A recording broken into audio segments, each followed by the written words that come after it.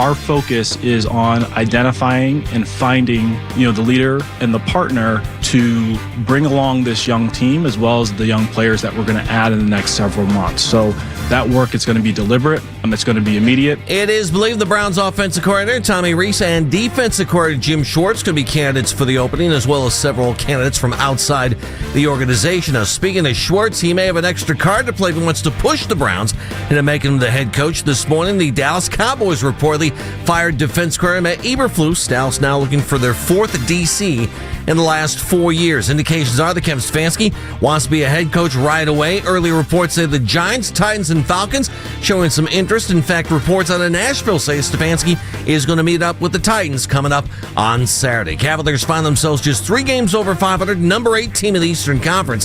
Head coach Kenny Atkinson thinks the key to finding a good groove is make sure guys like Evan Mobley and Jared Allen hit the rock a little more than not. Our bigs got to touch it more. But honestly, that's just been a theme lately. So we got to keep hammering it, keep hammering our guards, get those guys the ball more. Cavs back to work tonight, going to be at Indiana, taking on the Pacers. Indiana with the worst record in the NBA at 6-30. That includes a current 12-game losing streak. Now, the Cavs going to face the Pacers without Donovan Mitchell. He's going to get the night off to rest. Mitchell had 30 points in the loss against Detroit on Sunday. Jared Allen and Dean Wade listed as questionable. Allen's been dealing with an illness. Wade has a bruised left knee. You can now find 92.3 The Fan on YouTube. Subscribe to our YouTube channel. Get the best content from our shows each and every weekday. That's 92.3 The Fan on YouTube. Headline sports news every 20 minutes right here on 92.3 The Fan. From the University Hospital Sports Desk, I'm Jeff Thomas. Up next, time for Baskin and Phelps here on 92.3 The Fan. The Ken Carman Show with Anthony Lima. Hey, I still believe 6 years is a long run in the NFL. It's longer than what a lot of coaches go through. He ended up being a longer tenured coach than we realized there. I do think that it had come to its end. But if we're picking and choosing, we should have picked either side. If one goes, then they both should have went. But if we're picking and choosing, we're going to find out more here of whether or not we made the right decision as the Cleveland Browns. And whether or not it could have been Kevin stays and Andrew goes. Because there's a lot here that this next head coach, you're going to have to clean up. The Ken Carman Show with Anthony Lima. We are Sports Radio 92.3 The Fan. Talk sports with guys in the know. It's embarrassing. I mean, are they not embarrassed? It's time for Baskin and Phelps. Cleveland's Sports Radio 92.3 The Fan. And good morning, Northeast Ohio. How about that? You look up to the heavens and you see that there's blue and some sun up there today. And we are 24 hours away, or 24 hours into, not having a football coach for the Cleveland Browns. That's where we sit today. My name is Andy Baskin. His name is Jeff Phelps. Good morning, Jeff. Oh, we have a lot of coaches. They just don't run the show yet. A lot of people waiting to see if they have a job. Is that what it is? I would think so. I would think I'd be on needles and pins if I was an assistant coach, especially the longer But that's the life they signed up for. Yeah, I think so, too. I think those guys know it. That. They all know. They're just waiting to find out what their fate is, and we will find out. But I do believe there's one coach that could probably keep a lot of the guys around here if they decide to keep him. We'll talk about that a little bit later in the show. Again, he's Jeff Phelps. I'm Andy Baskin. Dan Mennigan is here. Hello, Dan. So you've had 24 hours to digest this. By the way, hello to all of our friends now watching on YouTube. Appreciate it. Got a lot of good feedback about that yesterday. You're 24 hours in. How do you feel now? What do you think? I feel exactly the same way I felt weeks before this. And that is? I would have kept Kevin. I would have kept Andrew Berry. And if I wasn't going to keep one or the other, I would have gotten rid of both of them. Basically what Ken said. It's the same thing I've been saying for weeks. We just heard Ken in a promo. Yeah. I would have been both or neither. And I would have given him another year. I would have given Kevin another year. And the fan base today would be what if they gave him another year? I think the fan base today. Fed up. I don't know, Jeff. I think a lot of the fan base people would be like, love the last 2 games. I get it. I understand it. Maybe it much like Eric Mangini in his last 4 games, where it was a different front office at the time, but they decided those last 4 games made a difference. At least Mike Holmgren did at that point, and kept Eric for another year because of it. And because of the last 2 games, I think there were Browns fans that had kind of flipped a little bit and maybe said, you know what? You just beat the Bengals. You beat the Steelers, who, by the way, are going to represent the AFC North in the playoffs. Yeah, but you know what? Maybe hang on here a second. The last 2 games shouldn't have any impact. We have a 6-year sample size. Okay. And here's the other aspect of it. This is what I don't get. And the way it was asked to Jimmy Haslam yesterday about the roster, and I believe it was our buddy Scott Petrak who asked it, Jimmy had a strange answer to it. And, it was like, well, the easy thing for me to do is to say, yes, the roster's good enough, so yes, the roster's good enough. If he had said no, well, then the question is, well, then why'd you keep Andrew Berry? So, he didn't have a choice. He had to answer yes there. Yeah, I think so. Otherwise, it's like, well, then why'd you keep Andrew Berry? Yeah. And if the thinking is Kevin didn't do a good job in the last 2 years because they won only 8 games, then what did Andrew Berry do in the last 2 years to help you Got win, a kicker. to help you win more than 8 games? And I'd have kept Andrew, and I'd have kept Kevin, but I think the criteria is exactly the same. If you only won 8 games, okay, I don't think Kevin did a great job with what he was given, and I don't think Andrew did a great job of giving Kevin enough to work with. So I'm either keeping them both or I'm getting rid of both. And they chose to split it up. And I personally think that's the wrong move. There was one other aspect that kind of came into play here today for me as I started thinking about this. And I was like, at what point did they know they were ready to turn the page? Now, if you ask me, I would have said... That's a good question. The minute that they traded Joe Flacco, and if Kevin wasn't 100% on board with that, that is where things went sideways. That is where they probably made the defining moment. I wonder. The other thing that came into my mind this morning, I know we haven't talked about this, is what did Paul DePodesta know? And do you think that because let's not forget, Kevin came in and he was Paul's guy, right? Well, is it a coincidence that Paul DePodesta isn't here and now Kevin isn't either? And I agree. And is that maybe, a coincidence? I mean, is there a chance that maybe somewhere along the line Paul's like, hey man, I'm not real keen on where we're going with this thing. Kevin's kind of my guy. We brought him in. Remember, I sat here for a year with Freddie Kitchens, and I told you that Kevin would be the guy. And what did Kevin do? Kevin did win Coach of the Year twice. He got you to the playoffs. I mean, things that hadn't happened since '99. All of this said, and I can sit here and make up a million excuses, and I can tell you that I think Kevin Stefanski probably should be the head coach still of this team. And if he gets a job within the next 10 days... that we're probably going to be sitting around here going, maybe Kevin did just get his master's here, and he really learned all the things that he didn't want to learn. And we'll see. And I'm okay with that. And coaches get fired when they win 3 games and 5 games. That is my point. But so do GMs. Yeah, that's true too. But my point here is that I was okay with Kevin being the head coach again next year, especially with Andrew staying. Like, if they're thought partners then, they should still be thought partners now. I thought Andrew was very sincere in his thoughts about Kevin the person yesterday while they were talking about great. moving. I understand. I'm just telling you how I feel. No, I know. So, but the other point to this, though, is the bottom line is, and I said this yesterday, if you're looking at the Browns from Mars, you see 8 wins, 2 seasons. It doesn't matter what the last name of the coach is. He's gone. He's lucky he survived last year. Or the GM. So why, okay, let me ask you this. Why do you think Jimmy Haslam and the front office and the ownership group said, let's stick with Andrew? Why? I don't know. And can you make a case for sticking with him? Sure. Okay. Absolutely. And that is? You've saddled him with Deshaun Watson. But wouldn't that same excuse work for Kevin Stefanski? Yes. Yeah. So that's the point. You took away 3 first-round picks from him, or he took away 3 first-round picks 6 himself. picks total. Yeah. I get that. And, Houston's been in the playoffs every year since the deal. And money and cap space, maneuverability, all that. I get that. But Andrew Berry said yesterday, I completely own the record the last 2 years. Well, you might own it, but it didn't cost you your job. No, I mean, if you own it, does that mean you step down? Cost the other guy his job. No, and Jimmy Haslam owned it too.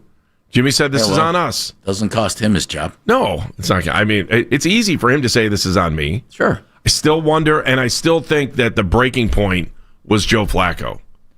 Things went different. I disagree with you on that. You can disagree. I think that's where it was. Well, I know. You're allowed to. Yeah. I'm just sharing my opinion now. Oh, good. Give me some of your opinion, Jeff Phelps.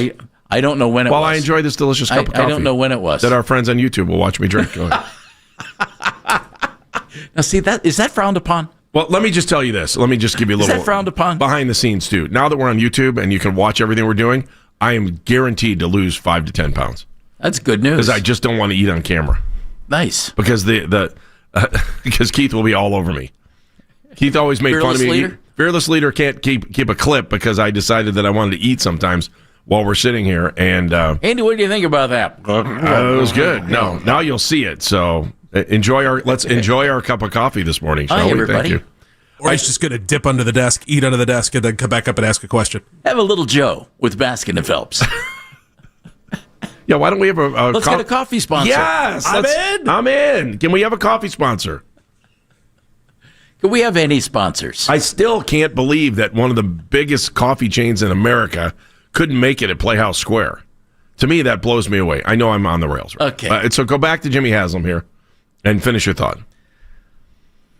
See, you distracted me completely. I'm sorry. Would you like me to buy you a cup of Joe to get you back on straight? I don't think Andrew Berry's done a real good job here. You know, if you're looking at Kevin's 6-year body of work and you deem it not well enough, well, Kevin and Andrew have the same record.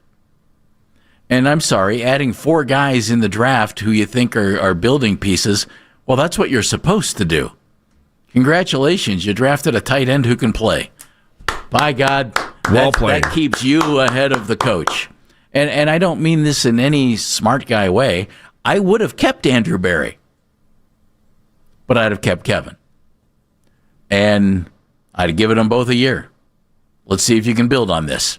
You're going to get the Deshaun contract off the books next year, and away you go. I would have kept them both. And I think to split them up and to judge one guy based on what happened the last 6 years, and the last 2 in particular, and not hold the other guy to the same criteria is a bad decision.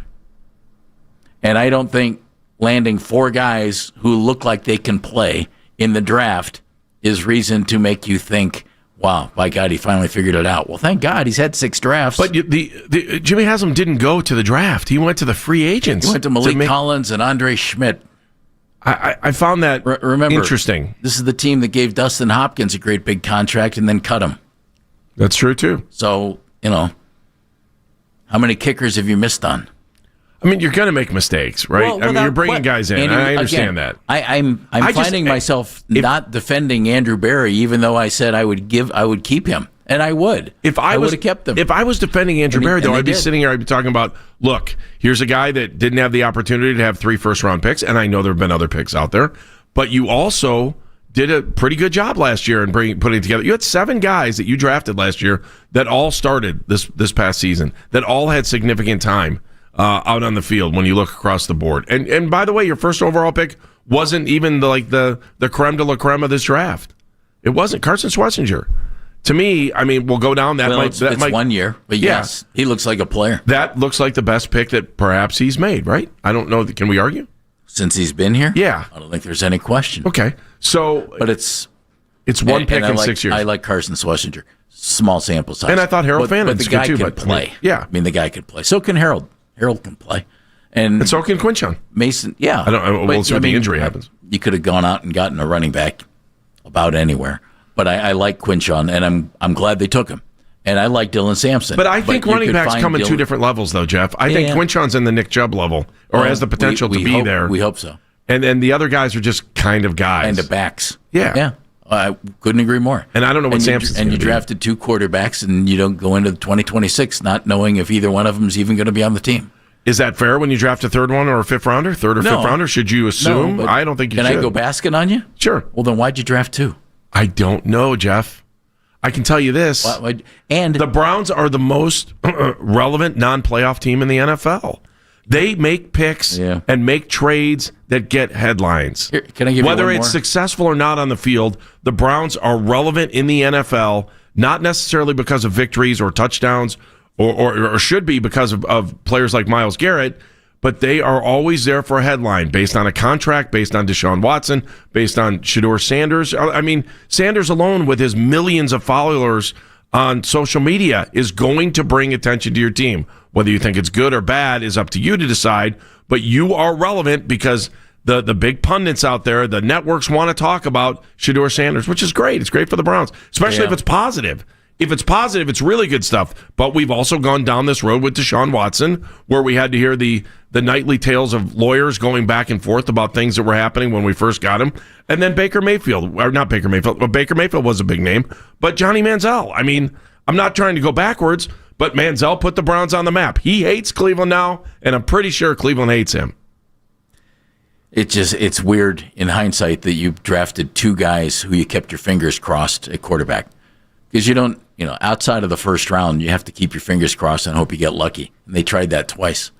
And so far haven't, because they didn't commit to Shador and didn't play Dillon later on. So, all right, we're 24 hours in now since the firing. My question for you then is, what are your thoughts now compared to the way they were maybe a day, or maybe you've had a chance to gather your thoughts on where the Browns are right now? And do you have a front runner for the job? Is there somebody you'd like to see get the job? We'll talk about that. 216-474-0092, 216-474-0092. Mary Kay Cabot joins us at 11. Baskin and Phelps, 92.3 The Fan. Attention 92.3 The Fan listeners. Want to see the Wine and Gold in person when they take on Orlando on January 26th? Sign up for our Papa Shot contest, where the high score of the night wins a pair of tickets to see Cleveland versus Orlando. This contest is courtesy of Michelob Ultra. Check out 923thefan.com for times, location, and full details. Grab a ball, drain some shots, and win your way to the game. Only from 92.3 The Fan. Do you have 3 ex-wives and your current trophy wife wants a life insurance policy 3 times the size of the policies you had to purchase for your previous mistakes? If so, you need to call Big Lou at Term Provider, 800-700-6898. Big Lou is intimately familiar with your problems, and if you're 50 or 60 years old and in reasonably good health, a $1 million policy should only cost about $100 to $200 per month. Big Lou may have a solution for your previous policies as well. You may even save enough money to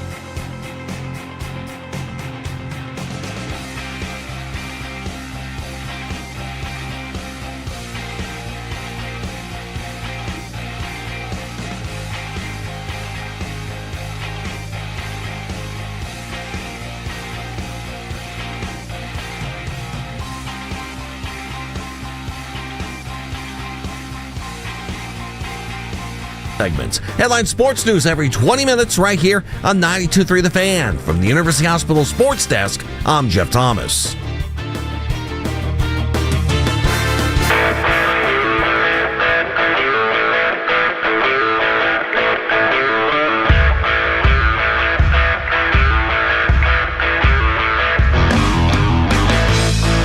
Hours in, my friends. 24 hours in.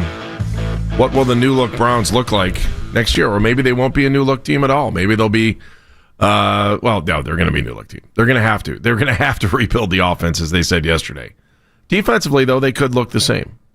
I don't know. Jeff, it's similar. As we sit here and digest what we've seen, any other thoughts yesterday? I mean, I told you my Deep Podesta thought, which kind of hit me over the last 24 hours. Like, I wonder if he knew what was going on, and when the opportunity came up for him to go to Denver, he went to Denver and play, being a main player for the Rockies now. Maybe that was his dream to go back to baseball, too. Maybe. I don't know. I'm just speculating on some of that stuff. Or maybe he's the guy who just kept saying, nope, Kevin's the guy.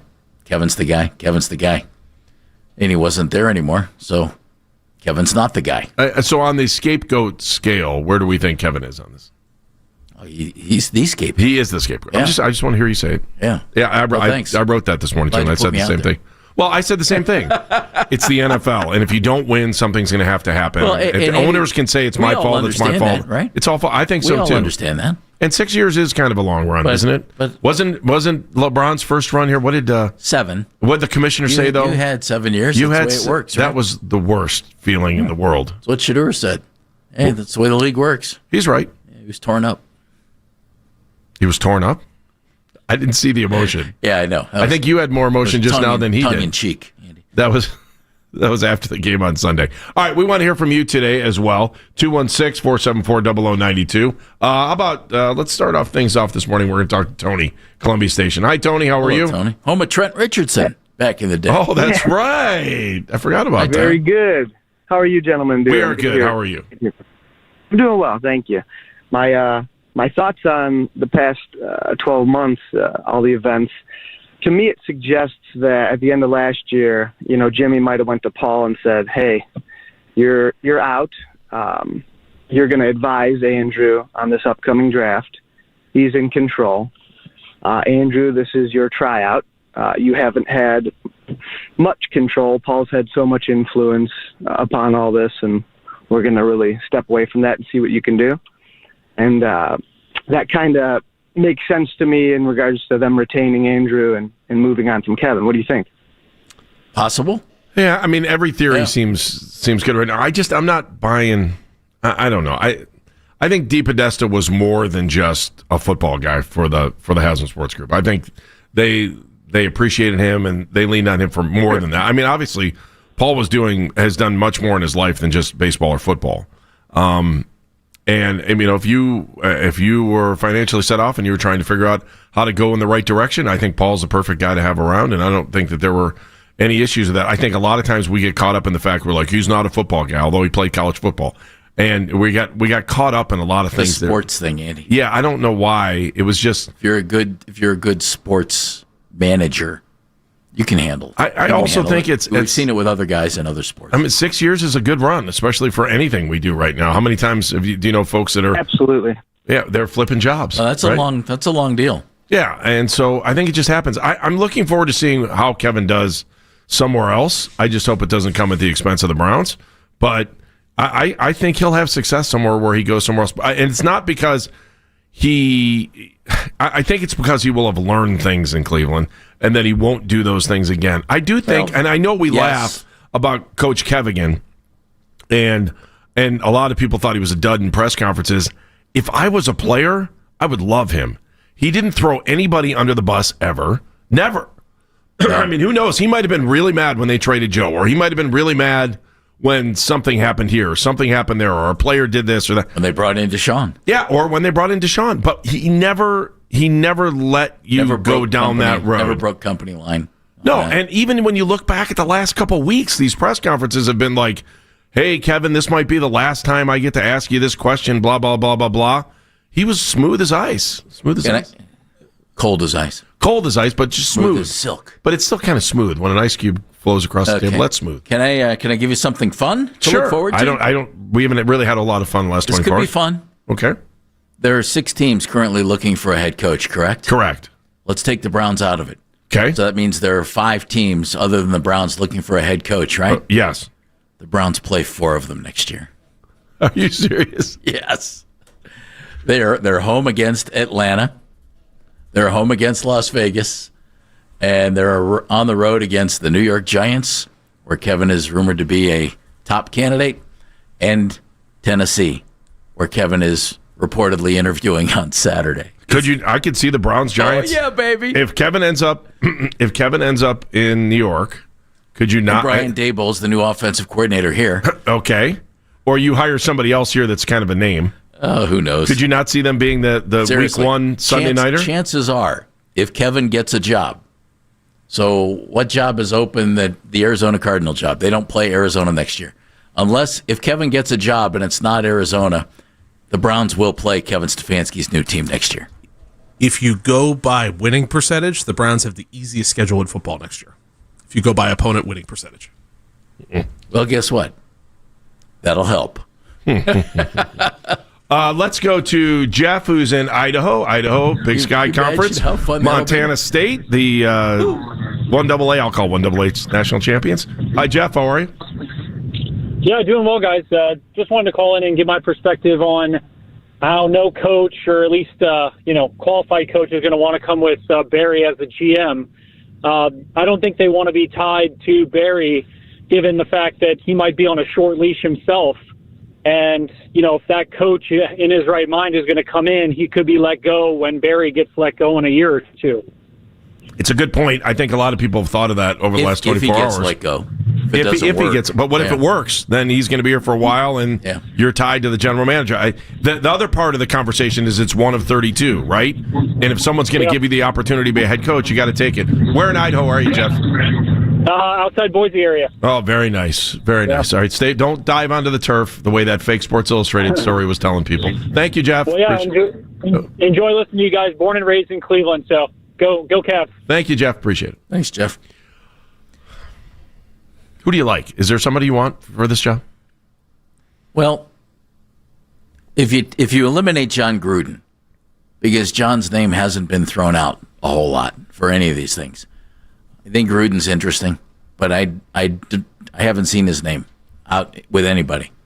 The most successful coach who's available right now, the guy with the best track record, is Mike McCarthy. Okay. The guy with the second best track record is Kevin Stefanski. Okay. So if you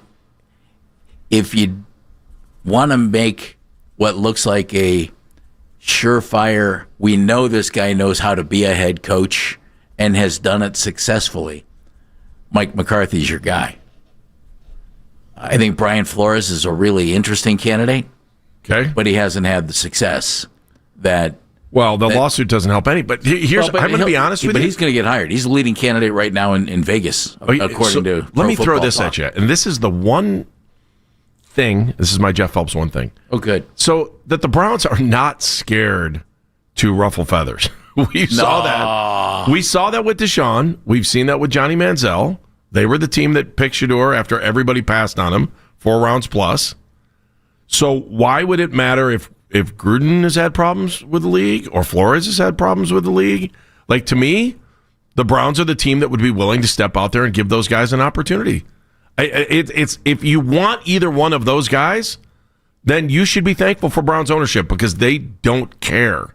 They don't care that they gave Deshaun Watson that contract, knowing that the entire league was going to hate them for resetting the stage on quarterback contract. They didn't care. They took Johnny Manziel when other teams were looking the other way, going, you are in for a big mistake. Were the other teams right? You bet they were.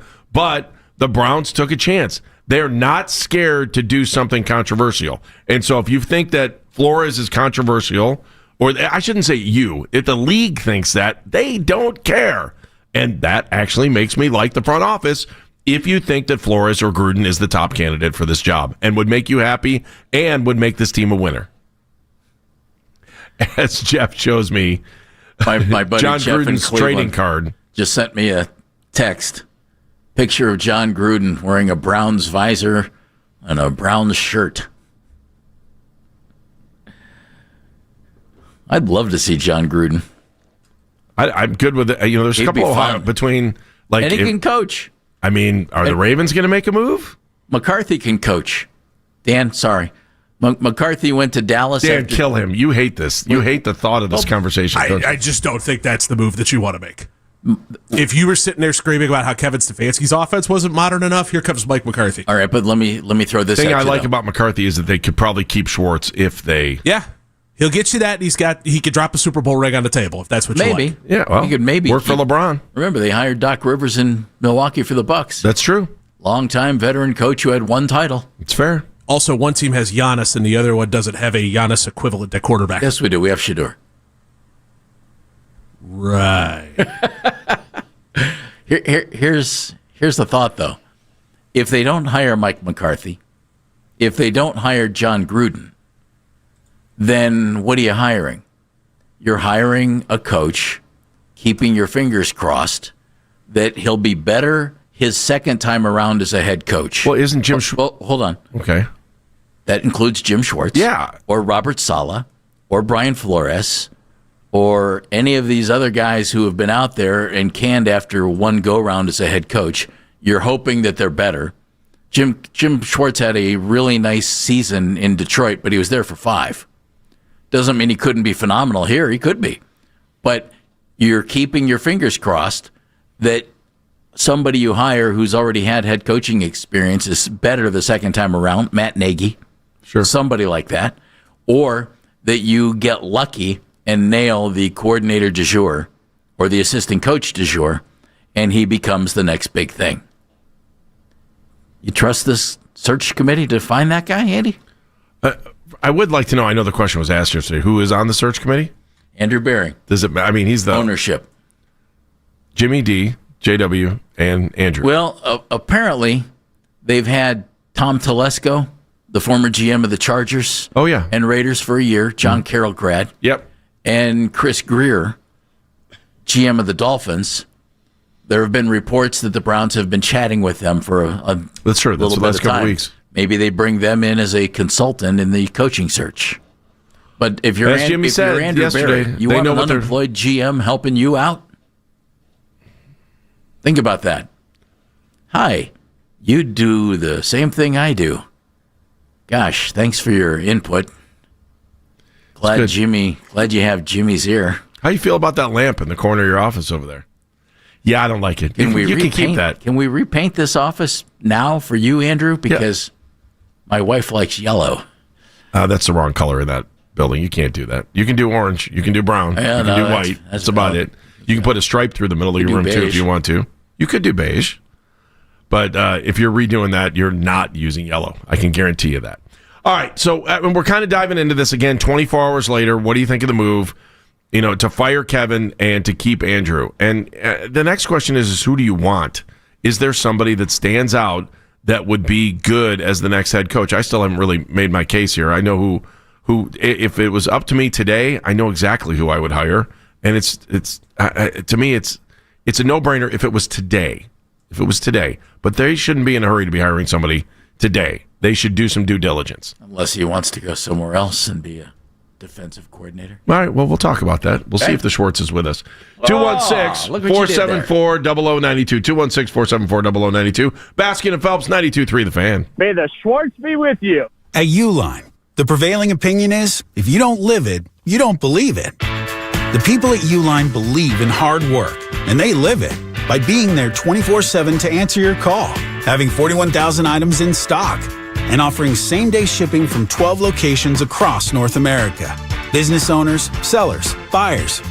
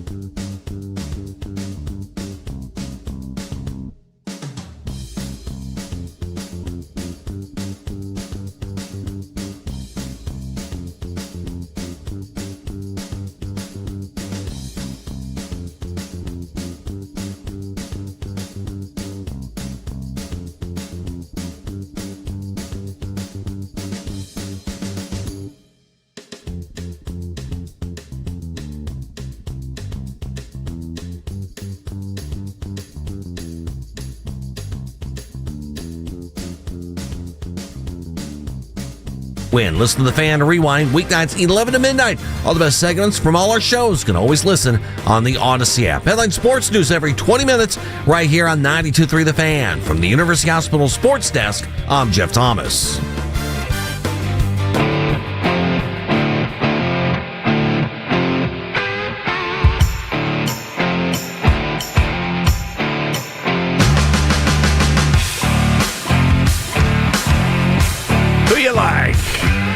Who do you want to be the next head coach of the Cleveland Browns? Pretty simple, easy question, I think. I think as we walk 24 hours into this situation, I want Jim Schwartz. If it was today, I'd be good with Jim Schwartz. Look, You would, huh? He went to Detroit, and you think back to him being a head coach. He rebuilt things that were going on there. They wanted a little bit more, and it didn't happen. But Jim, like we've said with Kevin, or I've said with Kevin, I think that Kevin maybe got his master's here and is able to move on, and we'll see what happens. If he's good, he's good. If he's not, okay, then they were right. They should have let him go because things that were. There were plenty of play calls that drove me crazy. I'm not going to lie. There were things that drove me nuts. But every coach that I've ever watched on any team in every sport has done something that's probably driven someone crazy or drives me crazy. I drive myself crazy when I coach sometimes because I sit back and go, "You're an idiot. Why did you do that?" And I get it. Oh, the kids are saying that about me? What are you hearing? You're not reading social media? No, I'm not. Good. Am I getting killed on social media? No. I'm not. My team is sometimes. There's one question here that I wonder. Mm-hmm. Andrew Berry was in Philadelphia for 1 year. He was with the Browns. He went to Philadelphia. Yep. In 2019.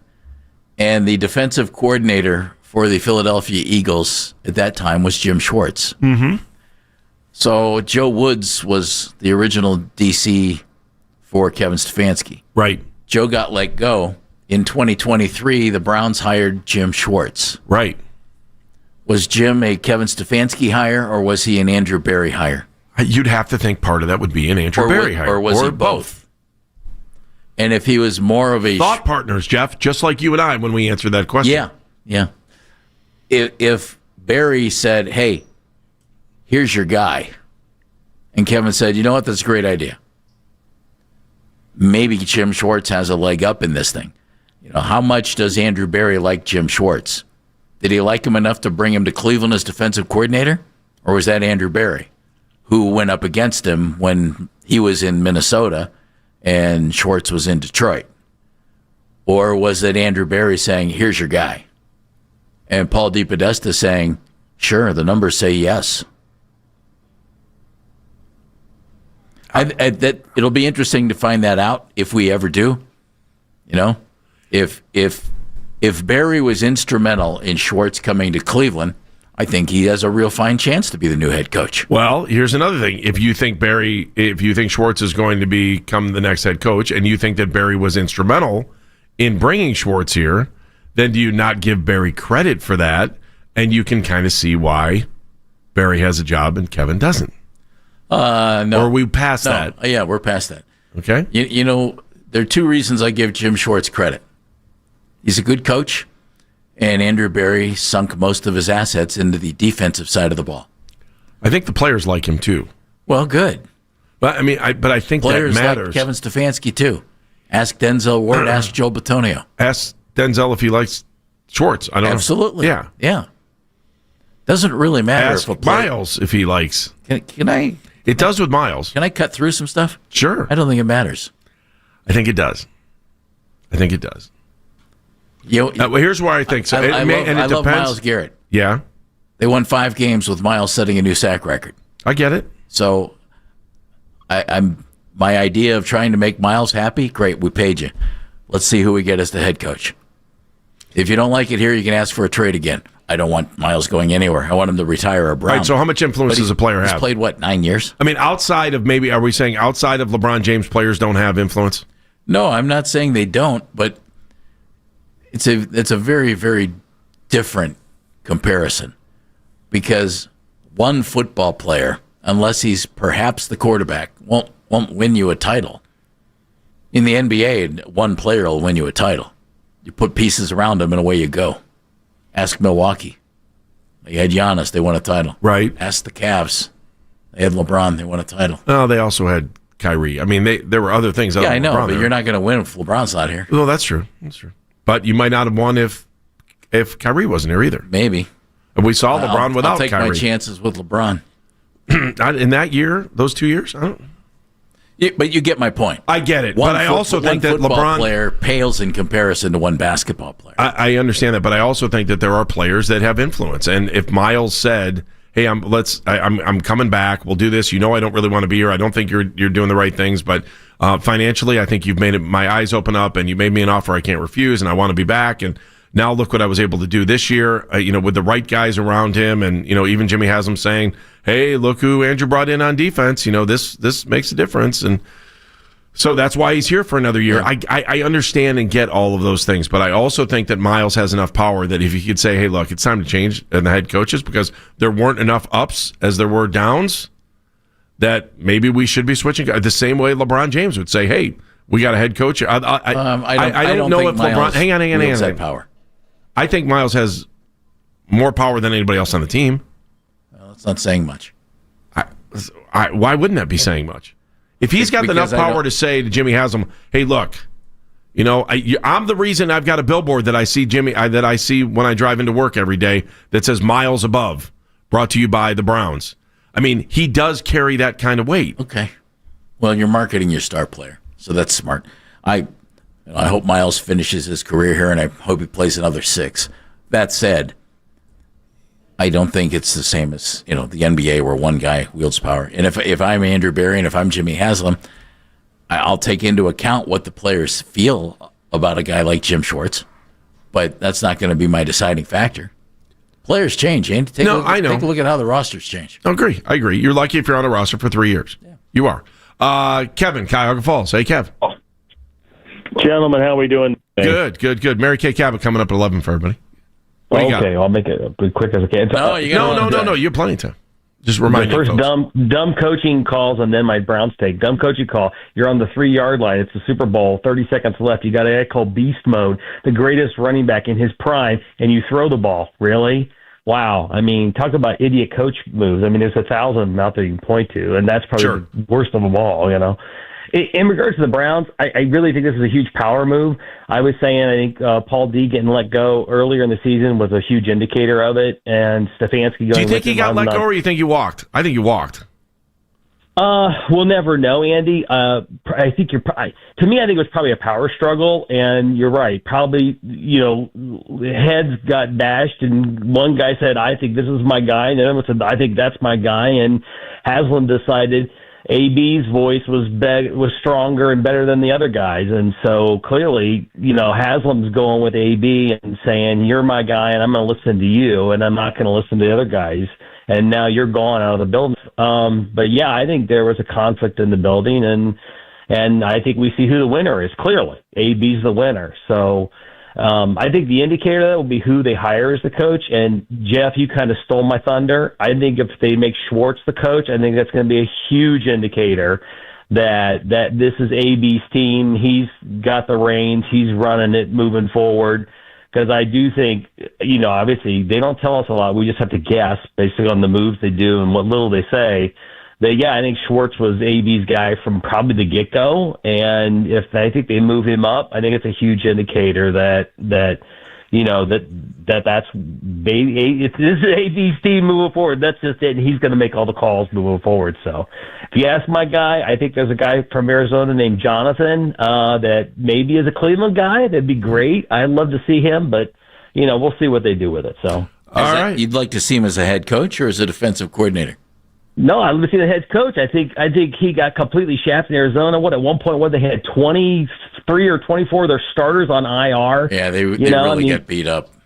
He got killed. His roster was just decimated. He Marvin had nobody Harrison left. Was hurt. James Conner, Trey Benson, Kyler Murray. The list is as long as your arm of the guys that hit the IR that season, and all key players too. We're not talking like punt returners. We're talking starters on both sides of the ball, offense and defense. So I think that was a team riddled by injury that he just took the shaft.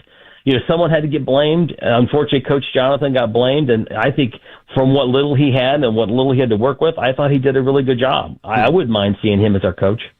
All right. Thank you, Kevin. Appreciate it. That's the first call we've had today to say, hey, maybe you should grab him. You want to see something funny? Google his initial meeting with the players, because there was video of Jonathan seeing his players, and it was one of the it was Moore, the wide receiver, and he went up and introduced himself to Moore, and then he put his hands up in the air and he went like, and he went, explosives, right? Explosive plays. It's like, oh my God. It's like Tom Pritchard in the Progressive commercial. It might be my favorite guy. How are we doing, Tom Pritchard? Good to see you. Also, keep in mind with jalapeno poppers for me and the boys. Oh, keep in mind with Jonathan Gannon, worked with Kevin Stefanski when he was with the Vikings. Yep. Also hired Brown's tight end coach at the time, Drew Petzing, to come in as his OC. So Philadelphia background also. So if he interviews for this gig, you're pretty sure he's going to be calling Kevin Stefanski, going, "Hey, how was your time? What'd you think? How'd they make the hot dogs?" That's the problem I have for Schwartz. Like, and you said this 2 days ago, Jeff, or maybe last week, that maybe Schwartz doesn't want the gig. Is that a possibility? Yeah. What Jim's is a head coach now? Yeah, Jim's at a point in his career where does he want another chance at it? I've read yes, but he's at a point in his career. He's making big money. He's a defensive coordinator.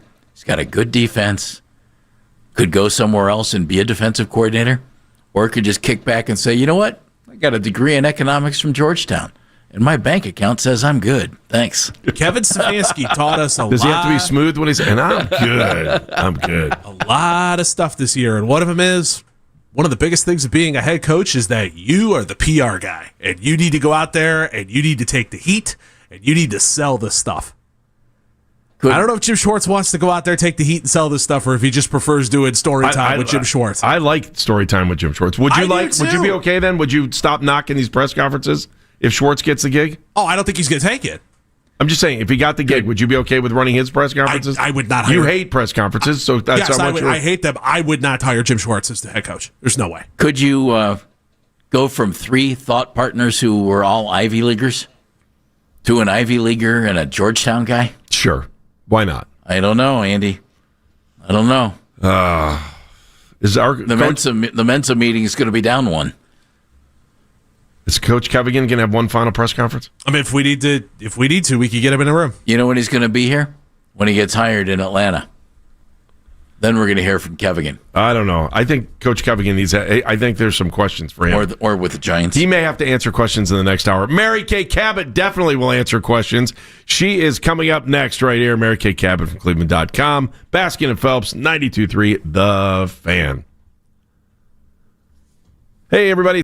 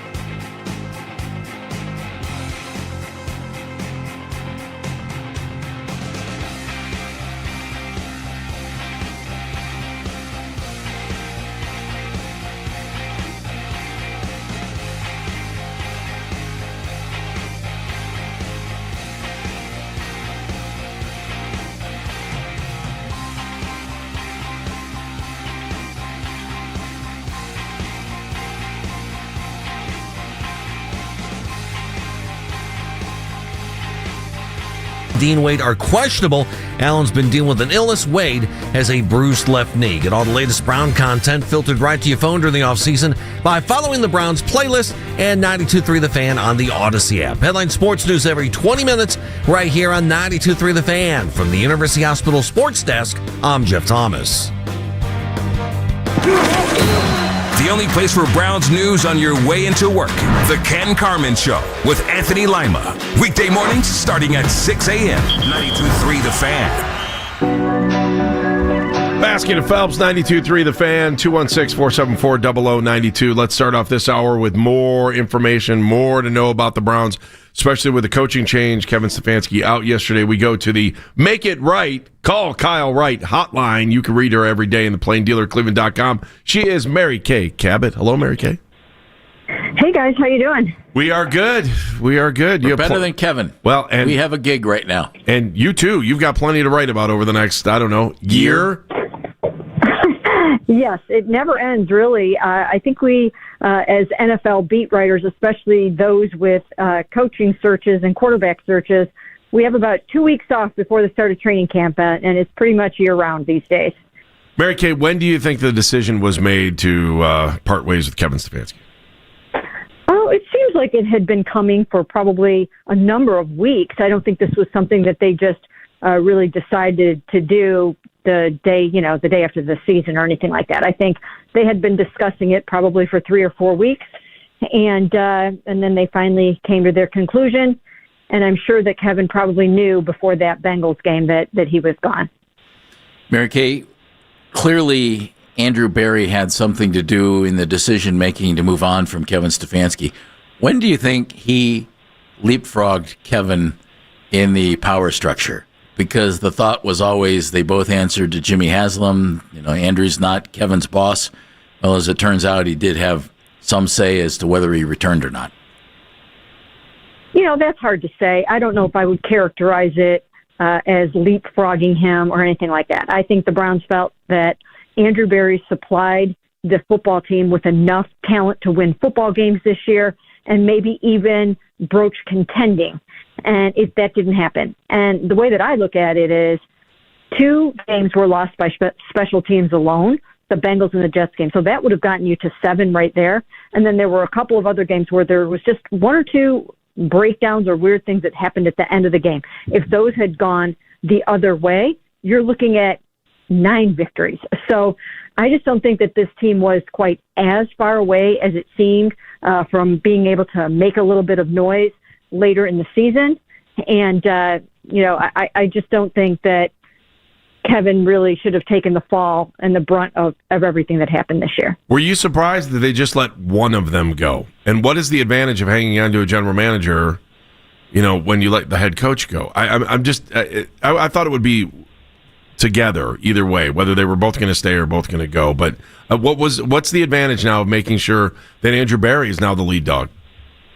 Well, they didn't come in together either. I mean, they came in the same year, but it's not like one of them hired the other one or anything like that. They came in, or that they didn't work for each other, right, Mary Kay? That they both reported to Jimmy Haslam, right? Okay. So, so this was not something where they were joined at the hip from the start. This was always a situation where you could part with one or the other, and they were not a package deal necessarily.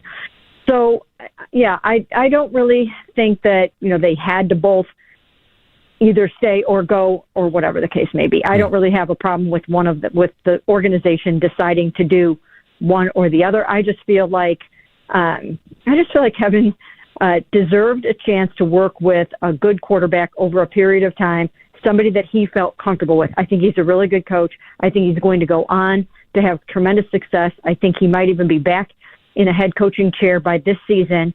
And I think if he gets the right quarterback and the right situation for himself, I think he's going to go very, very far with the team. I think we're all in agreement on that. And we certainly wish him nothing but the best. If you're the Browns, look, there are a couple of guys out there with long track records. John Gruden, if he's hireable for the NFL, Mike McCarthy. Would you think they would go for an established guy, Mary Kay? Would they try to go for a guy who did not do well in his first run as a head coach? or would they try and get lucky with the coordinator du jour?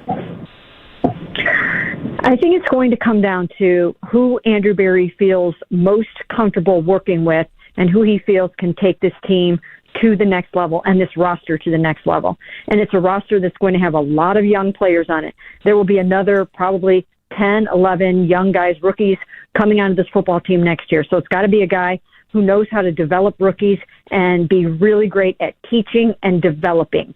So I think that's very important.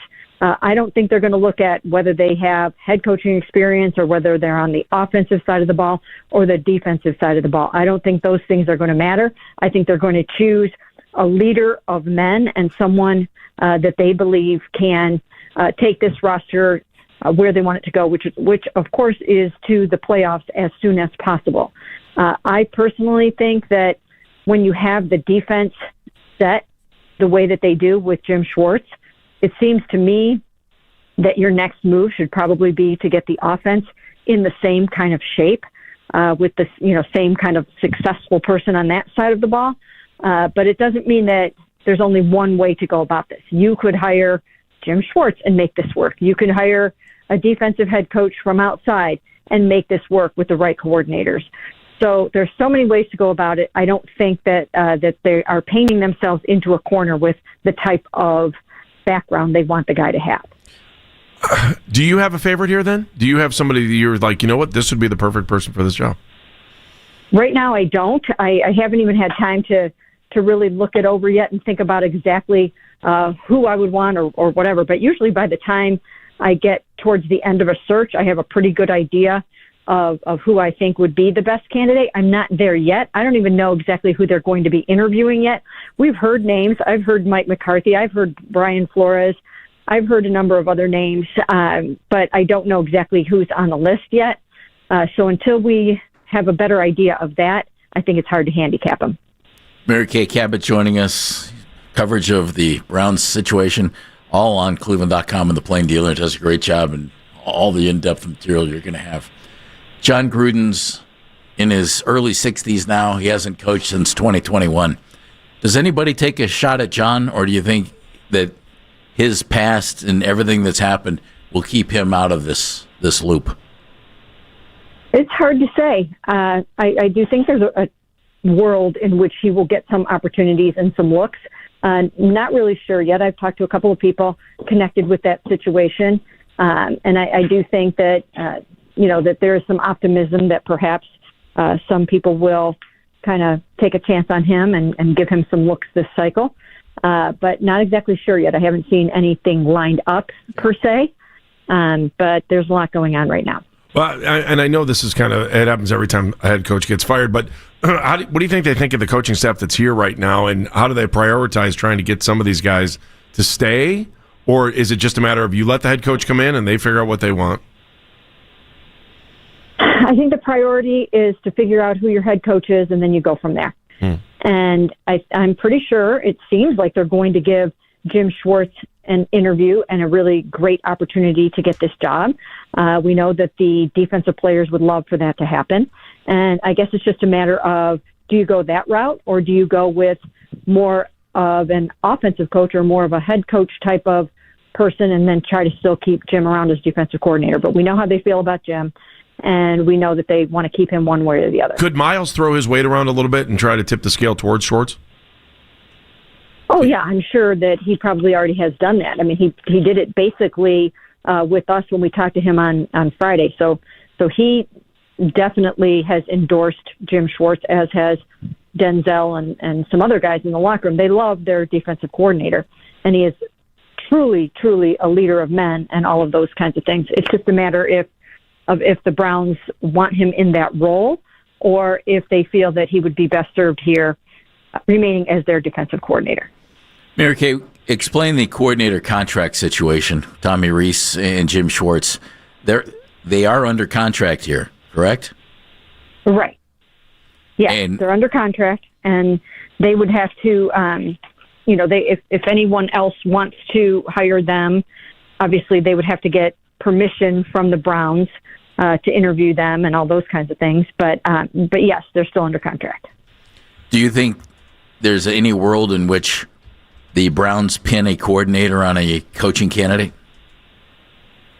No, I don't think so. Okay. I think that they're going to give their new head coach the leeway, the jurisdiction to hire his own staff and to also have, as Andrew stated yesterday, a say in who the quarterback is going to be. And I think that's important. I think that's really important because when you get that synergy going between the head coach and the quarterback, that's when the magic starts to happen. So they have to let him have that. And that's why I think you saw Andrew say yesterday that, they're open-minded at quarterback. That's job number one. And he was not ready to commit to Shedeur Sanders as the starter. You can't do that when you don't have your head coach yet. You can't make a head coach work with a quarterback. You have to let that unfold naturally, and he has to be 100% on board with whoever it's going to be. So can you read into the fact that he was non-committal yesterday about him moving forward, especially knowing that Deshaun Watson's still here? I mean, he's still here. He hasn't gone anywhere. I think it just means we want our head coach to have a say in the quarterback. They want to get some outside thoughts on the situation. And I'm sure as they go through their coaching interviews that they are going to get and solicit input onto what some of these coaches feel about Shedeur Sanders as the Browns' possible quarterback of the future. Because sometimes during these interviews, it's more than just an interview for the head coaching job. Sometimes it's fact-finding and things that you can glean about other situations, and I think that they'll probably do that. All right, now that we have a chance to digest this, what do you think happened with Kevin, with Gabriel and Sanders and Pickett and Flacco? Like, to me, and I think I've said this to you before, it just felt like things went sideways when they traded Flacco. And that kind of came up in the press conference yesterday, too. What happened with the quarterback situation this year? Like, Jeff and I still sit here, we're like, I don't understand what they were doing with Pickett. That didn't make any sense to me. And then it felt like when Joe was gone, that kind of ripped Kevin's heart out a little bit. Now, especially when you give him two rookie quarterbacks and wish him luck. And then say, let's go. And then, I mean, I understand the whole coaching philosophy of not giving a backup any time during practice, but how often do head coaches, are they stuck with two rookie quarterbacks? Can you explain any of it? Well, first of all, people seem to forget that Joe Flacco had already been benched by the time he was traded. The team had been turned over to Dylan Gabriel at that point, and it wasn't coming back. They were not going back to a veteran after that. It became rookie ball, so it was either going to be Dylan or Shedeur Sanders thereafter. They were not going back to Joe Flacco. Sure. So you're right. The question was asked yesterday, Kevin didn't know that his starting quarterback was traded. Well, he knew that his benched quarterback was traded. I mean, this was not the starter of the Cleveland Browns. It just wasn't. And he was also signed in April almost a little bit as an afterthought. So Joe Flacco was not supposed to be the starting quarterback of this football team this year. That kind of happened because Kenny Pickett suffered the hamstring. Dylan Gabriel wasn't ready at the beginning of the season, and so they went to Joe. And when they traded him, he had already been benched, and they were, in addition to, getting a draft pick out of it, I think they were giving Joe an opportunity to go and play some football and not have to sit around on their bench for the rest of the year. I get it. I think the bigger question I have, and I'll say it, we all know backup quarterbacks don't get reps, but man, when Kevin knew he had to go to two rookie quarterbacks, you would think that he would try to get Shedeur some kind of practice time, knowing what happened against Baltimore. I mean, they threw him out there cold. Well, that is one thing, and I'm on record as stating this, is that I do feel like they should have found a way to get Shedeur Sanders some reps, a few reps here and there, carve out a few, and there aren't many ever for the backup quarterback, but obviously he needed a few. By the time he got to being one play away from having to go into a football game, you've got to start having your camaraderie and timing down with some of those guys. And they were not able to do that or decided not to do that for whatever reason. And then I think it's pretty remarkable that he did as well as he did and that they got him up to speed as well as they did once he got thrown in there, as the starter versus the Raiders. Mary Kay, a couple of things with the quarterback talk from Andrew Berry yesterday, and I thought he actually did tell us some things when he said we're going to do our work in the quarterback market. Can't tell you if the starter is internal or external, and the new coach will have input. But then later on, he dropped in the words external veteran options. Is that telling?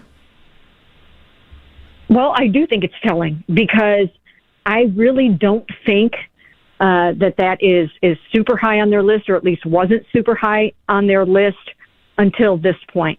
And now I think, once again, they are leaving their options open for the new head coach. They don't want to tell the new head coach, you have to start a rookie quarterback or you have to start Shedeur Sanders.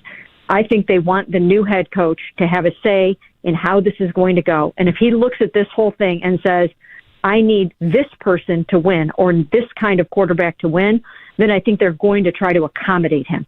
So when you are trying to attract a quality head coach in the NFL, you don't want to prescribe the quarterback situation for him. You want to leave that open. So right now, every single thing is on the table. Mary Kay, does it feel like the future is brighter or about the same or backwards right now? Well, first of all, I think they have a championship caliber defense. We've been saying that all season long. I don't think that's changing. I think Carson will get better. Mason will get better. I just think that the defense will continue to be really, really good next year. They have said they're going to overhaul the offense. That's where their resources are going to go. We know they're going to rebuild the offensive line. So I think the team is going to be significantly better next year because a lot of those rookies that were on offense this year, they're going to be better. And then they're going to put their money where their mouth is. They're going to buy some offensive linemen. They'll maybe trade for some. They'll draft some. So that will be a complete overhaul there. And then I think you'll see an upgraded receiving core and a few other things. So once they do that, I think they're going to be a better football team. Of course, the number one thing, and they said this yesterday, is that they have to find the quarterback. And I don't think there are too many players on this football team that have the stomach for a whole bunch of losing next year. So I don't think they can head into next season wondering if they can win games with their prospective quarterback. They have to know that they can go out there week one and beat whoever it is they're playing. And kind of lost in the shuffle yesterday. You talk about knowing if they want to come back. Joel Bitonio yesterday, I thought that, if we weren't going through a coaching change, that would have been the moment of the day yesterday. Just your thoughts on that. Very emotional. That was very emotional to have covered Joel all of these years, 12 years, to have him stand up in front of us the way that he does every single week and just to be there for his team, for the media, for the community.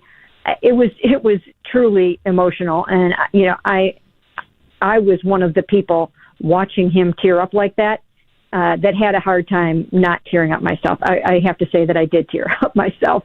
It was really something to see that, and he's just been tremendous. I cannot imagine a Browns locker room without Joel Bitonio or a Browns offensive line without Joel Bitonio. So I've told him in no uncertain terms that he has to come back, and I'm sure he will take my words to heart. Yes.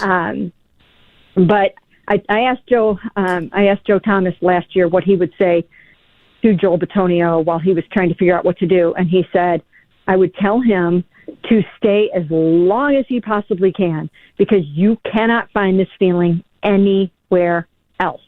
And I also think that Joel Bitonio played at a very, very high level this year. And as long as his body can handle it physically and they take steps to rest him during the week and things like that, I think he's got another year in him. Just to see his reaction yesterday, maybe it's not going to go that way, but I think he can squeeze another year out of that body. We shall see. You can feel the emotion through the radio. Thank you, Mary Kay. We appreciate you. Thanks, Mary Kay. Sure. Thanks, guys. Take care. Mary Kay Cabot, plain dealer, cleveland.com. Make sure you read her every day. And, of course, she was on the Make It Right, Call Kyle Wright hotline. Time for 2020. 92.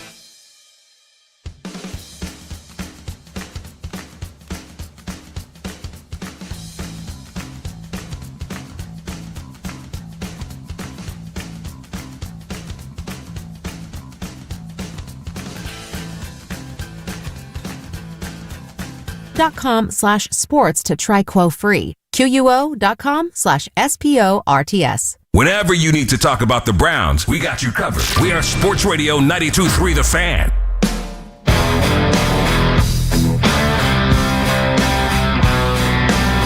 I think they want the new head coach to have a say in how this is going to go. And if he looks at this whole thing and says, I need this person to win or this kind of quarterback to win, then I think they're going to try to accommodate him. So when you are trying to attract a quality head coach in the NFL, you don't want to prescribe the quarterback situation for him. You want to leave that open. So right now, every single thing is on the table. Baskin and Phelps, 92.3 The Fan. That was Mary Kay Cabot from Cleveland.com and The Plain Dealer. She just joined us, and we were just discussing yesterday the press conference from Andrew Berry being very non-committal about the quarterback situation. I'm asking you, folks that think Shedeur Sanders should be the starting quarterback next year, what you thought of that. What did you think of what Mary Kay just said? But more in particular, what did you think of what Andrew Berry said yesterday? We'll play that for you in a second. Or do you have high hopes then that Shedeur will be the starting quarterback for next season? I'm like in limbo land. I'm not going to say, yes, I think he should be the starting quarterback, nor am I going to say, no, he shouldn't be the starting quarterback next year. I don't know. I know that I hate looking at the numbers because his QBR not good, his stats not good, if you want to look at it from that perspective, but I saw things on the field that make me want to erase a lot of those feelings when I look at stats and say, rookie, team didn't really have him prepared when he had the opportunity to go out there and do what he needed to do, and I thought he got a little bit better in every game. Yeah, there were some times where he took a step back, but there are reasons to be intrigued for next year. So I'm in the middle. I'm not going to tell you that I'm going to sit here and go, yeah, Shedeur Sanders should be the starting quarterback next year, but I can't make a really great argument to say he shouldn't be. So here it is, and will it be up to the next head coach? And, what do you think? I mean, your general manager yesterday was very, very, I want to say not non-committal. Obtuse is the word I was going to use because we were talking about Shawshank Redemption. But that was cheap. What was? Dropping in obtuse because we were just talking about Shawshank. Well, I'm sorry. I mean, it's a word that it's a fighting word. Would you have ever used that word before you saw the movie? Yes. Really? Dan Manigan, would you have ever used the word obtuse without seeing the movie Shawshank Redemption? No, and I immediately want to send you to a month in the hole. Oh, well, that's not bad. You know why? Because every day is like crawling through that pipe.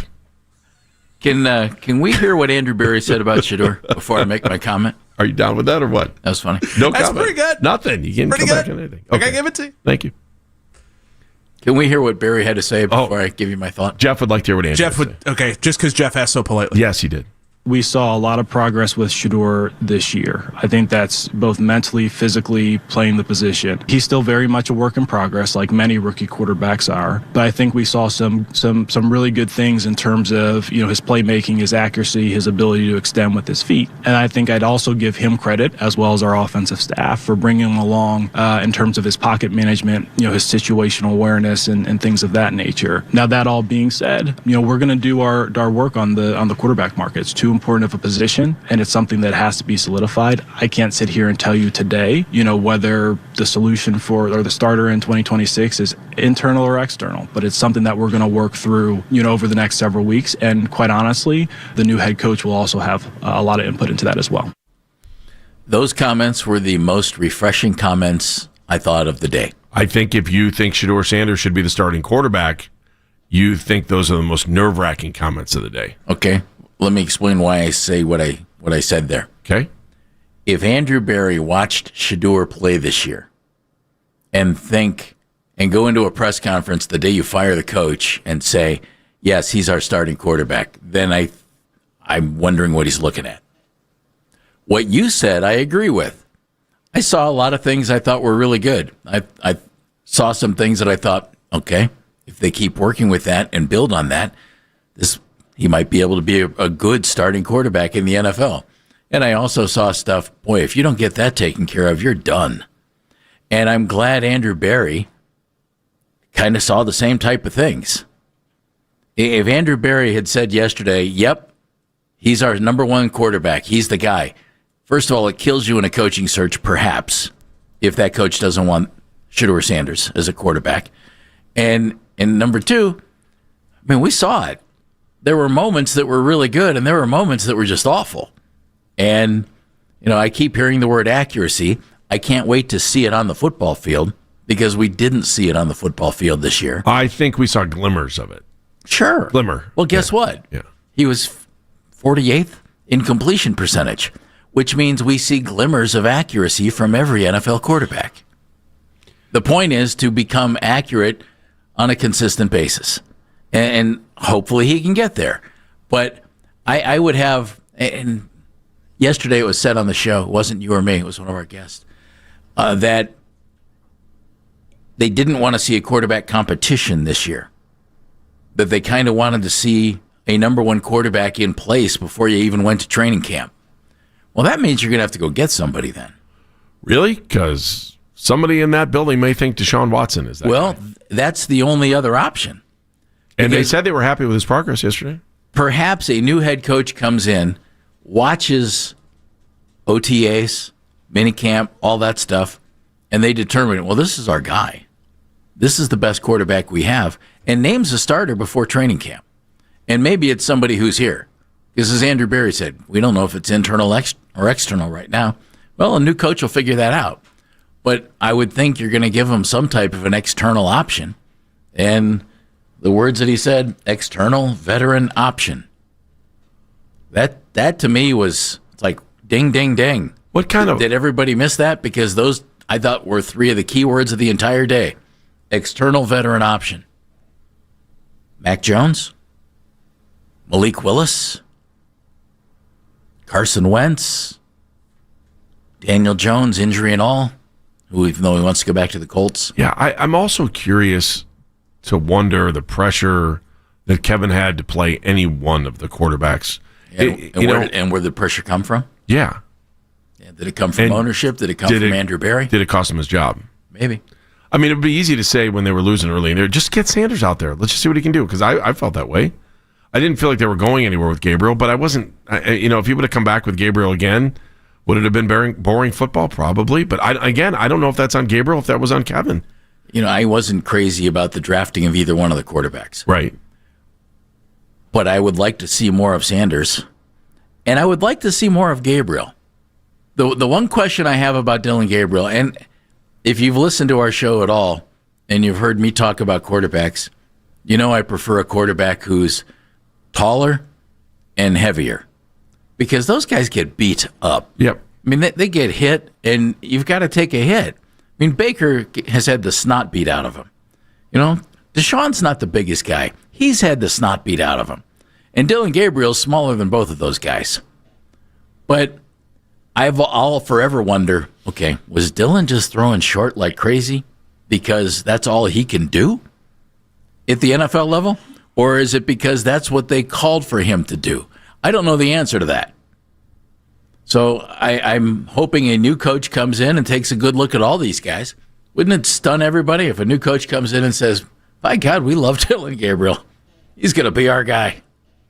Wouldn't that stun everybody? Yeah, especially the people who pick up the phones in Berea to sell tickets. Sell tickets. Yeah, I don't know that would... see, that's Dylan. You got to look past that. I Dylan understand got that. a bad deal. Not that he should be the guy, but if you think Shedeur Sanders should be the starting quarterback of this team next year, I'm wondering how you're feeling today because you got nothing yesterday. You got non-committal for next year. Isn't that what his play kind of earned, though? If you think Shedeur Sanders should be the starting quarterback next year, no questions asked, what did you think of Andrew Berry being non-committal? 216-474-0092, Baskin and Phelps, 92.3 The Fan. Winters in Cleveland can be brutal, and if you're cold in your home, even with the heat on, your old windows, they're the problem. Window Nation can help right now during window.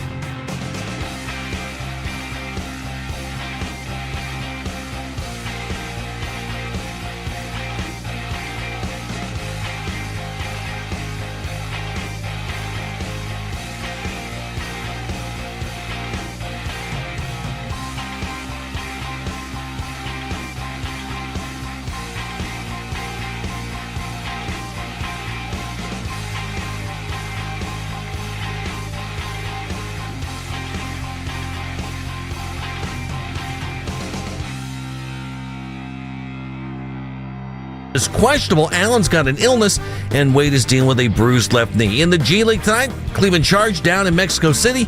Charge trying for his third straight win. Want to catch highlights from the Fan from earlier today? Get over to 923thefan.com or favorite 923 The Fan on the Odyssey app for all today's headline segments. Headline sports news every 20 minutes right here on 923 The Fan. From the University Hospital Sports Desk, I'm Jeff Thomas.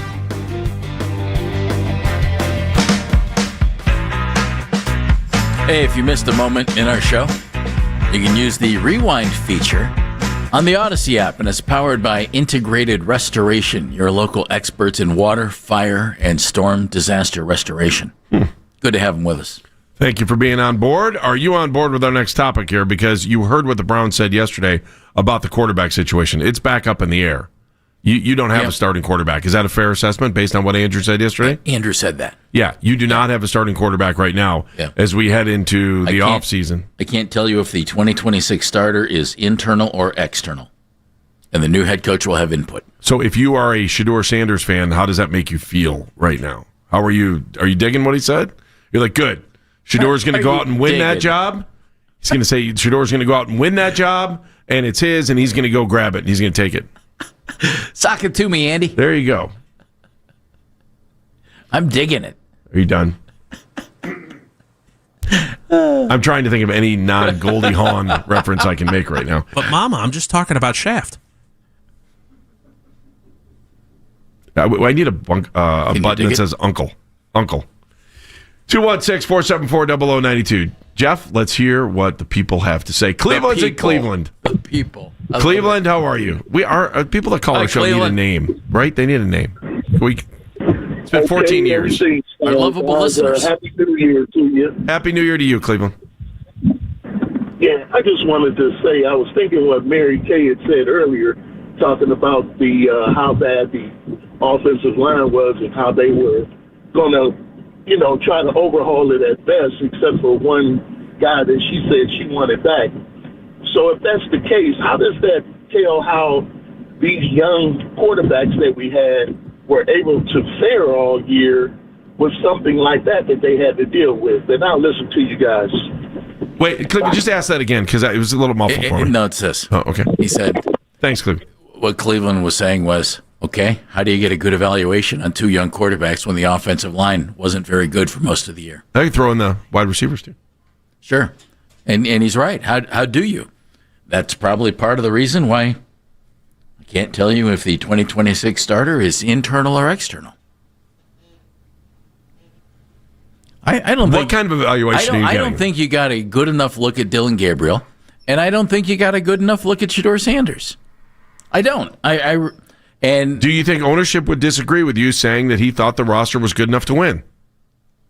Well, I don't think he had. I don't think he could have said anything other than what he did say yesterday. Yeah, he couldn't have said no. We had a bad roster. Well, then why'd you keep the guy who put it together? That's right. Better to take the heat. On that one. Yeah. Why'd you keep the guy?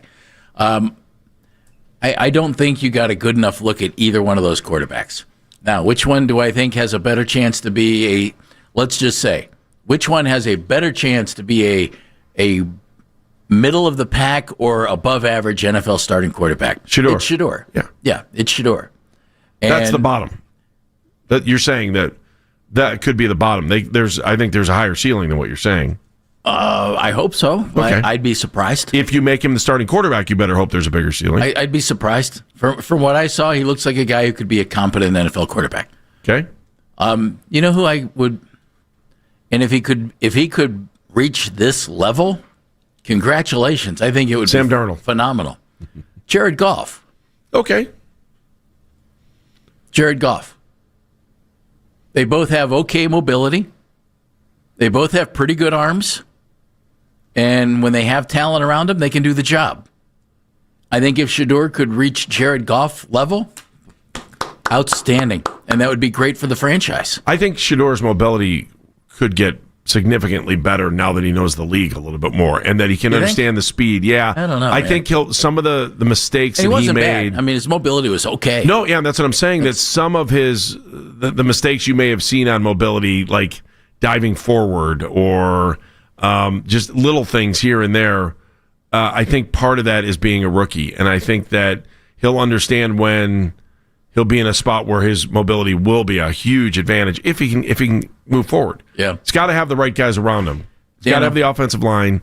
He needs help at wide receiver, and he needs someone that's going to coach him up a little bit. Even he admitted, I mean, it doesn't matter that it was his dad or not, but when you have the same coach all the way through, sometimes it's better to hear a different voice. And I'm not saying anything bad against Deion, but I do think that anyone that's ever played for multiple coaches in their life or in their career in any sport at any level know that you're going to get different things from different people.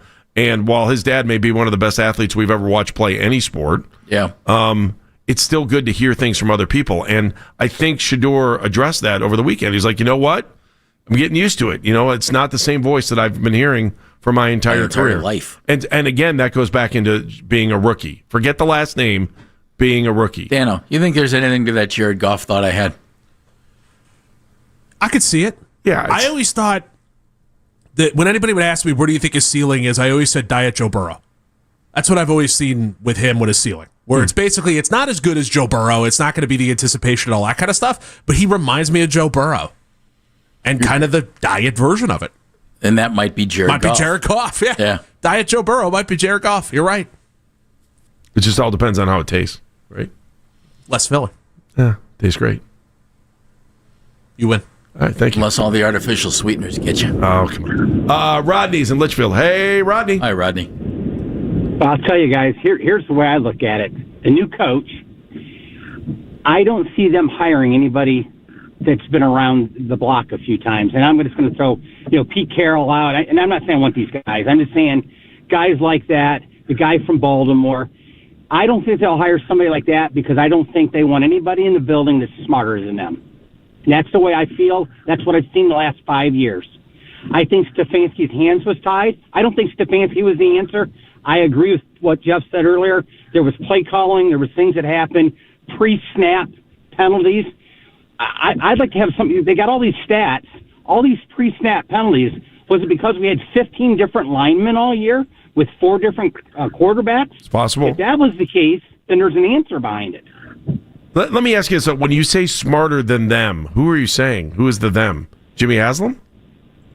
Oh, definitely Haslam's. Okay. And Andrew Barrett. Haslam's had to make the choice on Watson, or somebody would be fired right now.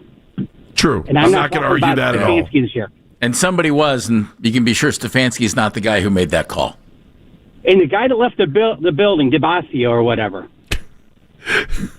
I'm just telling you what I'm.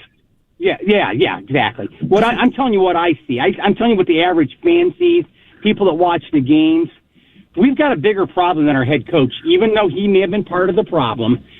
I'm telling you, a guy leading a team right now. Look at what happened to Ohio State. Look what happened to Aaron Rodgers 2 weeks ago. If you don't have a good offensive line and you don't protect a quarterback, and they don't have time to throw the ball, you don't have a good football team. Fair enough. I'll buy that. I'll buy that. Yeah, did Justin Sand all of a sudden turn into a bad quarterback against Miami? That's what people were reporting. I just think he became a young, nervous quarterback in that championship game, which is something we haven't seen all year. We really haven't. And Aaron Rodgers became a young, nervous quarterback 2 weeks ago with Myles Garrett running after him. We have no Rodney.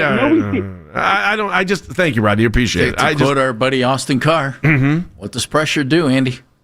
Cooks. Burst the pipes. Burst the pipes. Do you think the pressure burst the pipes on Aaron Rodgers against the Browns 2 weeks ago? Oh, it didn't help him, and he did it. No, but I still think the play calling was it was just too finite for what Miles was trying to accomplish, and I think that they put aside. Plus, they had a million injuries. You didn't have DK Metcalf. Yeah, wide receiver Marquez Valdez-Scantling. He'll tell you all you need to know there. I'm going to be. You tell me this, Packer fan Dan. Did you think Aaron Rodgers was scared against the Browns?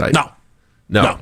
He's been getting the ball quick the entire season. Did the same thing against the Ravens. Yeah, I'm just. Ravens what does pressure do? Can we go Ernie Accorsi here? Remember when the former GM of the Browns and Giants was on our show? Do we have David Bowie and Queen? Can we cue that up, please? Thank you. No, do you remember what he said, though? He said there are 3 things in building a football team. A quarterback, protect the quarterback, get to the quarterback. It's pretty simple. Yeah. And guess what? The Browns have one of the 3. 1 for 3. 1 for 3. That's not good. Nope. Nelson's in Avon. Hi, Nelson. So Nelson. that one might be a double or a home run. Well, yeah. Hey guys, what a 24 hours, huh? It's a great. It's the Browns. Browns are the gift that keeps on giving, and to keep up with the Shawshank theme, right? Hope is a good thing, right? Yeah. That's a great line. Great movie too, by the way. So was Brooks was here. Yeah, I know.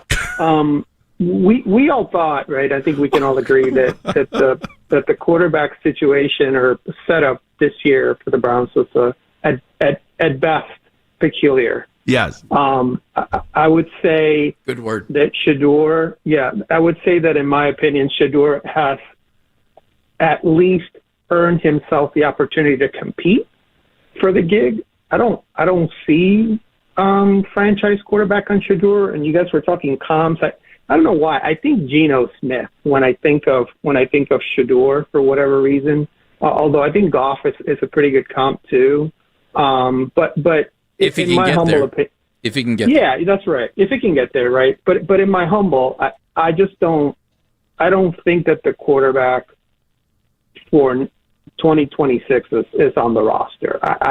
I get the sense that they're going to go, if they can, and I have a question here, like a Mac Jones type of route.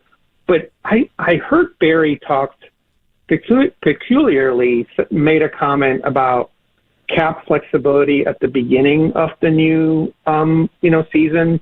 What would that do? Because Deshaun Watson's contract is still on the books, right? So for one more year. And if we have all these other holes that we have on the roster, how are we going to fill all those holes? Assuming that we're going to build an offensive line with a bunch of free agents, where's the money going to come from to get a guy like Mac Jones, who I think earned himself some decent money, or the opportunity to earn more money next year because of the way he played at San Francisco? But hey, guys, thanks for the time as always. All right, Nelson. Well, let's ask Paul DePodesta where the money's going to. Oh, wait a minute. That part of his gig, or according to another caller, former Mayor Bill De Blasio. All I know is Bobby DiBiasio of the Guardians almost drove off the road. Hey, it's close enough to my name. Well, Bobby D is getting all kinds of coverage here. The last one, he never realized that he was going to cross over to football, but he finally got his wish. DiBiasio, there's a D there. Bobby, maybe the $1 million man will find the money. Oh yeah, not enough money to pay Andre the Giant. He could do this one. I like it. All right, let me take Ted DiBiase. Let me take one more. Jake's in Parma. Hi, Jake. Jake. Hey, what's going on? What's going on? I got about a minute, man. Yeah, I just wanted to talk about the advanced metrics on Shedeur Sanders. A lot of people don't talk about his time to throw. He had 3.09 seconds, which was number one ranking of all quarterbacks in the NFL, and then his EPA, which was basically what he's responsible for points in the game, ranked 75th out of 79 eligible quarterbacks that played. So you're saying that he wasn't at the bottom, is what you're saying? Yeah, you're saying much. There's hope. Yeah, there's a chance, as they say. But, yeah, with the future outlook, I think what the previous callers said, I don't think our quarterback's on the roster either. And, a lot of the quarterback play might have just come down to offensive scheme. And, I mean, there was consistent through the last, 13 quarterbacks, and that's pretty much where I stand. So it could be the coach, or maybe Shedeur has a flash in the pan, or I don't think any of the quarterbacks have reached their potential under Stefanski. Gotcha. And that's how. All right, Jake. Thank you. Appreciate it. That's the advanced metrics. I didn't know that. And Dan, normally you're on that stuff too. I didn't realize he had that long to hang on to the ball. I think P.J. Walker reached his potential. Number 2 was Caleb Williams on that list. It's not good. All right, let's roll on with this Either again. That or he just held the ball too long. He held the ball too long. Yeah. Well, It's there's two ways to look at it. Blocking was there. No, that's true he too. Just held it too long. Oh, now I'm perplexed. But Andy, that's a rookie quarterback, and there's room for growth. I mean, that's true. Seriously, let's hope he figures that out. James Palmer from The Athletic is going to join us in the next hour. I'm still curious where you think this quarterback situation is going to go, knowing that your general manager, who's leading the charge to get you a new head coach, didn't have a lot of confidence in the quarterbacks currently on the roster, and that includes Shedeur. Baskin and Phelps, 92.3 The Fan. This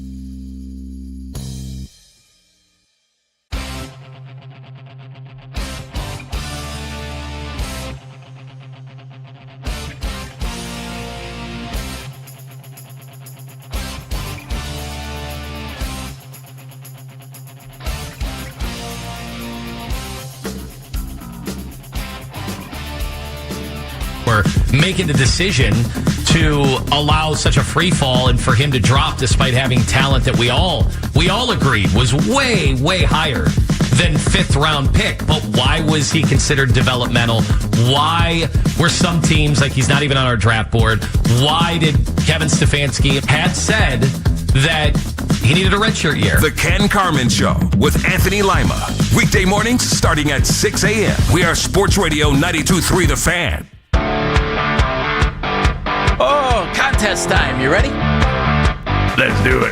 Win a 4-pack of tickets to the Fan Night at Cleveland State Basketball coming up on Thursday, January 15th, 7 o'clock, Wolstein Center, hosted by Ken Carmen and Anthony Lima. How about that? Get tickets at csuvikings.com/tickets. That's www.csuvikings.com/tickets. Enter the word Jim, G-Y-M, Jim, by the end of this hour at 923thefan.com, and you can get registered to win.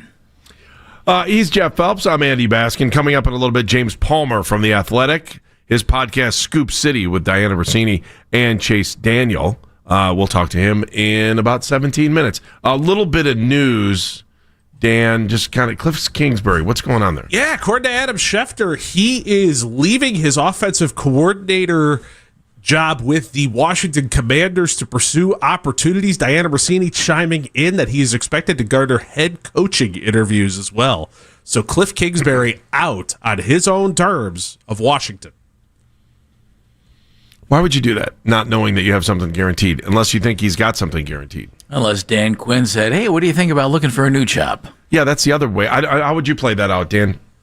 Why do that? Why not just wait and hope to be requested? I think he believes he can fly. Well, that too. Yeah. If you're one of these offensive-minded guys and you're looking at the landscape of head coaching openings, what do we got? What was it, Jeff? It's 6 openings, right? 6. There are 6. Okay. Mm-hmm. So you got 6 openings. You know the league wants offensive-minded guys as their head coaches because that way nobody can poach their offense. You've got Kevin Stefanski. You've got Clint Kubiak. I guess you could throw Mike McCarthy in there too. If you want to call him an offensive-minded guy, I think he's more of a CEO. So that's 3. That's the list. So if you're a guy like Cliff Kingsbury, who's probably looking at the league and probably has his agent in his ear going, if you go out there with the head coaching experience you had, we can sell that the Bidwell sold you short. And he does something that a lot of these other guys don't do, and that is perfectly coiffed hair. Bring some kind of a track record in. He won 11 games one year. Mm-hmm. Kevin won 11 games twice. And again, you can sell the Cardinals and the Bidwell family being run like a mom and pop shop. Yep. I wonder where does he now put himself on the list of available head coaches? He's in there. I can tell you this. He's just in there. He's probably top 5. I mean, it's not a good cycle for head coach hires of guys who are quote unquote sexy. I mean, though he is a handsome devil, that in the terms of a head coach. I don't know where to look on some of the odds for coaches, but I do know this. Newsweek has a story out, and it's odds of the next Browns head coach. He's number 2 on there. Kingsbury? Shula, Kingsbury, Kubiak, Schwartz. Commanders fired their defensive coordinator. I take that back. He's plus 223. Oh, I see what they did here. They just put the candidate up and didn't put it in order. That is so weird. Dan just dropped in something interesting. Yeah, according to Diana Rossini as well, they have blown up both coordinators. Joe Witt Jr., the defensive coordinator of the Commanders, has also been relieved of his duties. So, in other words, Kingsbury is moving on. Might be by suggestion. It's sounding more mutual by the minute. Well, they had a bad year because you lose your number 1 quarterback, as they did. I don't know. I'm looking at Newsweek here. It's got Kingsbury a 38% chance of for most of the year probability of being the Browns' next head coach. Clint Kubiak at 35%. Chris Shula at 31%. Jim Schwartz at 29%. Can I go Mennigan on you for a second? It's Newsweek. Who cares? No. Oh. Clint Kubiak. Interesting. Kevin Stefanski's big mentor. Who was it? Dano? That would be Gary Kubiak. Yeah. So you're bringing in another version of Kevin Stefanski? Also, you know who Clint Kubiak worked for, right? Immediately under. It would be Kevin Stefanski. There you go. I don't know. Should I even be looking at some of these odds? No. I think it's. I mean, it's a reference point. I don't think it's a bad thing at all to see what's happening in the Caymans, where people are putting their money. Thank you. But yeah, I mean, it's a decent reference point. Yeah, I just, I don't know. I don't know if I should trust it. I mean, I'm looking also Robert Saleh's name there, Joe Brady. I mean, there's Robert. Now you look Joe at Brady's on that list of offensive mindeds. We're F4. Yeah, I'm looking at another one here. That one. That's on me. We'll get it fixed. I'm looking at another site here. It's got Saleh at 22%, Brady at 19%, Schwartz at 18%, McCarthy at 15%, Matt Nagy at 11%. I'm a firm, loud no on Matt Nagy. Is it me or does Schwartz just seem like a very? Maybe I like Schwartz because it's clean, it's easy. He's had success. You know your defense is going to work hard for him. That you've got half of the puzzle solved if Schwartz wants the job. I just feel like that's the end. And it was interesting listening to the afternoon show because they were saying they couldn't believe the number of people that were saying Schwartz as soon as it happened because they just didn't expect the, the grassroots movement for Schwartz to be the head coach to be as loud as it was yesterday. To me, Schwartz just made a lot of sense. It's easy. And I'm not saying that you make the choice because it's easy, but it's clean. Half of the game is already settled because you know what he can do for you on defense. You know, maybe you bring in another coordinator that can execute what he's got. He still stays with the defense. You stay with Tommy Rees on the offensive coordinator side. Can I throw this out? And I know he's an up-and-coming coach, and a lot of people think highly of him. Right. Is Tommy Rees worth a hoot if you give him the talent that you gave him this year? I mean, the offense stunk. They're saying that they're going to upgrade it. Well, they're saying. Well, you remember what you said about Saban. Kevin Stefanski yesterday. did a fine job when you gave him talent. True. So I think most coaches do a fine job when they have talent. Isn't that don't an you? amazing thing? It is really weird how that works. You know what else I've learned? Teams that don't have talent don't have head coaches that last for a very long time. There's a stunner. Is that weird? Can't believe I just brought that up. Will is in Medina. Hi, Will. Hey, what's going on, guys? How you doing? You were good. Hey, listen, I think you're right. I think Schwartz is only a pick, but the reason why is not because I think he's the best choice. I think he's the only choice, seeing that the roster and the situation that it's in right now, if they don't win with the current quarterback situation next year, that means they failed, which means then you're looking at Barry possibly getting replaced and them starting the entire thing over from scratch, new GM, new head coach. So any successful coach or potential hot coach that's coming in or coordinator has to be looking at this could be one and done if they fired Barry at the end of the year and start over with a new GM. So then is it just for Schwartz just to slide into that position knowing that you might be bringing in another general manager a year from now? Is that the right thing for the Haslam's to do? I think that's it. I mean, it's just like saying, hey, let's kick the tires on what we have in the house. I don't think there's a problem with that. I think you're doing it too because at least then, he's got the buy-in from the defense already. So you don't have to worry about a new coach coming in and letting go of Schwartz and then having to get the defense and the offense on the same page. And then once again, they don't have a quarterback. And if they start out next year 1-4, then you're going to hear about everybody wanting out. That's true. And well, great point. The other part of that too is your owner yesterday said that he felt like the roster was good. It was good enough to win more games than they did last year. I would have no major beef if they made Jim Schwartz the head coach. You just can't make this critical hire. This is critical right now. You can't make it out of convenience, and you can't make it because guys on the defense like him. You just can't do that. I'm not doing it because they like him. I'm doing it because we've had success. They've had success. You're talking about, it's not only miles, but you're talking about team sack record. You're talking about tackles for loss. You're talking about keeping your team. You're talking about 14 points against the Bengals. I know it was the last week of the season. Your offense only gave you 6. You've had success with your defensive coordinator, who's been a head coach before, who's taken his lumps and understood what it took to do in Detroit, probably has learned some things from there, would probably be a little bit different and make some different decisions while he's here in Cleveland if he could be the head coach. Again, I say this all under a cloud of saying, does he even want to be the head coach? He knows how the hot dogs are made. If you were Jim Schwartz, or maybe you're Jim Schwartz, you sit there and you bring in another head coach. I'll stay here as defensive coordinator, and let's, throw a little bit more money at me. We're good. Let's do it. I'll be the best soldier you've ever had. And by the way, I don't have to take the heat that the head coach has to. No one's on me for every move. And maybe I like the quarterback we currently have. Maybe I don't like the quarterback that we currently have. And where are we going with this? And maybe I want a bigger say in the draft. And maybe, there are a million things there. But to me, Schwartz makes sense. And that's why I don't think it's going to happen. I'll still say I think Mike McCarthy makes sense. I'm just wiping my hands of it. I can make a million arguments why Schwartz would be a great next head coach. Schwartz does make sense. It makes sense, and that's why I don't think they're going to do it. Mike McCarthy makes sense. I know Dano's not a fan because of watching the Packers forever. No, and what he did with the Cowboys as well. What he did was go 12-5 3 straight years. Yeah, Kellen Moore and Dan Quinn. What happened when Kellen Moore and Dan Quinn left? Well, good. It went to hell in a handbasket. Fine. For 1 year. So, do you think you could go find you Kellen Moore and Dan Quinn? That's the idea. Good luck. I know.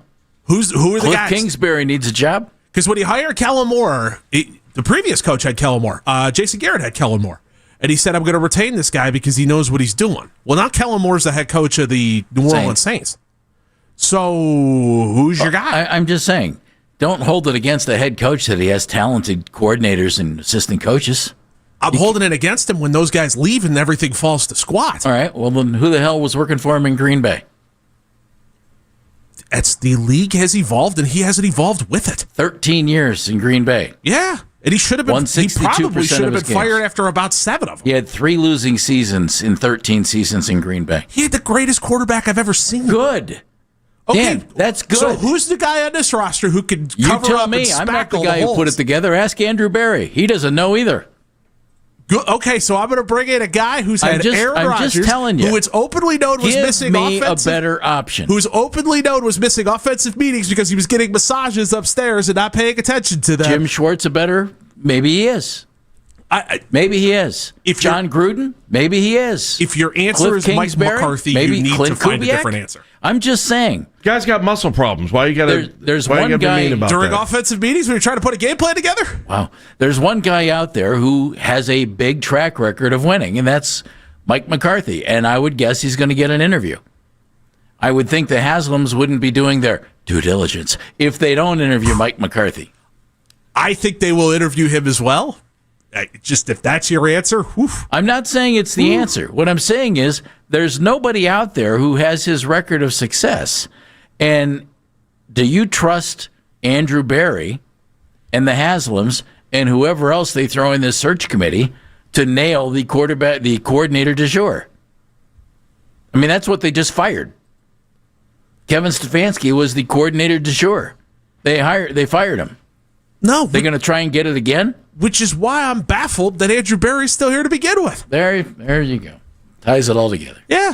And if McCarthy were to come in as the head coach with his experience, I wonder if he takes like a little higher role in the organization than Andrew God Barry. help you. Oof. Boy, are you tainted. Oof. But he lived it. Well, so did all of us. He did a little more up close and personal because he follows the pack. I don't know. You asked me about like Andy, if you could hire a coach who would put together a Mike McCarthy record, wouldn't you do it right now? 13 years in Green Bay, won 125 and 77. And knowing where the things that like we could use some stability and won a Super Bowl. I'm not going to be against it. Does it come with Brett Favre and Aaron Rodgers?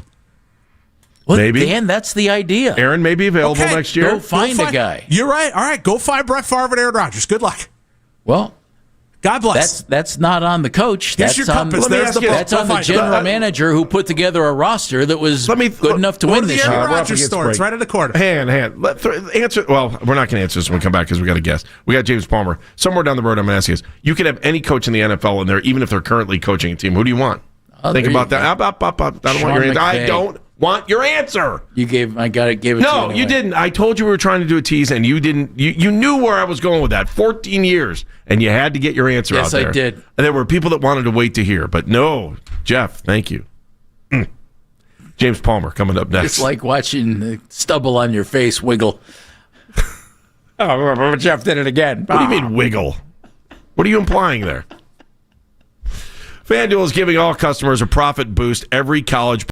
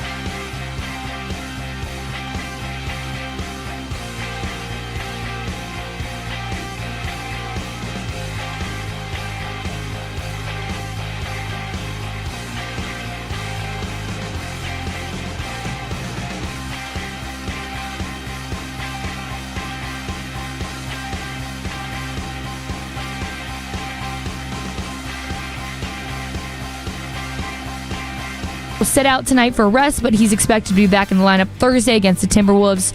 J.A. is questionable, the big man listed with an illness, along with Dean Wade, who has missed a couple games with a knee injury.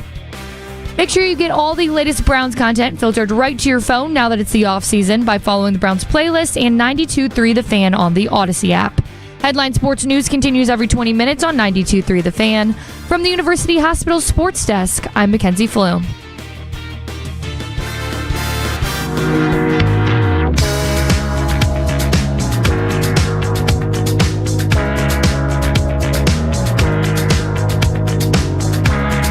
Baskin and Phelps, 92.3 The Fan. The story never ends here in Cleveland, and we love getting a little national perspective on it, especially from someone in the know. He is James Palmer, The Athletic, the podcast Scoop City with Diana Rossini and Chase Daniel. And right now, he is on the Make It Right, Call Kyle Wright hotline. Hi, James. How are you? I'm doing okay, guys. I'm still a little upset. I don't know about you from New Year's Eve. I'm still struggling. Buckeyes? Yes. Oh, yeah, I'm a Buckeye. Yes. I still am, yes. Buckeye grad.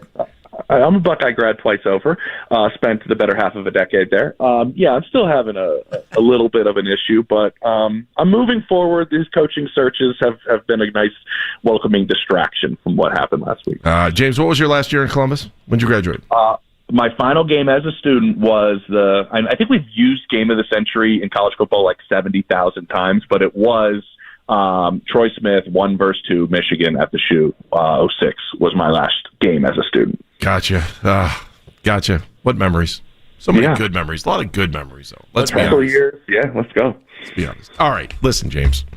We have nothing but drama here in Cleveland. We would love to have a playoff game again. And so, we would like to actually host a playoff game in the stadium they currently play in before they actually move to a dome, which has never happened. There's never been a playoff game at this. Just give me your view from 10,000 feet of the Cleveland Browns. It's fascinating. And we can go through the whole cycle, but this whole cycle is fascinating. And I think Cleveland's kind of at the crux of it. When you depart and part ways with your head coach, who now is the clear-cut number one candidate on the market, is a fascinating situation to be in. I mean, guys, when I talk to candidates over the last several weeks, guys are always very interested in talking to people like me and other people like Diana around the league of going, hey, how many openings do you think there's going to be? Who's going to be available, right? They're always asking, is Harbaugh, is this it? Or is Mike Tomlin, is this finally going to be time? Every single guy I talked to was, hey, what do you think is going to happen with Kevin Stefanski? And why were they also interested about Kevin Stefanski? Because they're looking for a job. And they know if Kevin becomes available, that's one less job that they're going to most likely have an opportunity at, because they all respect him as a coach so much. And so that's kind of the interesting landscape that Cleveland is in. Now, I will say this. I mentioned two other guys that have been in the league for 18 and 19 years, in Tomlin and Harbaugh.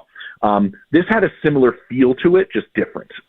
Those guys obviously a ton of success in where they're at, but my point is it just kind of felt like it was time in Cleveland. I want to kind of say that as part of this. It just felt like this was a point with the rookie class that you had and where you were the last 2 years and kind of how it wore on everybody in the building, I think Kevin included. It was time to make a decision. It's just a very interesting year with the pool of candidates. We can get into it and who's going to be available to make that decision. And now the guy that left your building is clearly, and most people I talk to around the league's minds, the number one candidate available right now. James, did it surprise you that Kevin was let go and Andrew Berry wasn't? To an extent. I agree with that. I think we go look at all the openings we have. Monty Osipor keeps his job right there in Arizona, right? And you see John Spytek, he did sign a brand new 5-year deal, so he keeps his job. But Atlanta's the only one where they parted ways with both after a 2-month, long research project done by a consulting firm. I know that owners don't like to go through these things alone very often, and that's why you oftentimes hear that the general manager is helping lead the search. I think that's a comfort level and somebody that they know and they trust, and when they're looking for the new head coach, plays a part in it as well. And this other part, and I've always heard this from head coaches around the league. Now, they all may be biased, guys, because obviously this is all coming from the head coaching side of things. But when you're down there coaching every single Sunday, and the general manager is up maybe in the owner's box next to the owner, head coaches definitely feel like they're at a far disadvantage compared to the general manager while both of them are sitting in their respective spots on Sunday. I'm not saying anything, ill will against Andrew Berry. I think, I think very, very highly of him character-wise and as a person. So I'm not discrediting him by any sense. But there's always been that thought amongst head coaches where the GM is always in a better spot to have the owner's ear than, say, the head coach does. And so that part is just kind of just an opinion thing I wanted to get out there from head coaches. But the other part of it is owners don't like to usually go through this alone. And I wouldn't be surprised if there was some shuffling maybe with Andrew or however things are lined up. I'm not saying it will happen, but I wouldn't be surprised if maybe something did change a little bit in terms of the hierarchy.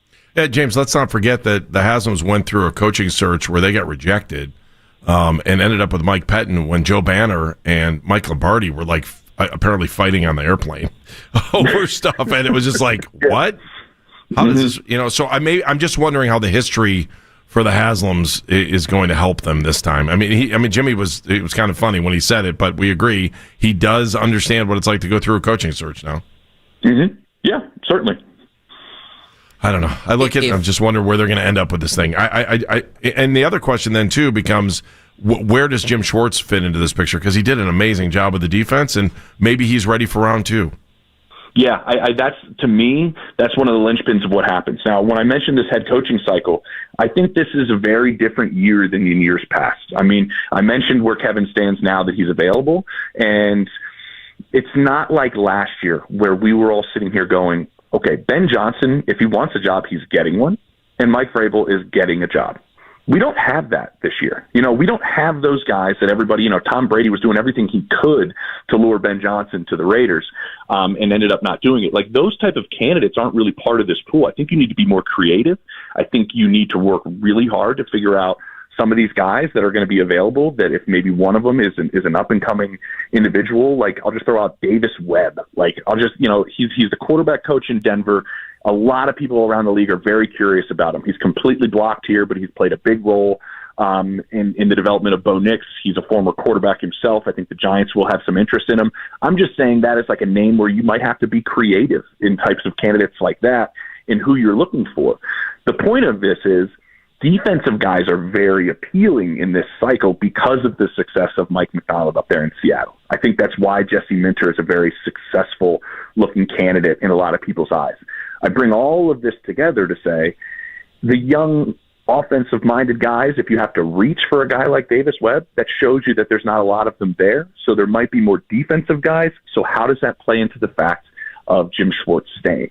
And so I think that part of it is a fascinating aspect because of the candidates. What is his future? I thought he did an outstanding job, as always, it seems like, with a really, really good defensive unit. I think keeping him would obviously be very smart, but because of the candidates that are at play in the landscape of this cycle, I think that makes it more complicated. James Palmer joining us from The Athletic. Dan and I talked in the break, and ideally we would love for the Browns to find a guy who could become their John Harbaugh, their Mike Tomlin. You mentioned Mike Macdonald. We mentioned his name when we were just chatting. Their Sean McVay, the coordinator, the guy maybe a little under the radar who becomes a big-time head coach. Two things. Do you think the Browns can pull that off? Is that what they would be looking for? And you mentioned Davis Webb. Anybody else who you think fits into that category? I mean, I mentioned Jesse Minter real quickly. I spent some time with the Chargers just this past week, and man, that building just thinks the absolute world of him. I've talked to some coaches that have worked with him in the college ranks and the pro ranks, and they're like, he is ready. He is a star in the making, and I know Jim Harbaugh doesn't want to lose him in terms of the type of coach he is, but that type of candidate has the same ability that Mike Macdonald does in terms of changing an entire building and changing everything that you could go out there and do. I know Chris Shule is a name that some people think. I'm kind of torn on Clint Kubiak, and these are kind of some of the more prominent names. There's just, you're going to have to be creative in a sense, I think, a little bit. And if you want to land somebody, and you mentioned just kind of how you have to sell the Browns, you have to really push that rookie class. You have to try to, hide things like the salary cap situation that you got with Deshaun Watson and then figure out how you're going to get somebody that is probably going to be very eager and most likely younger to withstand what they have to do early on and be that driving force of change. I don't know how many candidates are like that out there right now, and I don't know if the teams essentially do. And I think that's why you're seeing guys like Matt Nagy looking to maybe get his second opportunity. A lot of guys learn from that first opportunity what went wrong really, really well. I've had those conversations with Matt before in the past.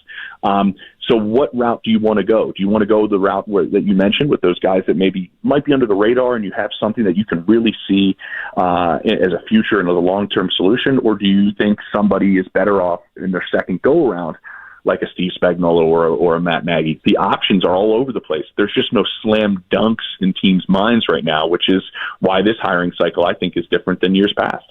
How comfortable can Andrew Berry be right now? I wonder if he feels like he's on the hot seat going into next season, going into this draft. Is he, like you said, to be there and help the owner out maybe a little bit just to make sure you get through a coaching search? Like if you're Andrew Berry, how are you feeling today? I think you're feeling probably very similar to Joe Shane. I mean, I think there's a lot of similarities there, right? I mean, you had a really good draft class this year. You have some pieces that you've drafted well and put together, but you've also been a part of some very highly public poor decisions, whether it's Saquon Barkley or Deshaun Watson, right? They're very similar spots that both of these guys are in, and they're both helping ownership within their searches because I think they're kind of needed in terms of helping those searches. I think he knows with all the draft picks, what do they have, 10, I think, with 2 in the first round in this upcoming draft, that you have to hit on it again. I'm standing here in Denver right now, guys, who they've been dealing with the Russell Wilson dead money for 2 years now and find themselves as the number 1 seed in the AFC. How did they do that? I think, honestly, all the attention goes to Sean Payton. The person I think deserves much more attention is George Payton, their general manager, who drafted really, really well, consecutive seasons back and forth in second-round picks like Nick Benito and guys outside of the first round because they didn't have first-round picks with the trade for Russell Wilson and then the trade for Sean Payton. And they hit on draft picks throughout the course of the draft. I think Andrew Berry needs to do that consecutively now down the road. Build off of this one. It was outstanding. And then find your quarterback is the other part that Denver was very, very good at. You get a quarterback on a rookie contract to handle some of the cap issues that they're having and that the Browns are going to have as well a little bit, and you find yourself out of it. I think the GM is equally as important, obviously, as the head coach, and we know Sean's done a great job with the Broncos, but at the same time, that roster was put together by having really good drafts in multiple years, getting out of bad situations. I don't know if we have a large enough sample size from Andrew Berry to say that he's going to do that or he's maybe at the start of that. But I think this next year is absolutely massive. James Palmer joining us, co-host of Scoop City for The Athletic. What's your gut tell you? Where is Kevin Stefanski next year? What's he doing? Is he coaching? And if so, where might it be? I think the most interesting part of this entire cycle happened yesterday. And that was Tom Brady's name actually being on the press release from the Raiders. This is something that we've known in Vegas that, he's a part of what's going on. Oh, my God, he's wearing a headset early in the year, and how active is he, and all these different things. They told all of us that Tom is going to be a big part of what they're doing. And my understanding is Mark Davis is taking a little bit of a step back, and Tom and John Spytek, the college buddies, are going to be running things. Do they want to go more New England? Do they want to go, to a guy like Kevin Stefanski that can help them pick that quarterback? To me, if Kevin picks a spot, and I think he has his choice, if he decides to go to a place, my gut would tell me that he'd want to go to a place where the quarterback is already established. Now, the Atlanta job is essentially, how much do you like Michael Penix? I don't know how much he likes Michael Penix, but I do know Matt Ryan understands that system that Kevin runs really, really well. It's what made Matt kind of successful, and his new flashy title that's expected to come, guys, President of Football. I've never heard of that before, but it's awesome. It's really a great title. Will they pursue, him? And I don't know if Kevin likes Michael Penix. I just think the quarterback position, with everything that Kevin has been through, probably in Cleveland, plays a massive part in it. And I do think he still has the option to take a year. I'm not saying he will. I think he's pretty energized, from my understanding, about a new opportunity right now, as we're a couple days removed from it. But I wouldn't be surprised if he looked at the landscape and said, maybe I take a year. Maybe he calls his good buddy Mike Vrabel and kind of gets his take on what Mike did for a year. I think everything's, a possibility for him, but I do think he has his pick, and I think the quarterback position plays a really big part in that. Here's another thought I just had on the Browns. Like, if they wanted to go for Gruden or Flores, like the Browns aren't scared of controversy. I mean, Deshaun Watson is the number 1A example. I think the Browns will go after whoever they want, regardless of what the league thinks or if there's litigation or anything. Like, can you agree with me on that, or can you see a pattern that the Browns are going to do what the Browns want to do? No, I can put them in the same category as I mentioned with the Raiders. The Raiders have never cared what the rest of the league thinks, and what the actual league thinks. Al never cared, and Mark's kind of lived that same way. That's why I think Brian Flores is actually a candidate down there in Vegas, and I think the Browns could have the similar type of thinking if they want to go outside of the box. And this might be the year that you might have to do that when you look at the candidates that you're interviewing and you're looking through, going, you know what, maybe we do take a stab at John Gruden. It's one of those things to where, like, if it works, man, do you look smart, and if it looks bad, it's like, man, the Browns did it again. It's kind of like a really interesting situation when you go outside of the box if you're Cleveland. You want to throw me a wild card for this race? Give me a wild card. Jason Garrett seems to be my wild card. I have no reason to do it other than the fact that he went to high school here. It's the only reason why. Dad worked here forever. Gannon's a local guy, right? Isn't he? Yeah, that's true. Gannon's a local guy, too. Maybe there you give it on. I'll say this. Gannon was a guy, and I'm not saying he's getting the Browns job, but like he was a guy that we were around the league talking to a lot of people that I know people thought was safe. I mean, I know nine-game losing streak's pretty brutal, but I think even if you ask Michael Bidwell, he'd tell you that Gannon's a really good coach. And I host a show with Steve Smith that we just got done taping this morning that we do ourselves, and Steve was telling me how much respect he has for Jonathan Gannon as a coach. I think he has a lot of respect around the league. He might get a DC job maybe as opposed to a head coaching gig. I think Cliff being available is very interesting with that happening just, within the hour. That's been in the works for a while now. There's been a lot of butting at heads, my understanding, behind closed doors between, everyone there. And Cliff last year was a candidate in some people's minds, but at the same time, he was going to be very, very selective because he thought differently about his position in Washington, very differently than he did now. And he was very happy with where he was at and working with Jaden Daniels. I think he kind of changes this landscape just a little bit. He's going to get some looks. I wouldn't be surprised if New York looks at him for sure. And he's a guy, though, like if you're looking for the long-term, long haul, like the other guys in the division, Cliff hasn't really given you the thought that that's something that you can build off of. The beginning's usually great. And then something usually happens, but I do think he's a guy that everybody would be looking at as well. So, I mean, he kind of was picky-choosy last year. I'm curious if that's going to be the same case this year. James, thank you. I have a ton of Ohio State questions for you, but maybe we'll save that for another time. How's that sound? Whose fault do you think the pick six was on? You know what? But didn't we see it coming? We saw it coming. If you watch any of the games, those first quarter kind of weird throws that he had, I was like, I kind of felt this coming. I'm sorry, James. I hate to break it to us. I know. All right, we'll talk Buckeyes in the future, but otherwise we're checking out in The Athletic. And, of course, we're checking out your podcast, Scoop City, with Diana Rossini and Chase Daniel. Thank you, James. Thanks, James. For sure, Dom. Take it easy. All right, we'll talk to you soon. James Palmer was on the Make It Right, Call Kyle Wright hotline. Let's talk about what he had to say, plus a little NFL rapid fire coming up. Stick around. Baskin and Phelps, 92.3 The Fan. 92.3 The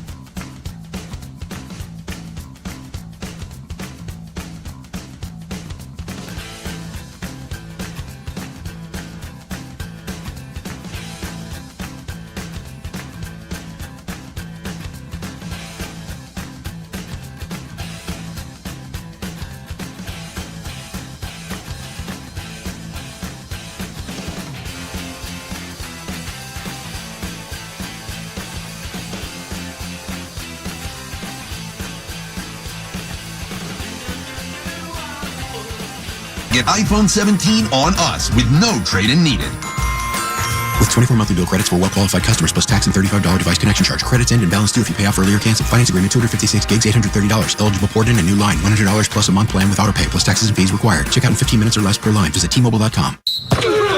The radio home of the NFL in Cleveland. This penalty's declined. PR. Sports Radio 92.3 The Fan.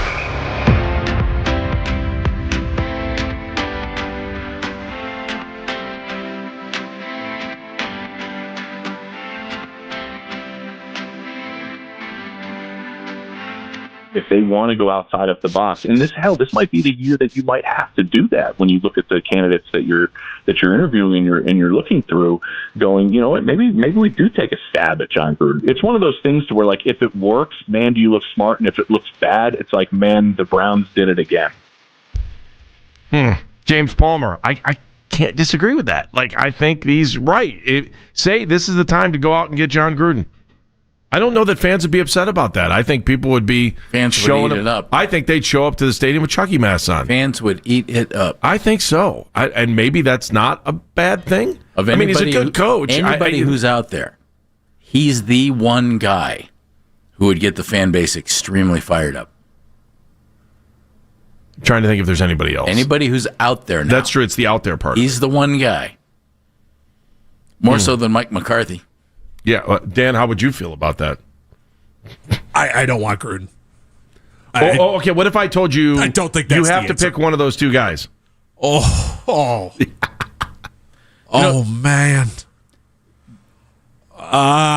have to. You have no choice. Gruden if I gotta pick the two, but God, I don't like either. Dan and I, as I mentioned to James Palmer, Dan and I were talking in a couple of breaks ago. Ideally, Andy, I think ideally here, you want the Browns to hire their guy who's going to be what they were hoping Kevin Stefanski would be, which is your coach for the next decade.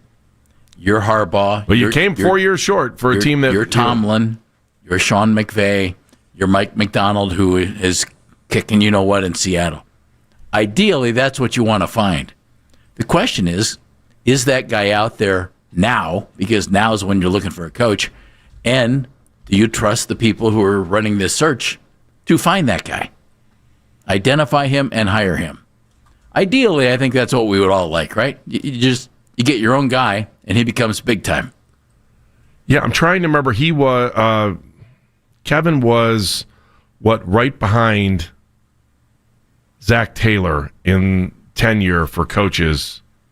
Taylor 7 years, Kevin 6. Yeah, and I think there were only like 5 coaches ahead of him. 4? It was like 5. He had like that. So let me say: Tomlin, Harbaugh, Reed, McDermott, McVay, Shanahan. If I'm reading that right, those were the ones who had longer tenures, and Zach Taylor just barely. Think about that. Yeah. And so, 6 years might really be an eternity, Jeff. I mean, you're asking for Tomlin or Harbaugh, and they're the only guys that were around for the first decade of the century.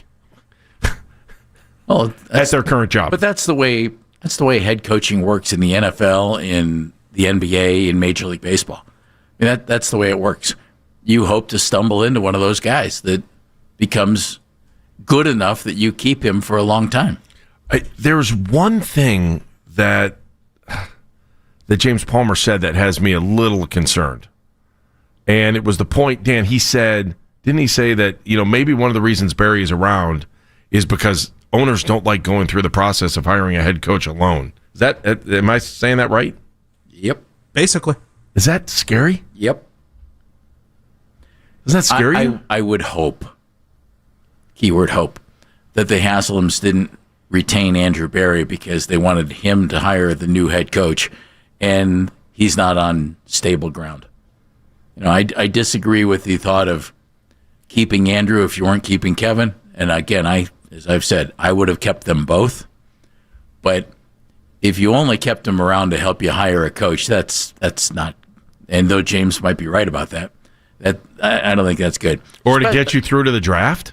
Well, exactly. I mean, you often see afterwards GMs. I shouldn't say often see. It's happened before. where a GM does a draft and then he's out. I don't think that's going to happen here. But again, reports out there that the Browns have chatted with a couple of former GMs and picking their brains a little bit. Jeff is in North Carolina. Hi, Jeff. Hey guys, thanks so much for taking my call. Thank you. Yeah, I'm not happy. Think we're going to look back on yesterday 2-3 years from now, and with a lot of regret. We seem to be the only NFL franchise that doesn't like Coach Stefanski. Seems all over 31 want to get him in the building as soon as possible. I just think it's another bad decision by really poor ownership, and we always seem to take the wrong quarterback and fire the right coach. And I don't know who can lead it. I don't know where we're going from here, but I just don't agree with the move. Fair enough. Thanks for letting your opinion out there. We appreciate it, Jeff. I think there's a lot of people that feel him the same way. There are a lot of people that would have liked to have seen Kevin Stefanski say. I think there are more people that were kind of in limbo. They were like, you know what? If he stays, it'll be okay. If they let him go, let's see what they can do. Let's see if they can upgrade. I think the majority of Browns fans are in that world. Do you think I'm wrong? They could have kept him. They might have been upset for 24 hours, and then they're like, all right, let's see what Kevin can do again. But then you're walking into next year with a coach on the hot seat, and that's the last thing I want to see. So in a lot of ways, I'm happy for Kevin. He gets to move on. Obviously, like what he said, I think is true. There are a lot of other teams out there that would be interested in. We're going to find out real quick how many teams are truly interested. He said, is there an interview he's got over the weekend? Didn't I just hear supposedly Tennessee on Saturday? Yeah, so, I mean, there's one. Let's be fair, though. In all honesty, there's only one reason that you would have retained Kevin. Because you thought the team was going in the right direction. I don't think that's it. Why would you have kept him? Because you thought he was a good coach who could coach a good roster, and you saddled him with some really unnecessary stuff with quarterback situations. It's bigger than Deshaun even. Yeah. And that's why you would have kept him and let him get through this whole thing and let him see what he can do. Because it appears that's one reason you kept Andrew Berry. Kevin won 11 games in his first year, correct? Yeah. Who mainly built that roster? John Dorsey. Dorsey, yeah. Right. So there was pretty good talent on that roster. And Kevin coached it up. Then he had another 11-win season. I'd say that was probably Andrew Berry's roster. That worked out okay. Although some of the key guys were here, long before. And in the last couple of years, the roster, I think, has been not good, especially on the offensive side of the ball. And you kept one and not the other, which makes no sense to me.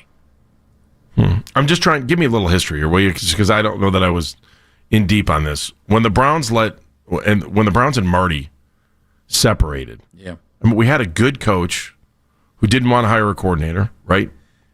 And they ended up going to Bud Carson. If my recollection and the way that I saw it go down is accurate, the main reason was because, at least a big part of the reason, is that Marty wanted his brother involved. Yeah. Kurt. Yeah. And Art did not. And so Marty booked. I'm just trying to think of points in Browns history where we, You want to go Jim Schwartz here? Sure. You had an offensive-minded head coach who had had some success. You decided to get rid of him, Sam Rutigliano. Right. You promoted his defensive coordinator to replace him. Is that similar to what we're looking at right now, other than age? Yeah, are we back at that point in history? Sam was a little older, and Marty was younger, and now you're getting rid of the younger head coach. Perhaps you promote your older defensive coordinator. But that's, we've seen this before where a head coach gets fired, and the Browns have moved up a defensive coordinator. It's just so long ago, with Marty.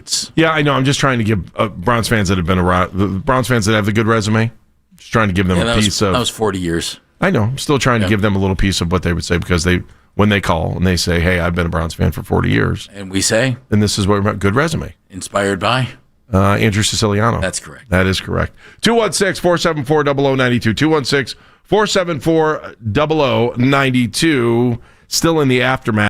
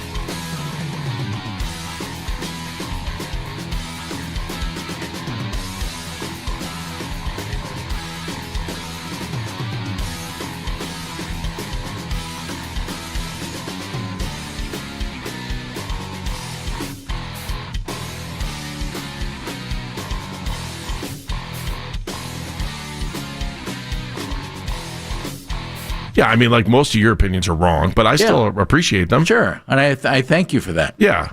You know, what an idiot that guy is. Well, okay. Oh, there we go. I had an opinion about sports. An apologist for. Wait a second. He said Shedeur Sanders had a good throw. Oh man, I hate Shedeur. That's a horrible take. Or oh man, I think Shedeur can really do some things. It's like oh, I love it.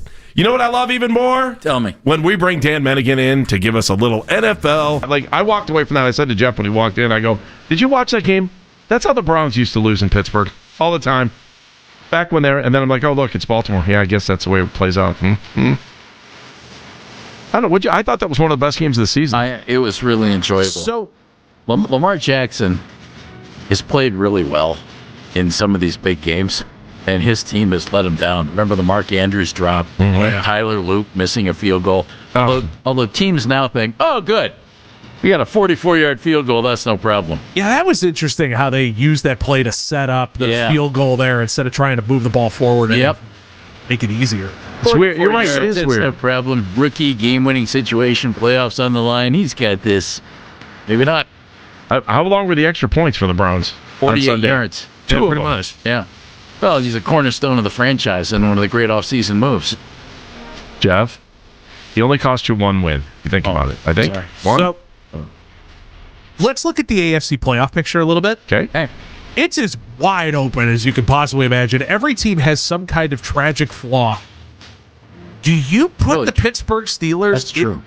Do you put the Pittsburgh Steelers as a possible Super Bowl contender, or do you think that they're one and out? I mean, they got the quarterback, they got the wide receiver, the offensive line is good enough, the defense has been poor, but has had success in the past. Like they run the ball well. Like, you could kind of build the narrative where they find themselves into a Super Bowl, or at least in an AFC Championship game in a really, really flawed AFC. Do you buy this? And in the worst case scenario, they have an extremely worst case scenario. If you want to look at it this way, they have a really smart quarterback, right? Is Aaron Rodgers not smart? I think he's a smart quarterback. I don't care how old he is. And I don't know if people have noticed, he played pretty darn well down the stretch. He didn't play like vintage Aaron Rodgers, Green Bay, but he played pretty darn well down the stretch. And can he turn back the clock for another 60 minutes? You bet he can. If they can beat the Texans, I think they can beat the Broncos too. Now I can't remember what Jeff said. I'm going to go. I went Rams and Rams Eagles. Yeah, which is what I was looking at. I think Sam Darnold short circuits. 49ers are beat up. If they weren't beat up, duct tape, chewing gum, and twine. Yeah. Kyle Shanahan does it again. Plus Bosa. All right, but you didn't say you're going Rams. I'm going Seattle. I'll go Seattle, Philly. I'll go Seattle, Philly on one side. I'll go. Man, for some reason, I think the Broncos are going to get that game against the Steelers or Texans. Just kind of roll through that. That makes sense. And then I'm going to go Broncos, Patriots. Okay. And then I'm going to go Patriots, Seahawks. Seahawks win the whole thing. Mr. Phelps, who wins the whole thing? Rams. I will go the Buffalo Bills win the whole thing. Hey, there you go. I think Josh Allen gets over the hump. Happy. That's my boy right there. Yeah, I think Josh Allen gets over the hump. If he's not going to do it this year, I don't think it's going to happen. I will take the Bills to win the whole thing, though. If the Rams win the whole thing, I would not be surprised. They could use some wide receiver help. Baskin and Phelps, 92.3 The Fan. All right, we talked a lot about the NFL. We'll continue on with a little bit more about the Browns. Obviously, if anything happens with the coaching search or we hear anything or any news breaks, you will hear it here first on 92.3 The Fan. But I also would like to talk a little bit about the Guardians. Something happened. And how about the Cavaliers? Let's do that. We'll come back. Baskin and Phelps, 92.3 The Fan.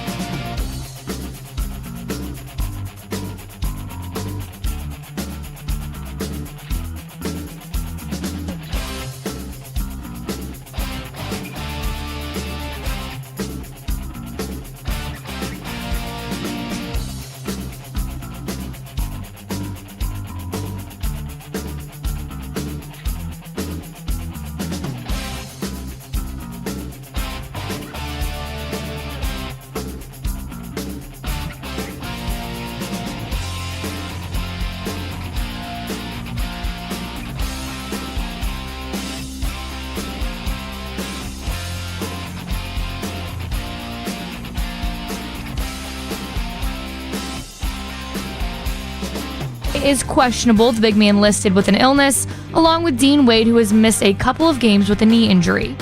Make sure you get all of the latest Browns content filtered right to your phone now that it's the off season by following the Browns playlist and 92.3 The Fan on the Odyssey app. Headline Sports News continues every 20 minutes on 92.3 The Fan. From the University Hospital Sports Desk, I'm Mackenzie Flume.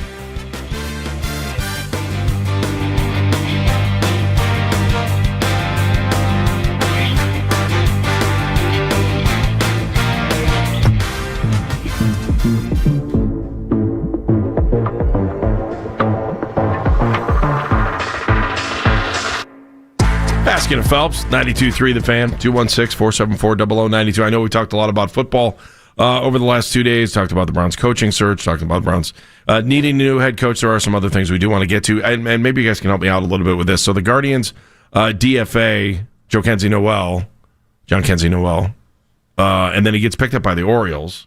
Designated for assignment. Okay. DFA'd. Is that better? I get DFA'd. So he ends up with Baltimore following the Guardians bench coach, Greg Alvarez. They claim him on waivers. Who's their new manager. And so now I'm just wondering, but then I started reading that he may never even see it. I mean, they're loaded. Why would they pick him up? Dan. Big man hit ball far. AAA depth. Manager's choice? Yeah, I think all that stuff plays into it. It makes me think that he's the guy that the manager gets to pick a guy. You know what I'm saying? Hey, not like we haven't seen that here. Right? Hey, Andy. Yeah. Hey, Dan just said it. He can smash it if he hits it. Yeah. Did they make... maybe he ends up back here? I don't know. I don't know. Probably bring him into spring training, see what it looks like, go from there. If he ends up back... Is that what you think the Orioles are doing, though? They're taking him to spring training. If he makes it, he makes it. If he doesn't... I mean, there's a good shot that he doesn't... Just from what I was... He doesn't make it. He's in AAA for the Orioles, and he's a phone call away. Yeah. All right, so big... It is interesting that a power hitter, yeah, that our team doesn't develop real well, gets designated for assignment and gets picked up by a team that's actually spending some real dollars and assets trying to compete this year. I don't know if it's telling one way or the other, but I did scratch my head. I thought, wait a minute, the Orioles have gone nuts. Today would be a good day for brought in Pete Alonso, brought in pitching, Shane Bass. Wouldn't today be a good day for the Guardians to go out and make a big signing, spend a lot of money? Be wonderful. What do you think? Any chance of that happening? You're Mr. Look into the crystal ball. My guy Reese Hoskins is still out there, isn't he? Reese hasn't signed with anybody. He has not. Heck, Kyle Tucker's still out there. We're going to real dreamland. Guardians, come on, man. We got 36 minutes on the air. Go do something so we can talk about you. Reese Hoskins. If you build it, he will come? No, I don't know. It's already built? Just seemed like the thing to whisper. Cavs, Pacers. Another story I wanted to kind of touch on. We didn't. Those poor Pacers, man. Isn't it weird? Yeah. I mean, talk about just like falling off the face of the earth. Well, I mean, obviously injuries. I know, but still, you would think, okay, you could be mediocre. Halliburton was the straw that stirred that drink. They'll be back next year. I don't know. And how are we feeling about the Cavs right now? I was feeling good, then I kind of take a step back, then I feel good. And I'm taking. I mean, they are 20-17, right? Yeah, but take a look at the teams. Take a look at where they are. Take a look at the teams above them. Take a look at the teams behind them. And if you feel good about the Cavs in the playoffs, you're being really optimistic. I don't. You shouldn't feel bad about them. Well, I mean, let's be honest. The season started last week, right? Christmas was 2 weeks ago. So the season just started. I know you hate when I say that. There are two things you hate. When I say the NBA season really starts at Christmas, and really sometimes all you need to do is watch the last 2-3 minutes of an NBA game, and you can feel good about what you're watching. Get a good feel for the entire game. It's when all the good excitement hits. He hates when I say that. So, and now he's putting on a show for the YouTube fans, which we don't do around here. Cavs sitting 7.5 back. It's still not crazy. I just hate the fact that they like. Anytime I see a bar above and a bar behind the Cavaliers, when I look at the standings, I get a little nauseous because I can't stand the play-in tournament. So find yourself, you're a half game out of that 6 seed. Because it's dangerous. Yeah, it's dangerous. Dangerous. If you're a good team. The Cavs have to figure some things out. And I think this is the last year to figure it out. You know, if you can't make it work with the team that's in place right now this year, well, you're going to have to bust it up. I don't think you have a choice. Your second apron, you are who you are. That's it. You are who you are. I can't see them this making year. You're going to have to bust it up. Yeah. But what does that mean work this year? Get to the NBA Finals? I get past the second round. Just get to the championship. At the very get least, to the Eastern get to the Conference Eastern Championship. Conference Finals. Are you But surprised they at have Detroit, some- by the way? No. Cade Cunningham's a beast. Beyond Cade Cunningham, though, because I think a lot of people Cade's are like, good, J.B. man. Bickerstaff, whatever, we'll see you later. JB's a good coach. I mean, if I'm correct, there's only 2 teams in the league that don't have 10 losses, and Detroit is one of them. Thunder's the other. JB's a good coach. Is he a great coach? I don't think so. But how many guys are great coaches in the NBA? There are several. But Greg Popovich was a great coach who had great talent. I think Eric Spoelstra is a great coach. Eric wins without great talent oftentimes. I don't know. I'm kicking it. I'm ready for the Cavs to like take it to the next level. There are points where I think that they're there, and I just want to see it. I want to be able to. They have to get more out of certain guys. Darius has had a tough time coming back from his injuries. That's to be expected. I mean, it's not like, oh, okay, good, I'm good to go again. He had major surgery on that toe, and that's, if you're a basketball player, you can't push off or whatever. So that's an issue, and Evan Mobley has to take a step. That's on the coaching staff, it's on the other players, and it's mainly on Evan Mobley. He has to be more, I think, a more consistent force. I'm not going to lie. I'm expecting a ho-hum answer on this, but and for a guy that's been around the league as long as you have, Ho-hum. what do you think about? Especially, I was looking at the schedule before we actually came in today, and I was just like, here we go with they have Indiana tonight, then they get Minnesota at Minnesota on Thursday, and then Minnesota comes here on Saturday, and then they play Utah.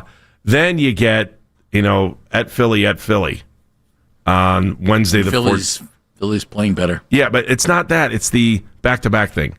I'm going to be honest. I don't mind it. No. I don't mind it because you play the season and you play one team one night, you play the next day, and then you get to the playoffs and it's a whole different world. I actually don't mind. Those are home and road, though, aren't they? Well, they're no, not back-to-back in the same spot. The Philly games are both at Philly, yeah. I always thought this, and it wasn't my money, so I shouldn't have thought this, but I always thought, why don't you do a little series and save some money and save some... Play it the way they do in baseball? Yeah, and save some travel. And the travel means 2 things, money and wear and tear on the guys. And you did NBA travel, I did NBA travel. NBA travel's crazy. There's nothing worse for you if you're trying to be a pro athlete. It's bad enough being a broadcaster. Right. You get done in an arena, you hop in your car, let's say it's a home game, drive to the airport. Okay? You got to hustle out to the airport, get in an airplane at like 11:30 and fly to Atlanta and get to Atlanta at 2 o'clock in the morning, get on a bus to your hotel, really ritzy hotel, yeah, and get into the hotel at 3 o'clock in the morning when you're really still wired, yeah, and then get to bed at 4:30, and then get up and go to shoot around in the morning if you have one, or if those guys had to play the next day. That's brutal. So I don't mind the hey, we're gonna play 2 games, let's go. I just think the thought of having to play a team like not best of 3, but maybe a 3, not a 3. I don't even know, you can't even do a 3-game series because of the way the schedule is. But to play these back-to-back games, I don't think it's a bad idea. No. Might not be the best from a competition standpoint.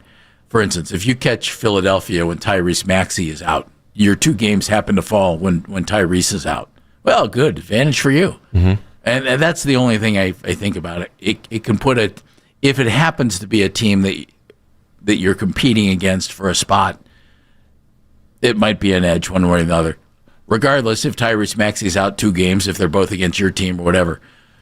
You know what I mean by that? Yeah, no, I totally get it. But that's the same in baseball or any other any other series type. But remember, minor league baseball went to the long extended formats for travel. I don't know that I don't know that I love that for minor league baseball. But I mean, you're going to play games. You're going to play games, and if you play 4 in a city, you play 4 in a city or 5 in a city, and then you get out of there.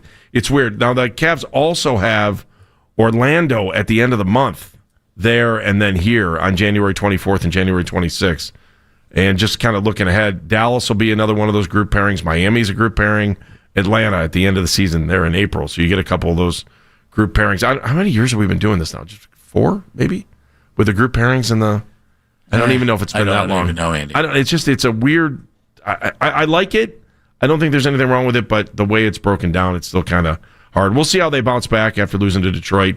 They get Indiana tonight, and then it's off to Minnesota, and then Minnesota comes over to here over the weekend. Again, obviously the biggest story going on across Northeast Ohio is the Browns and what's going on with the Browns coaching situation, and where we're going now that Kevin Stefanski is out and where they will land next. I'm still curious. I don't have a good feel, Jeff, on what they might do for head coach. I just no one. I like Jim Schwartz to me is the front runner. I just don't. He's the front runner in your mind. To me, he's the front runner. Like he's the one that. And I said it before. I don't feel that way. I feel okay. Maybe front runner is the right word. Makes the most sense to me. Schwartz, success, defense, has been a head coach before. Knows what he's getting into. Knows what it's like to take a franchise that was really, really bad. Got them success. Now they didn't get the kind of success they wanted in Detroit, but. Eventually that kind of carried on, and then they did get success after they let him go. Schwartz ends up here as defensive coordinator, does a fantastic job, but also has one of the best players in the league. 2, maybe, with Denzel, right? So you've got 2 of the best players in the league. That helps when you're a coach.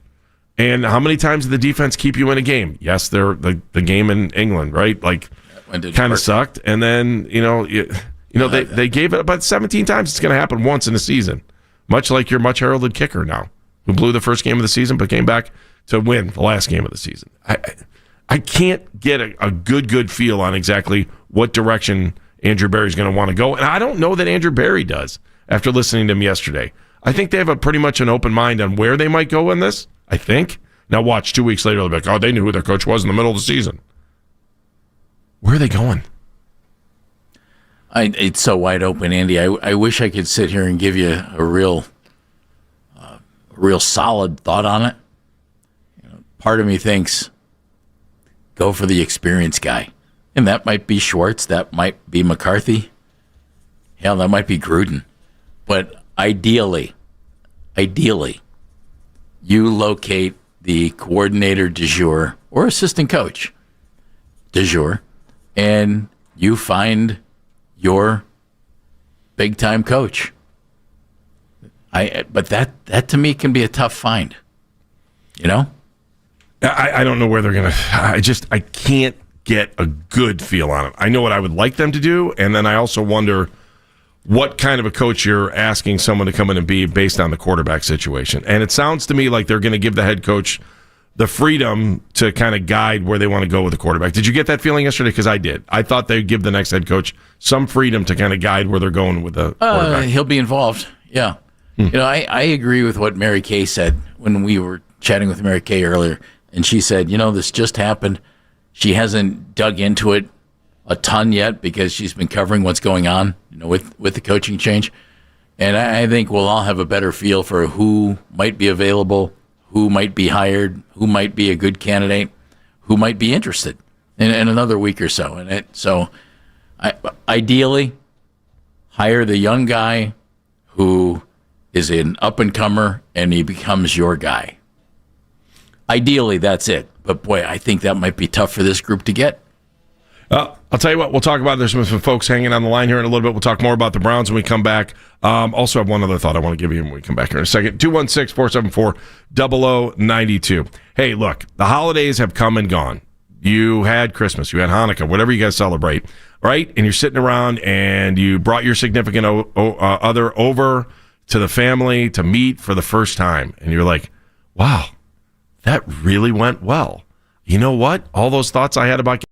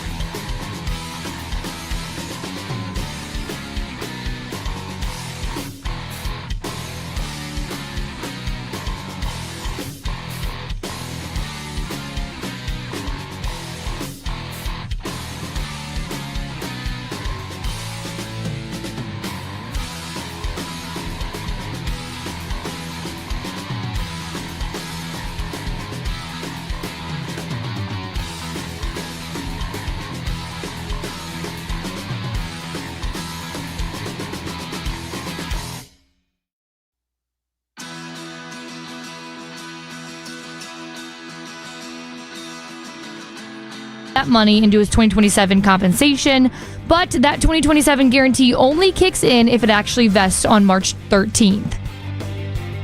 Make sure you get all of the latest Browns content filtered right to your phone now that it's the off-season by following the Browns playlist and 92.3 The Fan on the Odyssey app. Headline Sports News continues every 20 minutes on 92.3 The Fan. From the University Hospital Sports Desk, I'm Mackenzie Flume. Hey, thanks for listening today, and thanks for watching on YouTube. Mary Kay Cabot joined us at 11 from Cleveland.com, then James Palmer from The Athletic joined us at 12:20. Speaking of Athletic, Jeff, I don't know if you caught the story. I just saw it on Sports Illustrated, and we did catch it. Somebody caught that on our good friend Robert. Caught that on Twitter, too, that the A's are running into a big issue with becoming the Las Vegas Athletics because of a trademark issue. And it sounds like they may not be able to be called the A's. The Trademark Commission said they were denied by the Patent and the Trademark Office. Well, they said the decision online, it's clearly stated athletics appears to be too general. It's stating the word athletics means activities such as sports, exercises, and games that require physical skill and stamina. And it said, please see the attached dictionary definition from the American Heritage Dictionary of English Language. Didn't it have a trademark when it was in Oakland? I would think so. In Kansas City, in Philadelphia? Well, maybe they're just saying that it's regional. They also know the A's could look to excerpts from websites about other athletics. And I don't know. Nonsense You there. think it's going to cost them just some money, or would you change the name? I would make sure I'm the A's. Well, then iconic. I wonder what I wonder if it's if it's Las Vegas Athletics, Las Vegas A's. That's the problem, or if they then just become Nevada A's. That's another way you could probably go at it. You take I don't know how else would you do it. You could change it. You could become more regional, Rocky Mountain A's or something like that. Your stadium to Sparks, Nevada. Oh, there you go. The Sparky A's. Only you, Jeff. Only. Yeah, I guess. I don't. It would be a shame though if we end up losing that name from Major League Baseball. They're iconic uniforms. It's an iconic name.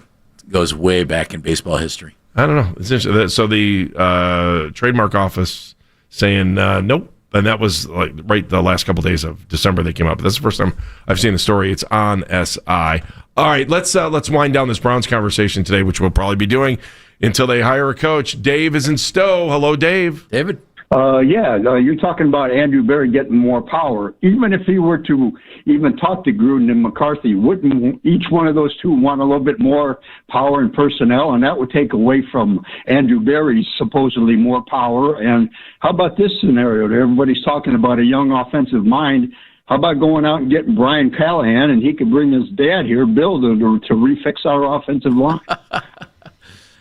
Yeah. Brian Callahan won't be a head coach here.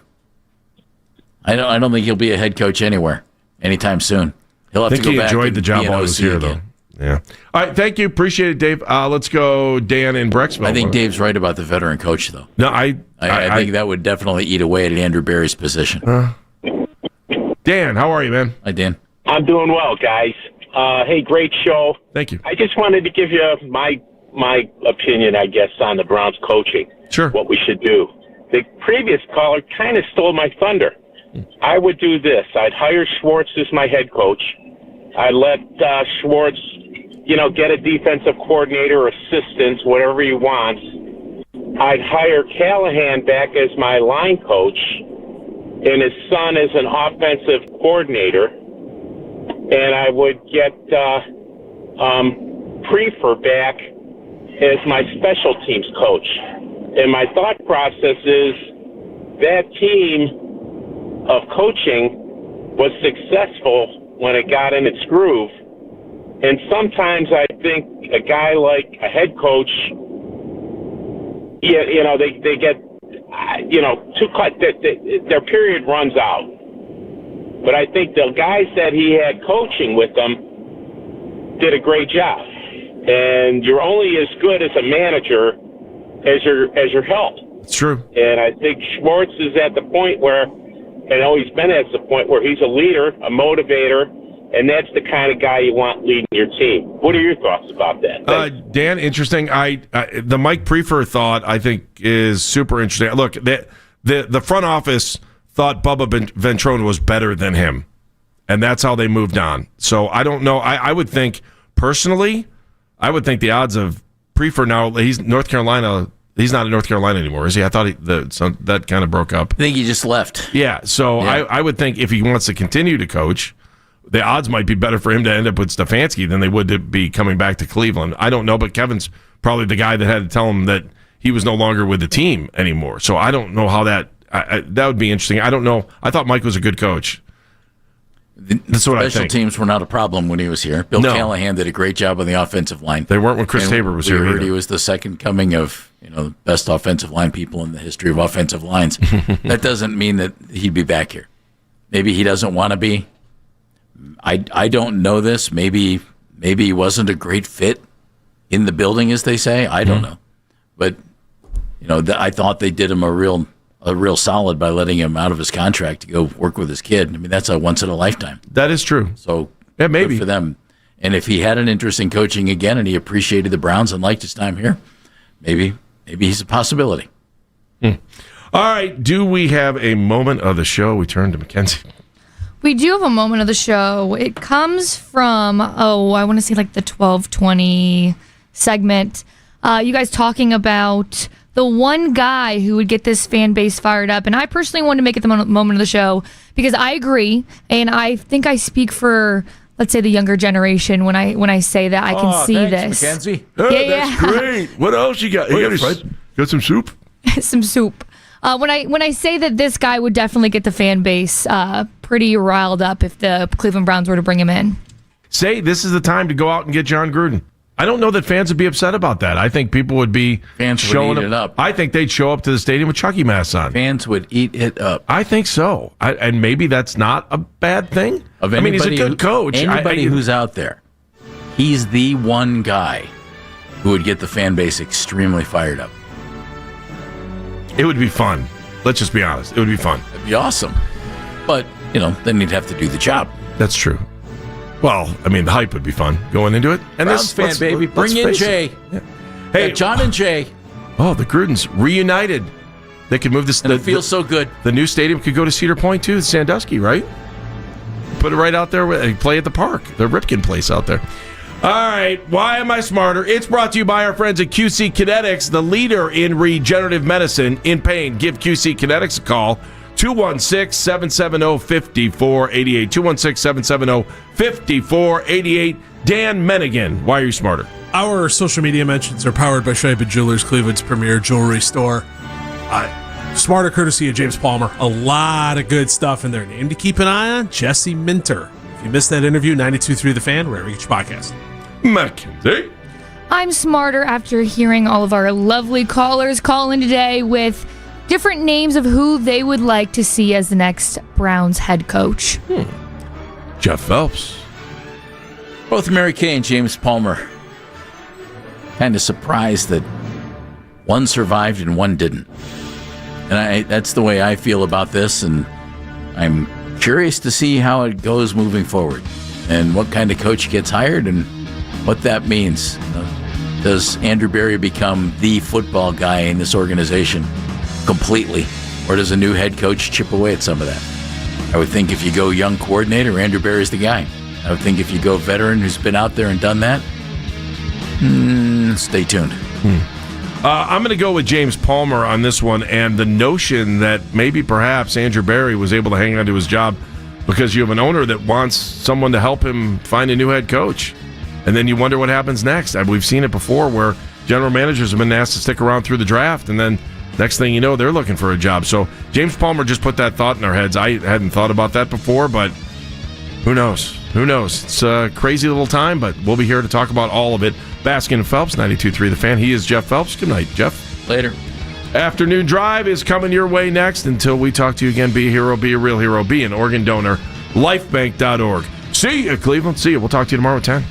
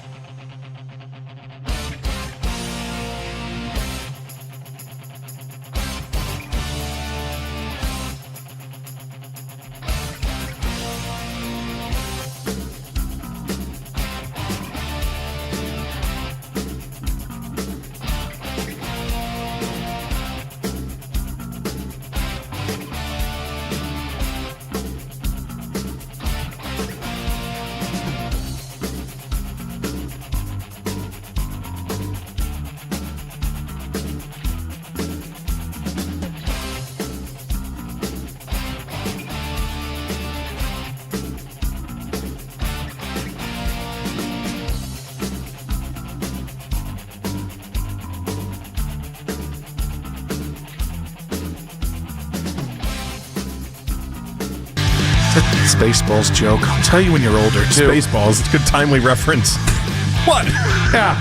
I forgot over there. K-pop Demon Hunters dropping Jonathan Peterlin. Hey, that's a 2025. Now into 2026. They were everywhere this New Year's Eve. Oh, you look like Scott Van Pelt on your television.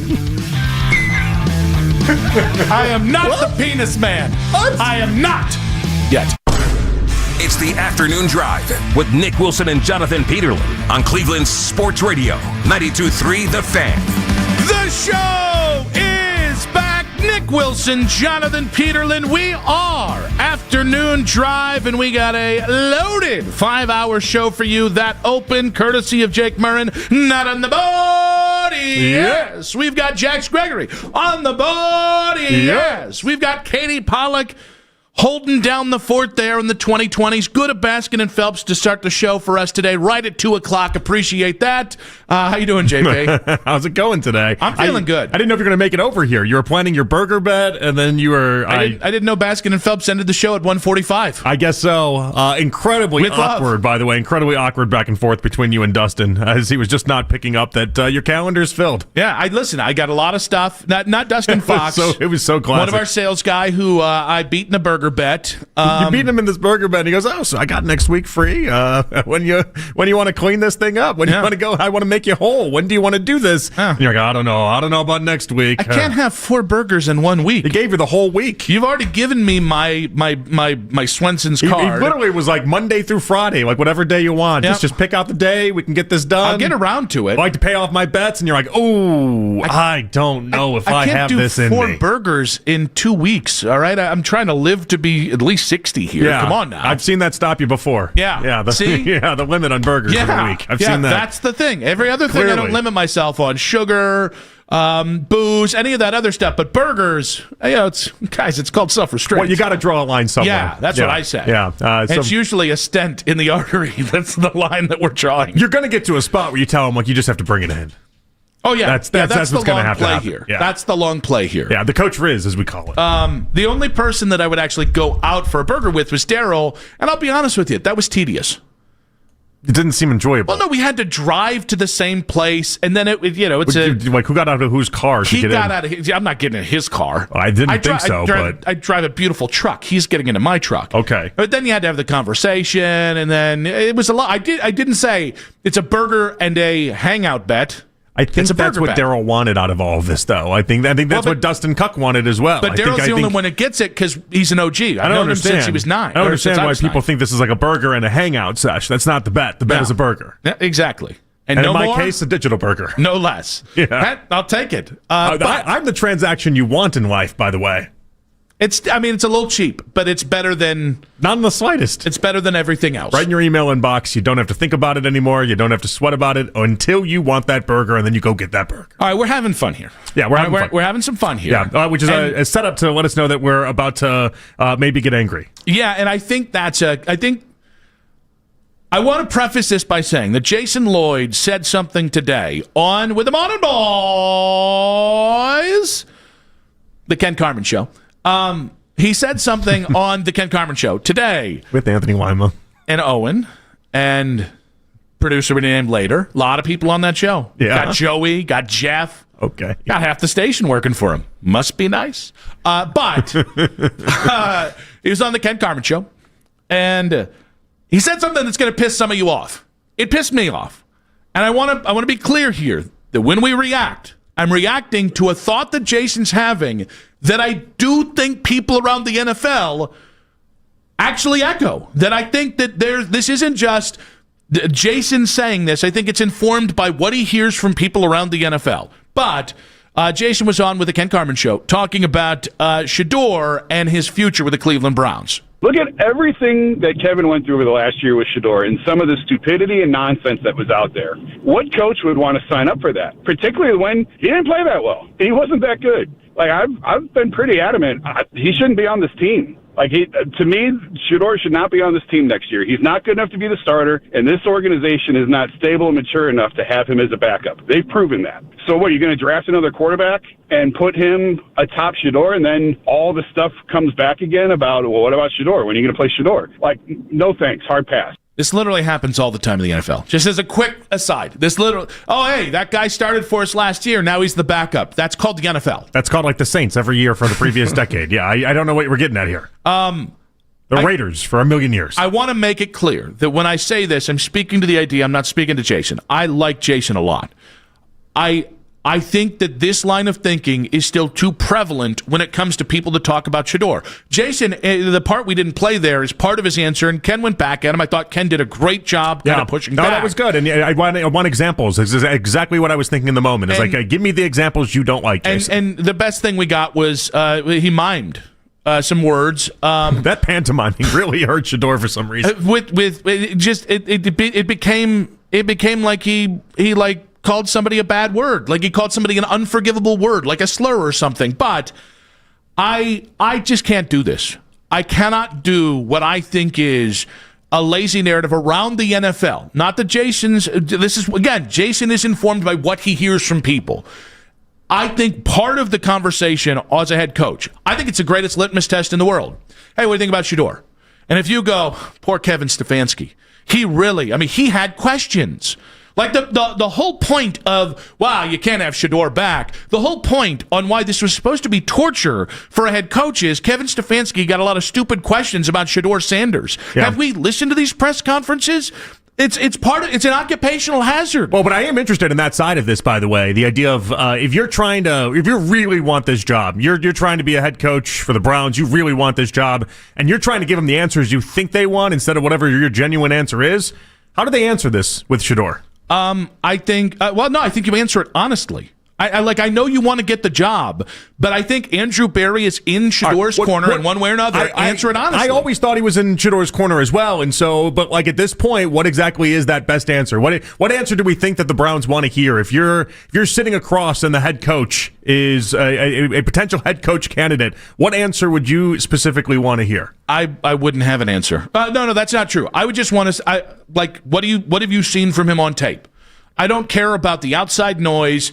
What have you seen from the kid? Have you met him? What do you think of him? Because if you've met him, we saw him. He seems like a really great kid. I mean, it's a tough question to answer, right? Because if you go into the idea that, he had no offensive line, he dealt with a million different injuries on the offensive side of the ball, basically no skill position players of value. Jerry Jeudy's not a true number one. You're just trashing the offense at the start of the convo to the guy that built the offense. You think Andrew Berry doesn't know that offensive line was problematic? Doesn't mean he's going to want to hear it. Then don't take the job. But it's tough though. So I don't know what that answer is. I don't know how you shape this, but I do think that Andrew Berry wants Shedeur to be here, and so I think the new head coach is going to have to get on board with that. I would imagine. I would imagine, again, to some degree. But the idea that Shedeur shouldn't be here because Kevin Stefanski was annoyed at questions, I can't do this.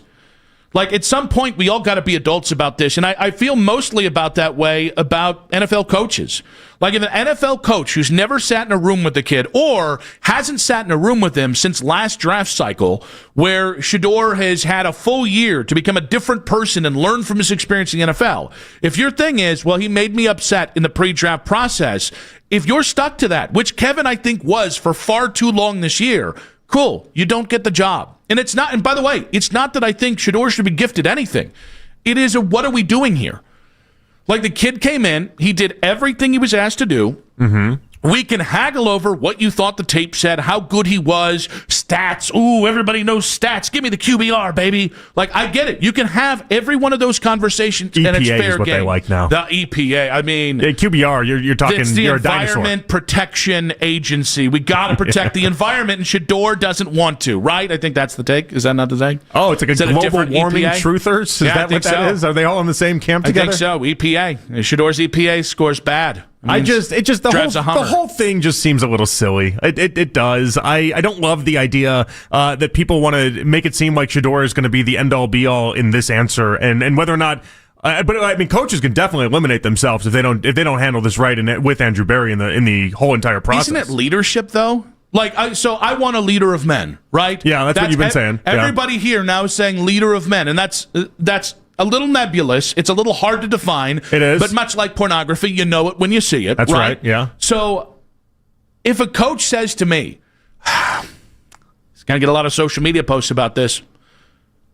Okay, you're not a leader of men. Well, I would also say what quarterback isn't getting social media posts and clicks and likes at this point? They all have Instagrams. If a quarterback in their social media presence, and honestly, if you think Shador's a little immature and that turns you off, grow up. Like, honestly, I cannot handle... It'll come from the same guys that'll say he's immature while watching videos of Cam Scattaboo and Jackson Dart. And Jackson Dart throw his head through an actual, like, legitimate plasterized part of a wall and be like, no, but that guy's cool. That guy's just a gamer. That guy he just has a lot of gumption, that guy. It's like, what are you talking about? If you're afraid of the noise around Shador, honestly, you're chicken bleep. Like, really, you don't, and this isn't a Browns thing, it's not a Shador thing. Like, if a guy doesn't show up on time, if a guy is disrespectful, if a guy won't work, if a guy doesn't want to learn, those are the things that are my non-negotiables. He's got a big TikTok following, and we get some questions about it. We get questions about the backup quarterback.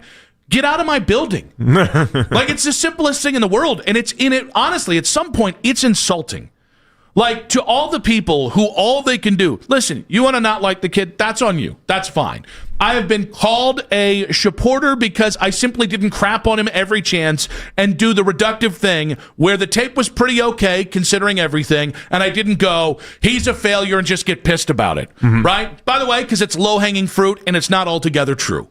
But the point is, if you can't handle, this idea that Kevin Stefanski went through some sort of war experience, like them drafting Shador Sanders was his Vietnam, is so incomparably dumb. One, it's insulting to Kevin Stefanski and makes him look like a total B. Yeah. Two, it paints a picture that this big, tough NFL, these leader of men, we're real football men, right? Oh, man, we're tough. I'm going to fight you in a bar. I'm going to watch Roadhouse and get with a bunch of guys and beat each other up. Did you just try to score a defensive touchdown there? Is that what happened? I gave the little give a little honk. Yeah, right? Yeah. Because I'm a football guy. You seem like you're starting a lawnmower when you grab it. It's insane. Let me beat my chest here. I'm a football guy. I'm like Leo with McConaughey on Coke in Wolf of Wall Street. I'm a football guy. Not Shador. Oh, no. Lord, not a question about a backup quarterback. Please, Lord. All the humanity. Take my firstborn son, but not Shador. Not a question about Shador, dear God. 3 questions in one session? Yeah. About Shador? No. Why'd you say his name like a question mark? No, please, God. Shador? Take my wife, but don't make me deal with questions about Shador Sanders. Yeah, I know. God forbid we have to answer about his development or answer about just a simple thing about how his game went. I agree with you. I think it's very, very soft of any potential head coach to come into a building and then tell Andrew Berry we can't do it because of Shador. It's incredibly soft. I want to be there. I want to be there. I don't think Andrew Berry likes Shador. I don't think he's ready to say I'm done with him and this is your call. It's not about Shador though to me. It's about how stupid. What's about what he symbolizes to you is the idea here. It's about how stupid this is. Can you deal with any sort of, whether he is doing it or whether it's his fans doing it or whether the people around him, whatever it comes with Shador, can you deal with that? And if you can't, I got bad news for you. There's always going to be a quarterback with an Instagram following. There's always going to be a wide receiver that wants to go on Dancing with the Stars. There's always going to be a running back that is dating a Kardashian. Okay, like this exists all throughout the NFL. It always will. It's just going to be a different guy. If you can't handle it now, you're not going to be able to handle it in the future. I'm embarrassed, and I in fairness, because it's not just about football guys. It's about the way reporters have started to get upset and basically blame the kid because there's Shador fans out there, supporters who will go after them on social media. Well, they won't be happy until this turns into Tebow. They called it Tebow Mania 2.0, and those set of people won't be happy until it legitimately turns into Tebow, where he tries to play a different sport or something stupid, or tries to come back as a tight end or something insane like that. Like, that's what they want out of all this. And that's where I just think it just doesn't sit well with me. At some point, if we all agree, Shador's been nothing but a great kid. He's been in the community. He clearly did the work necessary, no matter what you thought about the on-field product. Mm-hmm. If this is such a hang-up for a coach, I instantly lose all respect, and I would feel that way no matter who it is. If it was Quinshon Judkins, well, but he's on social media. Grow up. And I honestly do think, like, I like the idea that Shedeur shouldn't be here because of anything other than football. If you want to say you don't think he's an NFL quarterback, make your case. Yeah. I disagree with you, but we can have a disagreement here. But we can never just have the conversation about the football player because everyone gets stuck up on anything other than football. If you just look at the kid and if you look at the football, that's where the conversation belongs. And if a coach can't jive with that, he's exposed himself in an incredibly embarrassing way. And listen, he hasn't earned the same, whatever you want to say, platitudes, everything else that I'm going to attach to how Ben Johnson treated Caleb Williams. Caleb Williams was the number 1 overall pick. Yes. There's a lot more to that, obviously, so I'm not going to whatever. But like when Caleb Williams, after year 1, people started talking about all sorts of different things around Caleb Williams. Did he actually hate Chicago? What's the deal with painting the nails? Is he soft? Is he this? Is he that? All these things. And Ben Johnson, by all reported accounts, went into the meetings with everyone that mattered and was like, I got this. This is my guy. He's the least of our problems. We got to get a guard center guard. He's the least of our problems, okay? That's a good thing. We want this type of guy. And like that should be the mentality. And that doesn't mean obviously Shedeur is Caleb Williams. I'm not saying that, but the idea is that you should come into the situation and say that's the least of our worries. That's the least of our problems. 474-0092. At Nick Wilson says, at Jay Peterlin on social media reactions on X, powered by Scheiben Jewelers, Cleveland's premier jewelry store. Jason Lloyd says Shedeur shouldn't be here next year. Do you agree or disagree? I said agree in a weird way there. We got quick hits coming up at 2:40. We've got John Fanta, the burger bet shirkin. He's shirking the responsibility. I love the development from Fanta with this. At 4:20, Jersey John joining us at 4:20 today. Albert Breer at 5:20. We'll talk a lot about the Browns coaching search. Who's the right candidate? Was Kevin the scapegoat? All that. Lance Reisland coming up at 6 o'clock today. A loaded show to talk about, but should Shedeur be here next year? Is he too much of a distraction for the new head coach? And the Shedeur experience, we're going to put a little bow on it in 5 minutes on 92.3 The Fan. Mr.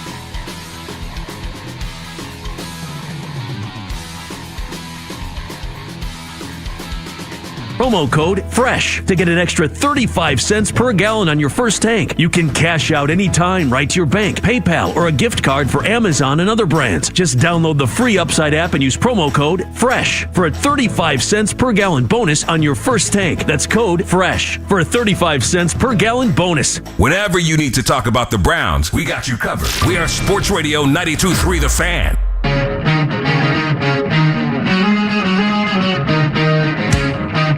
Quick hits coming up in 20 minutes. Nick Wilson, Jonathan Peterlin talking about Shedeur. And if these coaches are going to be okay with it, I just feel these big bad coaches. I just feel like how are they going to handle it? We got to cue the Sarah McLachlan. I'll answer your question. I did finally come around to an answer on your question. Okay, yeah. Which is, if you're Andrew Berry, what do you want to hear from the prospective head coaches if Shedeur comes up? Because obviously everyone's done interviews in life. There's obviously questions that you trip over, and you don't answer that correctly. There's the whole job interview. I just want to hear, what do you think of the football? And have you met the young man? If for 1 second you go, a lot of noise around him, okay, you're done. It really is. Again, it's not really about Shedeur, because I don't know if Shedeur is going to be able to be the starter next year. I like some of the things I saw down the stretch. I didn't like some of the other things.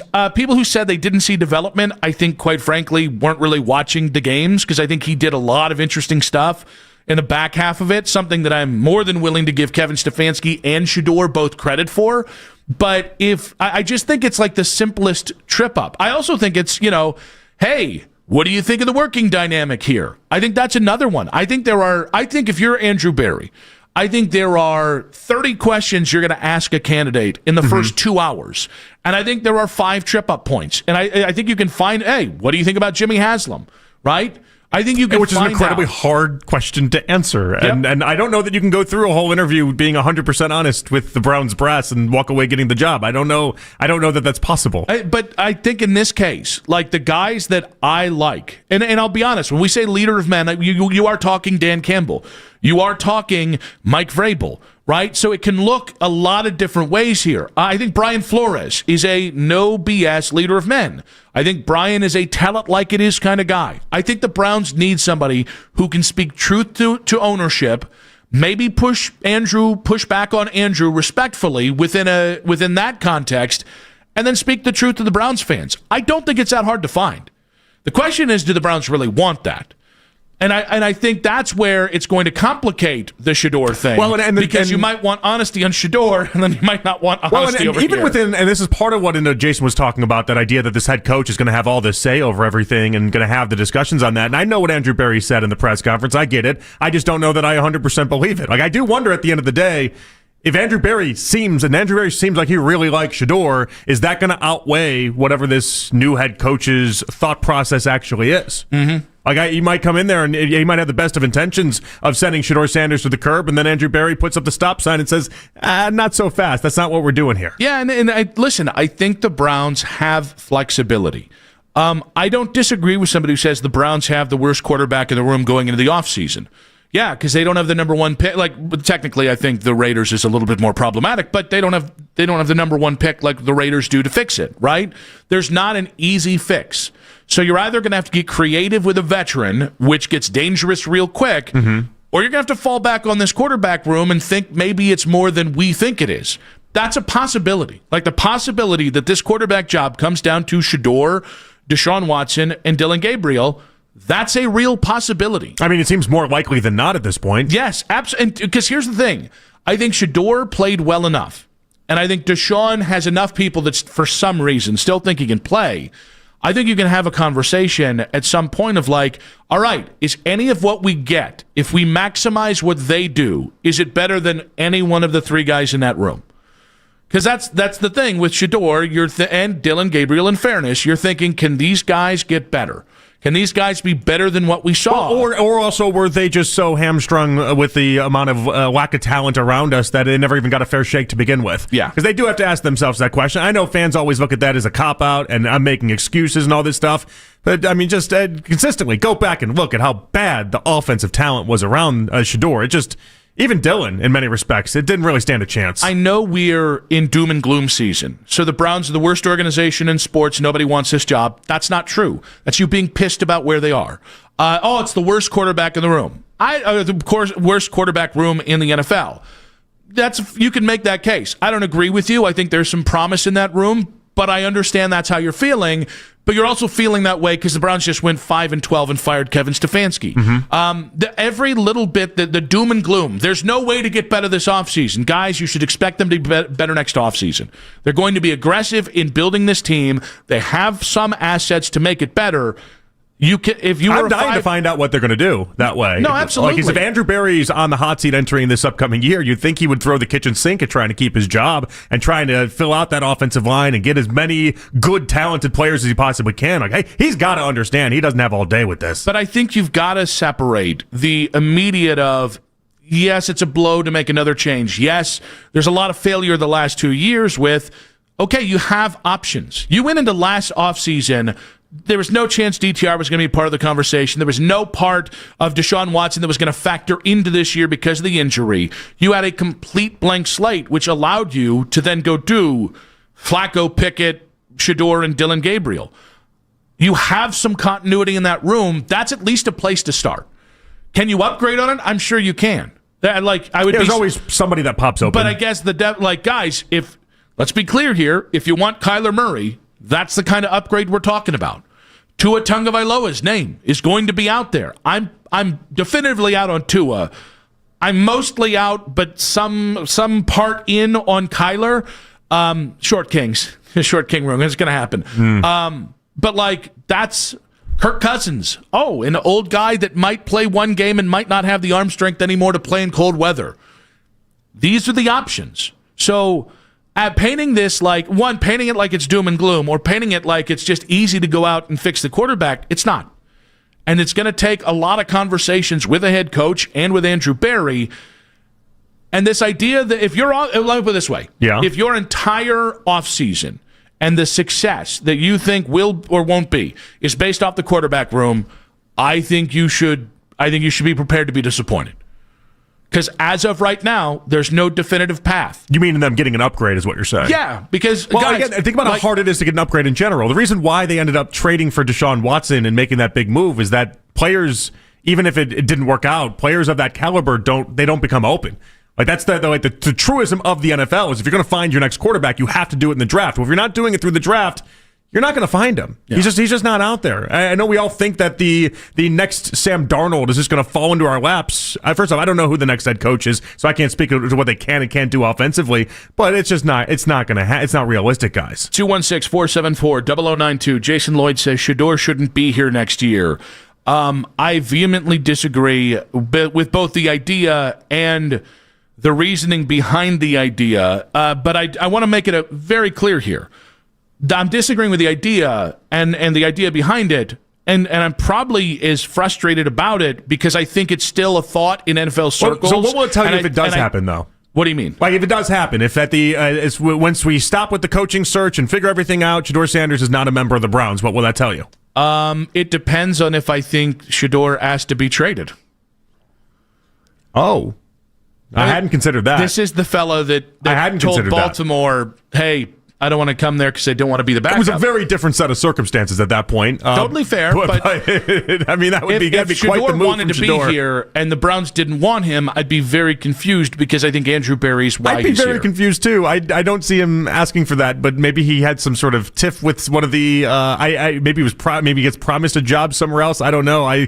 That doesn't seem likely after this last season. But I'm trying to figure out the scenario because again, we can shoot it down and say that we think Jason is crazy for suggesting a head coach. This would really get in their head, and then why should they want him here? But it's not a 0% chance. It isn't. It's not a 0% chance. There could be a head coach that they'd go with that would say, I want to see Shedeur out the door, and that's part of the deal. I didn't mean to rhyme that way. I love when you go full Seuss. Didn't mean to happen. Let's throw a little grenade into the show. Jim, welcome to the show. Jim in Strongsville. Hello, Jim. Oh, guys, there's so much to unpack here. Listen, I don't think Shedeur should be a big topic of conversation in any interview. I know you guys are going to say he's the guy that started the last game for the Cleveland Browns. Listen, and I know you think that Barry is really high on Shedeur Sanders.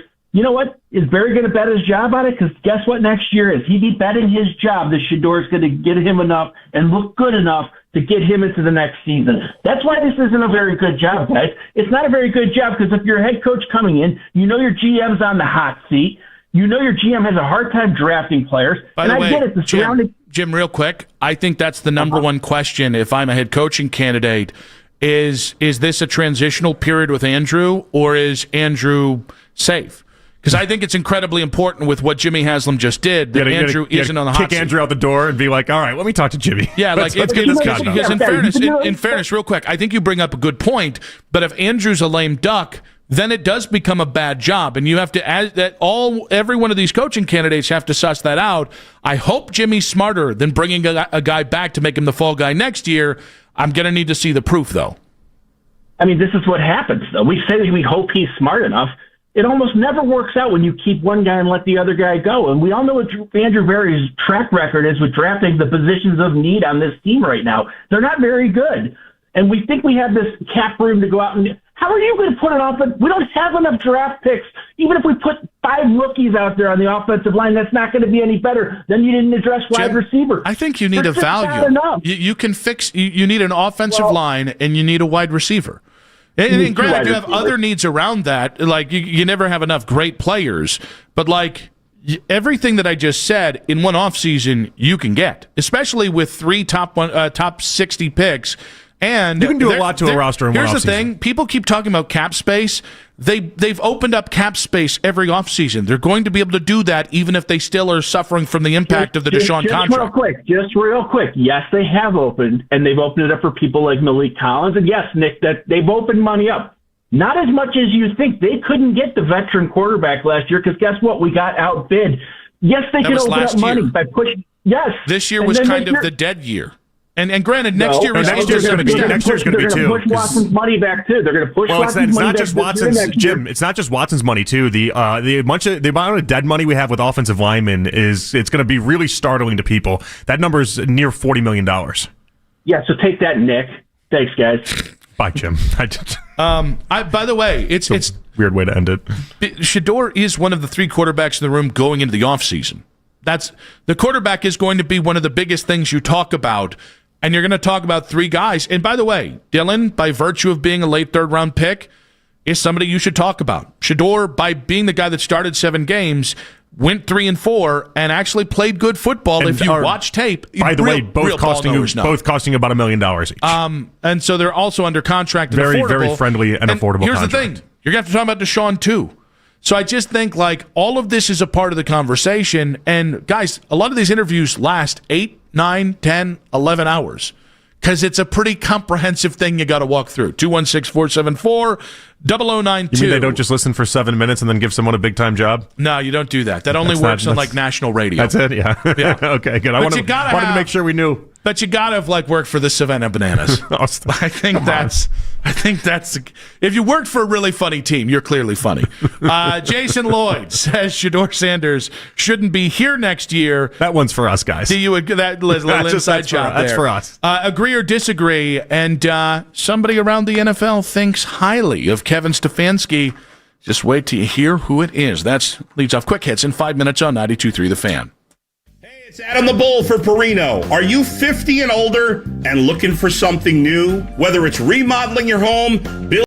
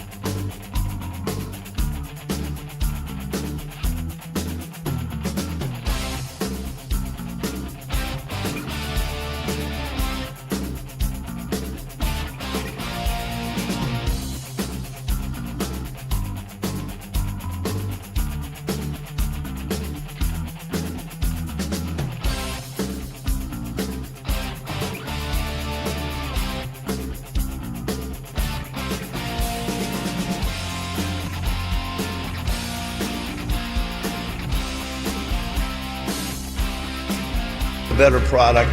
Our sole goal here is to be a consistent winner, not win 8 games in 2 years. That's not what we're trying to do. That's not acceptable. Our fans deserve better. We are Sports Radio 92.3 The Fan.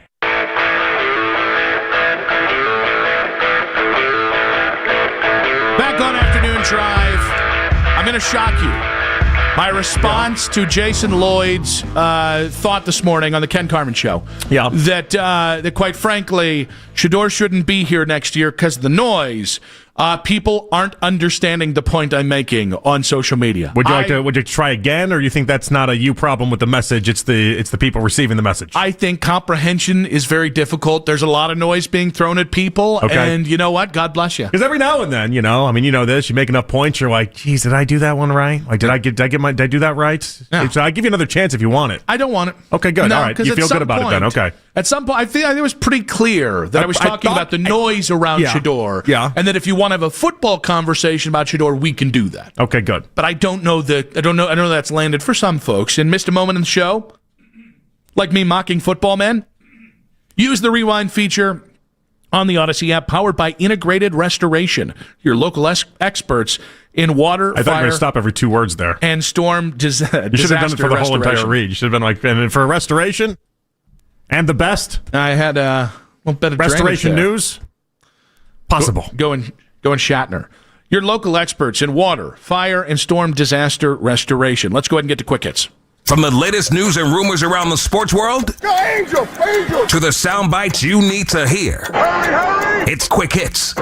Kevin Stefanski is a popular name in coaching circles, including in New York. Mm-hmm. We do have word that Kevin will talk with the Titans on Saturday, but within New York, with the Giants, this, of course, led the New York media to asking quarterback Jackson Dart what he thinks of Kevin Stefanski. Coach Stefanski was great. He's had a really good career, especially from an offensive side of things. I thought that, the visit with him and his staff went well, and I think he's a really good coach. All right. That he said nothing. He said nothing. Would Kevin Stefanski, with Jonathan Gannon as his defensive coordinator and Jackson Dart as his quarterback, will you have faith that that's going to work out? I don't have faith that it's going to work out with. I think the best situation for him, legitimately, where I'd be like, all right, maybe he stumbles into an 8-9 or something like that, would be Atlanta. I've been saying I think the Raiders make the most sense if I were him, but the problem with the Raiders is that I think he's going to ruin Mendoza. Mm-hmm. I think he'd wake up 2 years later and be like, oh, Mendoza doesn't throw the ball down the field. I turned him into a check down Charlie, and he stinks at football, and now all of a sudden I don't have it. Because I think Stefanski's only as good as the players around him. He needs a loaded roster, and there's not really a loaded roster. Atlanta's about as good as it gets. The Giants aren't bad, though, but I don't think it's going to work out, but I don't think it's going to work out anywhere with Kevin. It's weird. I think Dart fits what Kevin wants to do more than Penix does, but not Cousins in Atlanta. Here's the thing. I think Jackson Dart is just a knockoff Baker. And he's kind of a meathead. I will say not as incendiary. More does the coach speak. So I think you can be competent with Jackson Dart.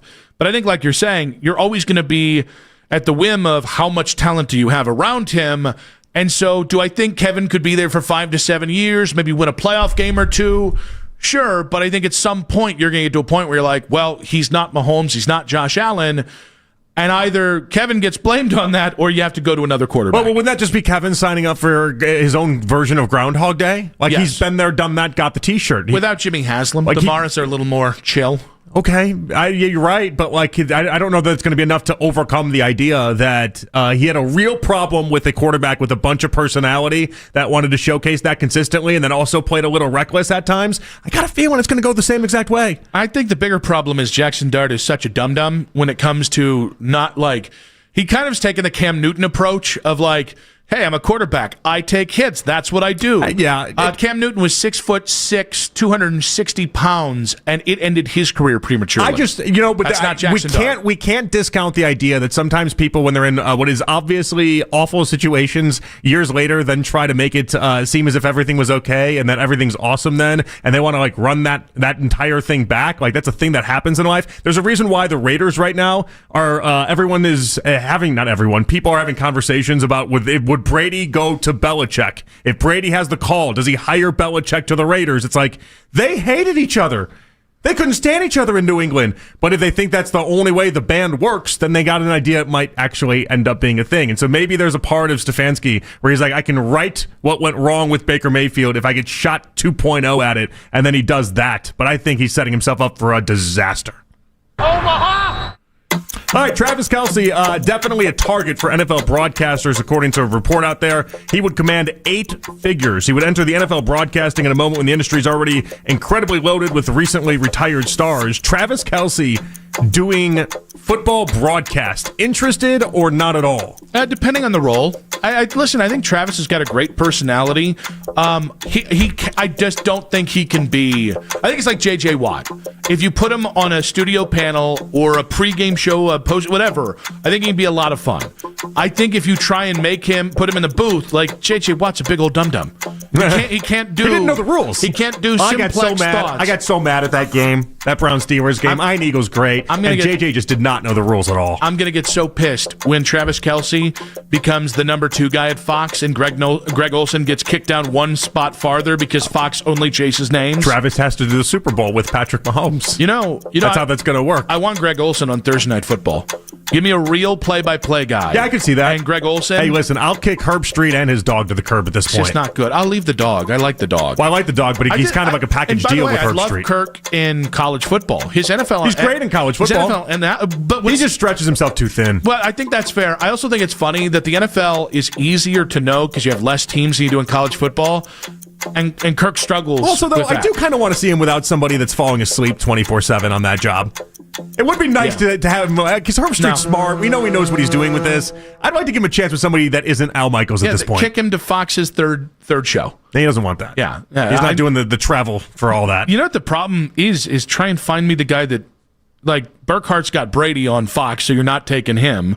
Find me the guy. The guy that replaces Al Michaels. There really aren't a lot of great play. There's a lot of play-by-play guys. Everything right now is going to either going to Joe Davis or Jason Benetti. That's the new rule. Yep. If you're young and there's a job that's open, that's where it's going.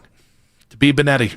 I've said it for a while now. Yeah, man, he's really got it going on. Ohio State legend Bobby Carpenter spoke about Bucks Ohio State defensive coordinator Matt Patricia's future in Columbus on 97.1 The Fan yesterday. I think that Matt likes it here. Does he want to stay here long term? I think that there's a thought that he did. I know that Ryan really appreciates him being here. Mm-hmm. The only question that I have when it comes is, would he rather coach in the NFL versus college? Because I think based upon how well his defense did, there's going to be a number of people that may be interested in him coaching in the NFL. Unlike Chip Kelly, year one, and I want to see Matt Patricia back in Ohio State, but especially if I have a New England tie, if I am a head coach looking for a lockdown great defensive coordinator hire, Matt Patricia's got to be at the top of the list here. I would think so. It's interesting. The NFL world, if it's not associated to Belichick, has just kind of turned its shoulder on him. And you'd have to think the Buckeyes did a world of service for him. I'm not as invested in him getting another shot at it. I feel like he's had a lot of shots. I like him in the college game. No, I like him in the college game, but I wonder if Chip Kelly hurts Matt Patricia trying to go back at the NFL, because Chip Kelly got $6 million a year. I don't know how long that contract was to fail in Las Vegas.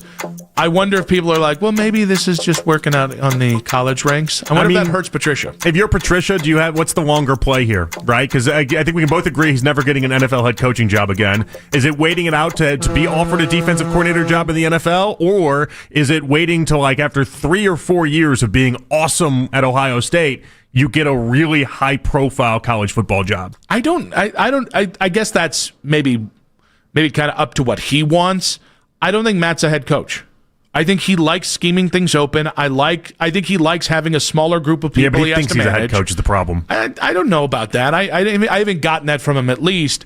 I think he should understand that his bread and butter is spent in the next 20 years as Steve Spagnuolo and making a just ridiculous amount of money in the NFL. I just think it's an easier job in the NFL. I think college, there's so many moving parts. The portal, I don't know. I guess if you don't have to recruit, it's an easier job, but still, there's too many things you can't factor in from year to year in college that I think the NFL job is, as long as you got a good head coach, is a pretty easy job. Omaha! All right, let's go to the NBA. Steve Kerr last night got ejected. Snoop Dogg ended up being on the call on Peacock, and this is how it went down. Uh-oh, Steve, don't get thrown out. Get him out of there. Get him out of there. Back him up, GP. Back him up. Steve ready to fire on him. He's already gone. Steve banging Inglewood right now. Inglewood. Get him, Steve. You in Inglewood, Steve. The Arizona Wildcat that came out and look at it. Snoop Dogg, he's fun. That's why they put him on hockey games. Now he's doing the NBA games where he's just popping on. And basically, I listened to a decent portion of it. It was him just yelling about how much he thinks the game sucks now. Yeah. Well, everyone else was like, we don't want to get in trouble here, Snoop. Just calm it down a little bit. And he's like, no, they just post up. What are we doing? That was fun. It was a lot of fun. I think, whereas the Manning cast, you can only really do the Manning cast for football because those Manning brothers, they don't really know anything. They don't know how to tie their own shoes, but they know football, right? I think you could have quarter zips. I think you could have a blunt cast. And I think Snoop, it could like be him and Marshawn Lynch. I think it's just be Snoop. You're going to need somebody to actually talk when he zones out because he's higher than hell. But I think you could do the blunt cast on every sport. Is what Garrett Blunt invited. Like 1 week it's this NBA game, the next week it's a bad NFL game, and I would watch the ever loving hell out of the blunt cast as it goes from sport to sport. The blunt cast in baseball? Are you kidding me? Snoop just trying to be like, is Bob Gibson still pitching? Like, it would be the funniest damn thing. It's not 1968, Snoop. What's going on? Right? Hard pass on the blunt cast. Why? Good novelty, good idea in theory. Well, the execution would be awful. You gotta put some. Who is your all-star cast on the blunt cast? Well, no, I mean, let's break it down. Who's our guy? The blunt belongs to Snoop. Yeah, and Snoop has to pass it around. Obviously, then there's probably who's he passing it to? No. There's a lead guy. All right, and he's kind of boring, maybe dour, maybe hadn't made love in a while. Lining up like sponsors like the Cheech and Chong tequila or whatever it is, or the Willie Nelson tequila, whatever that is. But like that's a little looking down over there. What do you mean? They have Quiznos as one of the sponsors because it's blunts. Doritos, the whole gang, everybody gets involved. Yeah, what are you talking about? Very derivative rundown. It's all Taco Bell commercials. That's it. It's all Taco Bell. Yeah, but you'd sell a buck ton of Taco Bell. Who doesn't have the munchies? Am I right? You're watching that cast. You're playing along. No, I think it's an interactive at-home game. That's all this is. So I will say, you got to build a cast. Who stars in it? Well, no, it's Snoop Dogg, but you have to have like a Joe Davis lead it or a Jason Benetti. You have to have a... But they're straight edge then. Yeah, no. They're sober. And their job is, hey, 25-yard pass, hey, this basically was for the hat trick. This was basically every Monday Night Football crew we had for like the 1970s to 1995, except instead of weed, it was alcohol. Yeah, but you gotta have somebody a little fun. Like it was just everyone was boozed up calling these games 24/7. But a little fun. But then Snoop gets to just owners would bring booze to the booth and be like, "This will keep you warm." Snoop's Iverson. All right, he needs the ball in his hand, except when he doesn't. And that's basically your job there is Snoop's feeling a little low right now. He's refilling the tank, as it were. Yeah. And he's asleep on the beanbag chair in the corner. So talk. Basically, it's fill time when Snoop's too high. Right? But you could bring in a cascade. I guess Marshawn could be a guy. Honestly, anybody that just likes weed could be a guy. I don't even, listen, I think this would have horrible execution, but I want to see you go to TNT and make a pitch. No, it's the blunt I want to see you go to ESPN and make a pitch. I want to see you in front of executives I can sell the blunt making the pitch for this and being like, guys, I got it. Yeah. This is what we need. It's like inside the NBA, but with copious amounts of secondhand smoke. That show could use a boost at this point. People forget it's even on TV at this point. Well, no, I'm not going to do it. You know what? Do it. Good for them. I like those guys. Yeah. I'm not going to take a shot at ESPN. Great network there. They do wonderful. The very original thought processes. They know talent. Do you have a favorite candidate? Because I think we're going to the blunt cast. Yeah, that's Snoop. Yeah, be weird if you were like, what about Nick Jonas? I have a guy. Yes, I have a guy for the Browns that I like the most. And in saying it, I understand that I'm not happy about it. We will name guys for the Browns, one guy each, in 5 minutes on 92.3 The Fan. This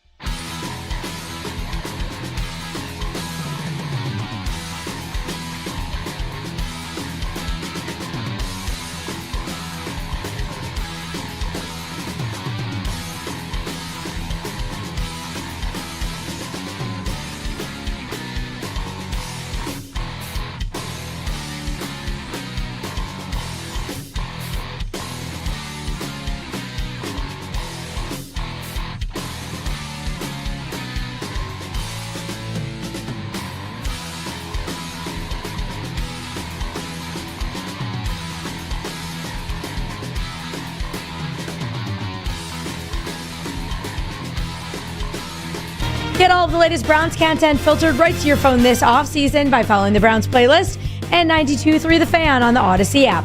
Headline sports news every 20 minutes on 92.3 The Fan. From the University Hospital Sports Desk, I'm Katie Pollock. Go around the AFC North, Wednesday morning at 8. The Ken Carman Show with Anthony Lima. Weekday mornings starting at 6 a.m. 92.3 The Fan. It's the 3 o'clock hour on Afternoon Drive. Back on Afternoon Drive, I've built a Bluntcast. I'm not going to do it now because we got to get to very important matters. Okay. That at some point in today's show, I think I've built what the Bluntcast could be around Snoop Dogg. That I think many people would enjoy watching. You'd have some information to it, but it'd be fun, and he'd go off on stretches where he just kind of goes after it. I think I've done it. Are you highlighting the first Bluntcast guest as well? No, just the guest. It's not about the guest. Right, but it'll be Seth Rogen. Now, all this being said, we have yet to have any official. The Browns are expected to interview ... for the head coaching job. Yeah, I do think it was interesting that Adam Schefter today on whatever podcast he has. It was the Pat McAfee show, with Pat McAfee's producer. Yeah, I think so. Right? We credit that. I think so. Okay, then let's do that on the Pat McAfee show with McAfee's sixth most important guy. That's how that show works. I think the guy's filling in for McAfee today. He's in front of a screen. He's in front of a screen that says Pat McAfee show. I think he's the guy filling in for McAfee. On the nose for me. Yeah, maybe like a life-size cutout of Pat in the background. However, talking about how the Browns how the Browns search for a head coach might look. I don't think the Cleveland Browns can hire a defensive-minded coach and keep that defense together the way it is for this reason. Their defensive coordinator, Jim Schwartz, has done an unbelievable job. He's respected around the league. If they hire a defensive-minded head coach, let's think of the top defensive candidates, Brian Flores, Jesse Minter, whoever, Jim Schwartz is not going to be happy about that. No. And they're going to lose him. So if you're the Browns, you are absolutely looking at an offensive-minded head coach so you can retain your defensive coordinator who's sought after. I think that's how they're thinking in Cleveland right now. I think that's how they have to think because Jim Schwartz is that good and that valuable. If they lose Schwartz, that defense steps back. I've noticed that Adam really likes to use slight pauses. Almost doing a shot here and there. Yeah. To really make himself sound more intelligent. Oh, by the way, that was the Adam Schefter podcast where he had the producer from Pat McAfee's show as his actual guest. That's how that works. Schefter can book anybody on the planet, but it's McAfee's producer. That's the guy that he apparently got. Yeah. That's the guy that he gets. It's okay. That guy. That's guy. Right. I like the thought process though. I don't. I hated the delivery, but I like the thought process. I know it doesn't vibe with the... And by the way, you can find an offensive guy that's the leader of men. That totally is a thing. I always gravitate towards offensive-minded people. That's just how I always think. I understand. I just think if you just limit yourself to one side of the ball, or, hey, if you called plays... I think it gets really dangerous really quickly, and I think you cut yourself off good This candidates. was more about the preservation of making sure that Schwartz remains the defensive coordinator. I think I think you have to talk to Jim, and I think any defensive head coach, like a Chris Shula, you'd have to go, hey, just so you know, you're the head coach. You don't call plays. You're not the defensive coordinator. That's not why you're here. You're here to be the head coach. And as long as, and listen, it might be make or break for Jim. I can't listen if I love Jim. I would do almost anything. I would pay him asinine amounts of money to stay. But if his thing is, I can't go with that head coach because he coached on the defensive side of the ball, then it looks like I just lost Jim Schwartz. And I think that's what Schefter's saying the Browns are scared of it happening, really, in reality. And we don't know. I don't know if the Browns are going to be scared of losing Jim Schwartz this way. We have no idea. What we do know is that for the past couple of years, they've been one of the best defenses in the NFL, and I do think Schefter's right. I think you take a step back if Jim Schwartz isn't here. No, definitely. Well, okay, if Jim Schwartz isn't here and you replace him with a guy that needs to switch the system, meaning like Jonathan Gannon. That's part of the problem with Brian Flores, by the way.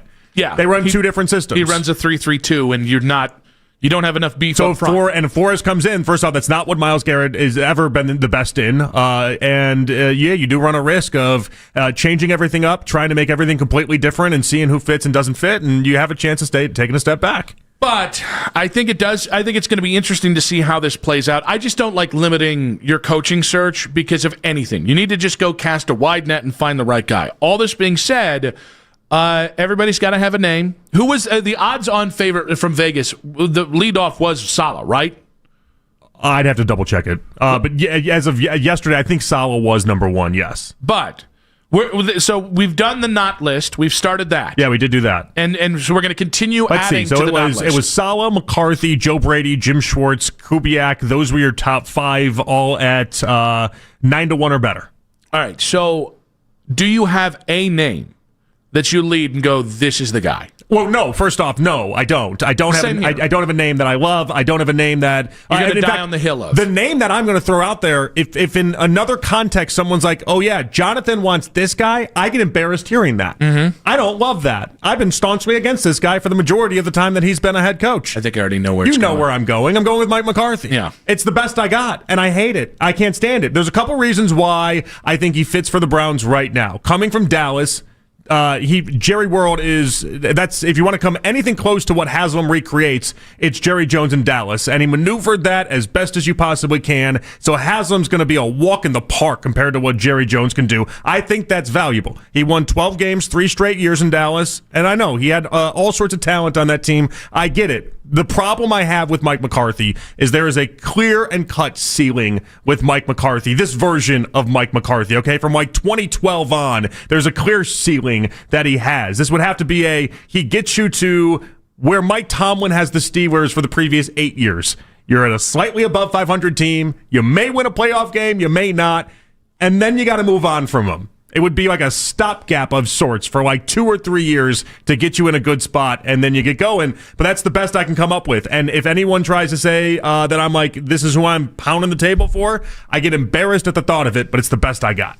I don't think McCarthy's a bad head coach. By the way, I talked to Doug Peterson, too.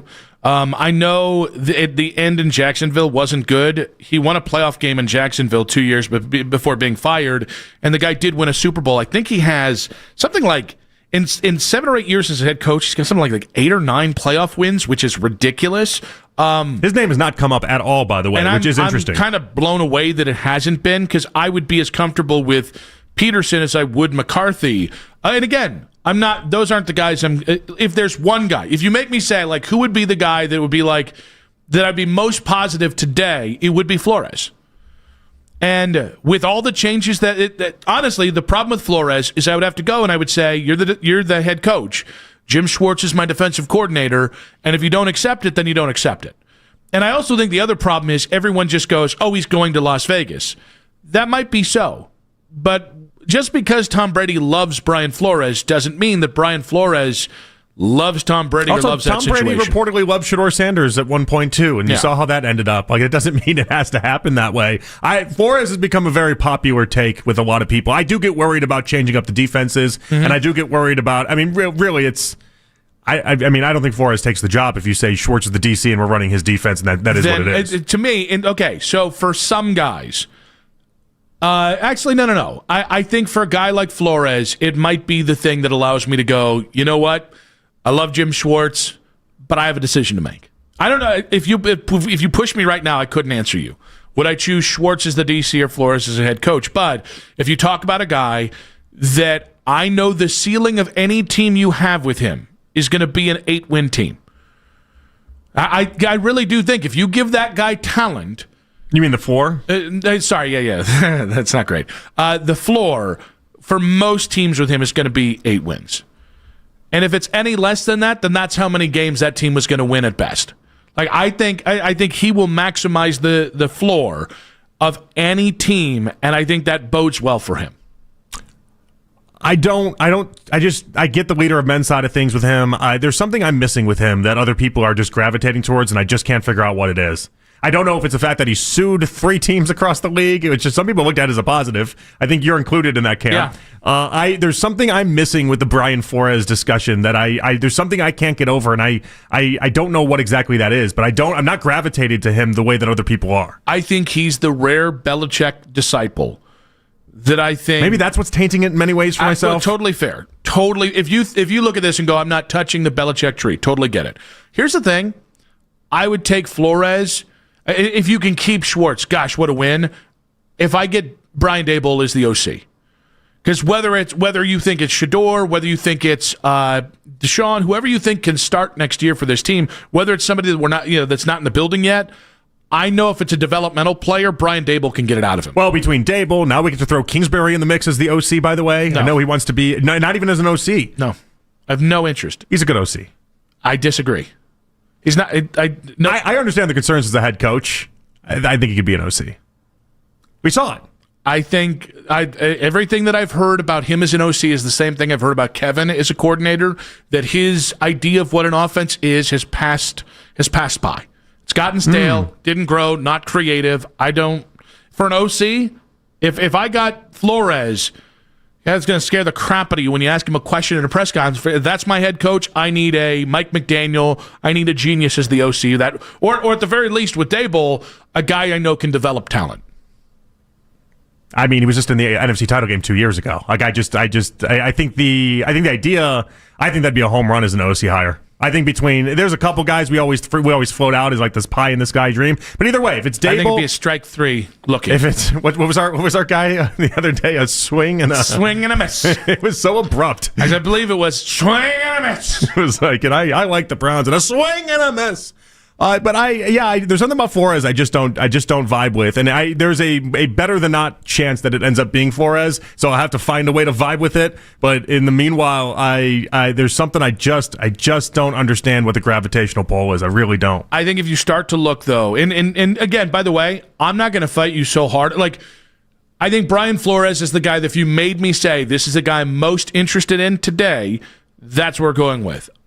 I also reserve the right to change my opinion on this for sure, with more, which is different. Like, there have been years where everyone goes into it thinking there's not one of those guys in this draft, in this coaching search, and that's why, like, I want your list of candidates to look different than Tennessee and New York. Tennessee and New York look like they just took so far. They look just like a tweet from Adam Schefter 3 weeks ago. Adam Schefter thought these are the guys we should interview, so these are the guys we're going to interview. I want a Doug Peterson on that list. I want a David Shaw on that list. I want a Thomas Brown on that list. I want this to be comprehensive and not just, well, you were a good offensive coordinator with this quarterback, let's roll. Yeah, offensive coaches in general, it's been a very stale thing across the NFL for years now, that you just take these offensive minds and you prop them up and you give them an opportunity. But I don't love anybody is the problem. Like I wish. And doesn't that free you though? There's an element of that. Oh no, I hate this. Oh no, see, well, okay. In fairness, it leaves room for the Browns to screw it up. But I get really uncomfortable when there's an anointed guy. Because, yes, Vrabel and Johnson have worked out. Matt Nagy was an anointed guy. There usually isn't an anointed guy, but there's usually somebody that I love that most people haven't come around to yet for whatever reason, or they haven't, seen it the way that I've seen it, so that it's me trying to get people to maybe see it the way I see it, and that part of it is fun for me. And the idea that there's flaws with all of these guys in an immense way is very troubling to me. Do you have a favorite candidate? If you the person you're going to put atop the board to start the search, and here's the thing, there is a guy, he's just not available yet. The $20 million question in 5 minutes on 92.3 The Fan.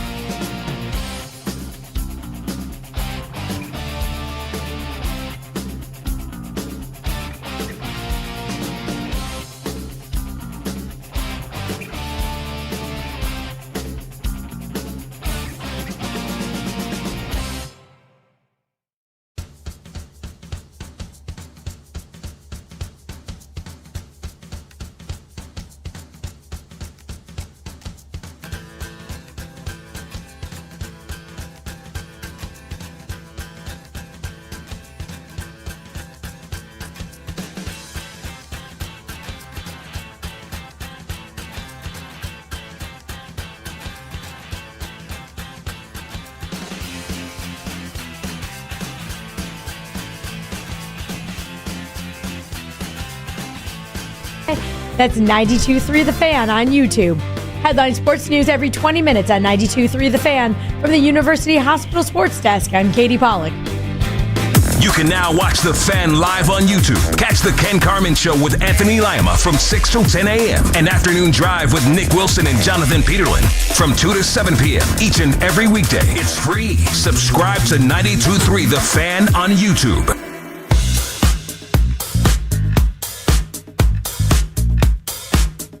John Fanta coming up in 1 hour's time. We're going to find out if Jersey John is officially squelching on his bet or whether he'll be a man of honor, like we expect from Ignatius men and good Catholic men in this beautiful state of ours here.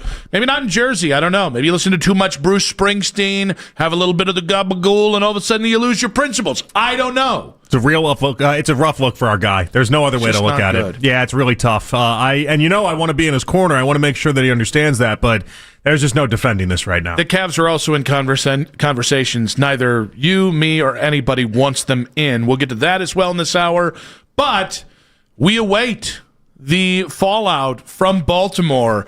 I think with the way that game went down, usually I say if you know what your decision is, make your damn decision and out with it. It all becomes about how do you handle it. Mm-hmm. But if you know your decision, make your decision and move on.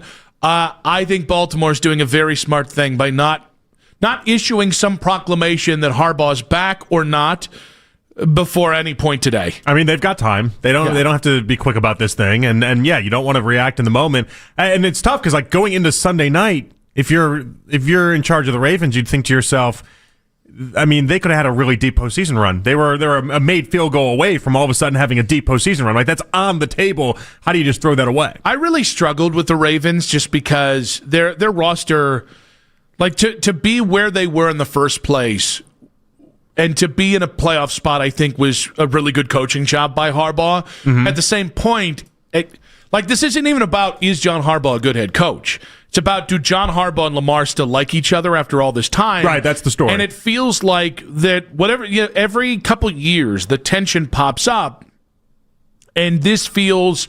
I mean, it feels back to where it was when Lamar was going for a new contract, and while the team was playing in a playoff game, he cleaned out his locker.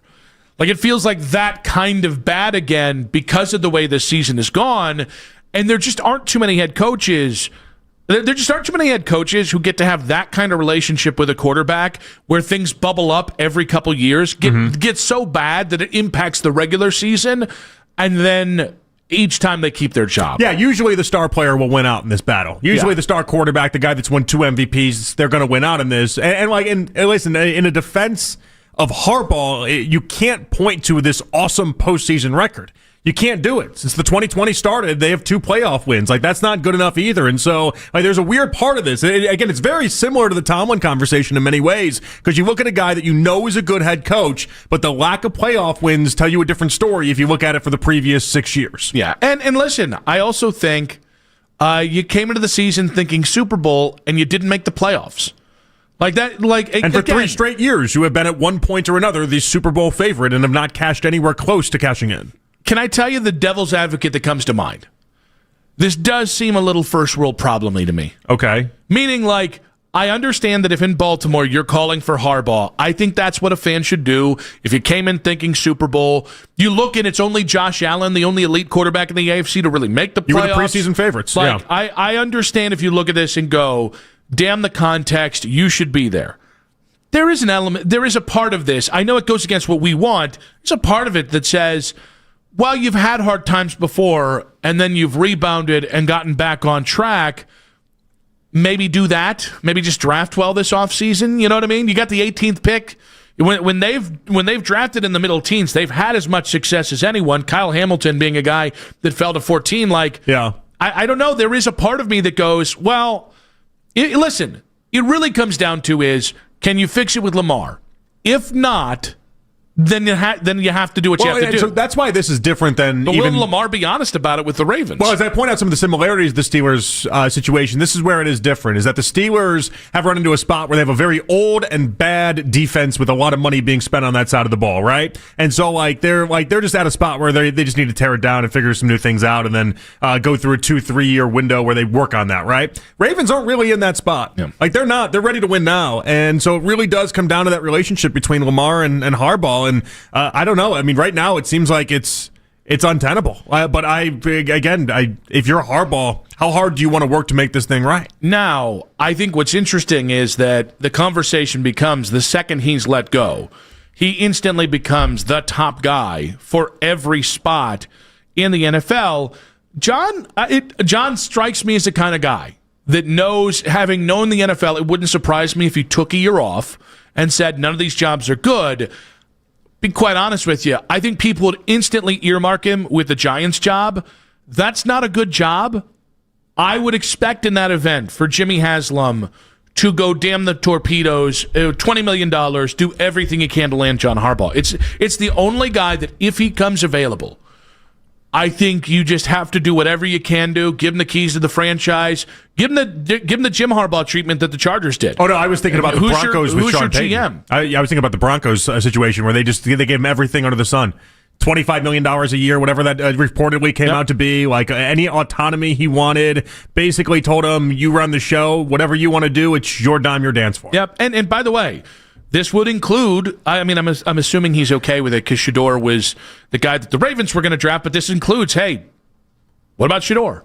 What about the quarterback position? What about Miles, quite frankly? And it shifts everything, because then Andrew Berry would have to be the one that basically reports to John Harbaugh in this equation. Like he would understand that Harbaugh is his boss now. I think it's Andrew Berry asking John Harbaugh, "Can I have my job, sir?" Yeah, basically, yeah. But that's as Harbaugh the only comes guy. in with the "I am the captain now" mentality. And here's the thing: he doesn't strike me as a guy that has that. Meaning, like, Jim's definitely more the egoist between the two of them. Yeah. Jim kind of, his ego leads sometimes, and the weirdness and the milk with the steak and whatnot. Mm-hmm. I don't know that John would automatically walk in and go, I need all of this. But that's the only guy. Like, if John Harbaugh becomes available, and if you want to impress me and immediately make me excited about this situation, even if it means, like, if the Ravens go, hey, we have him under contract for the next 3 years, okay, here's the third rounder.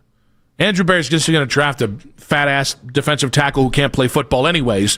Looking at you, Siaki Ika.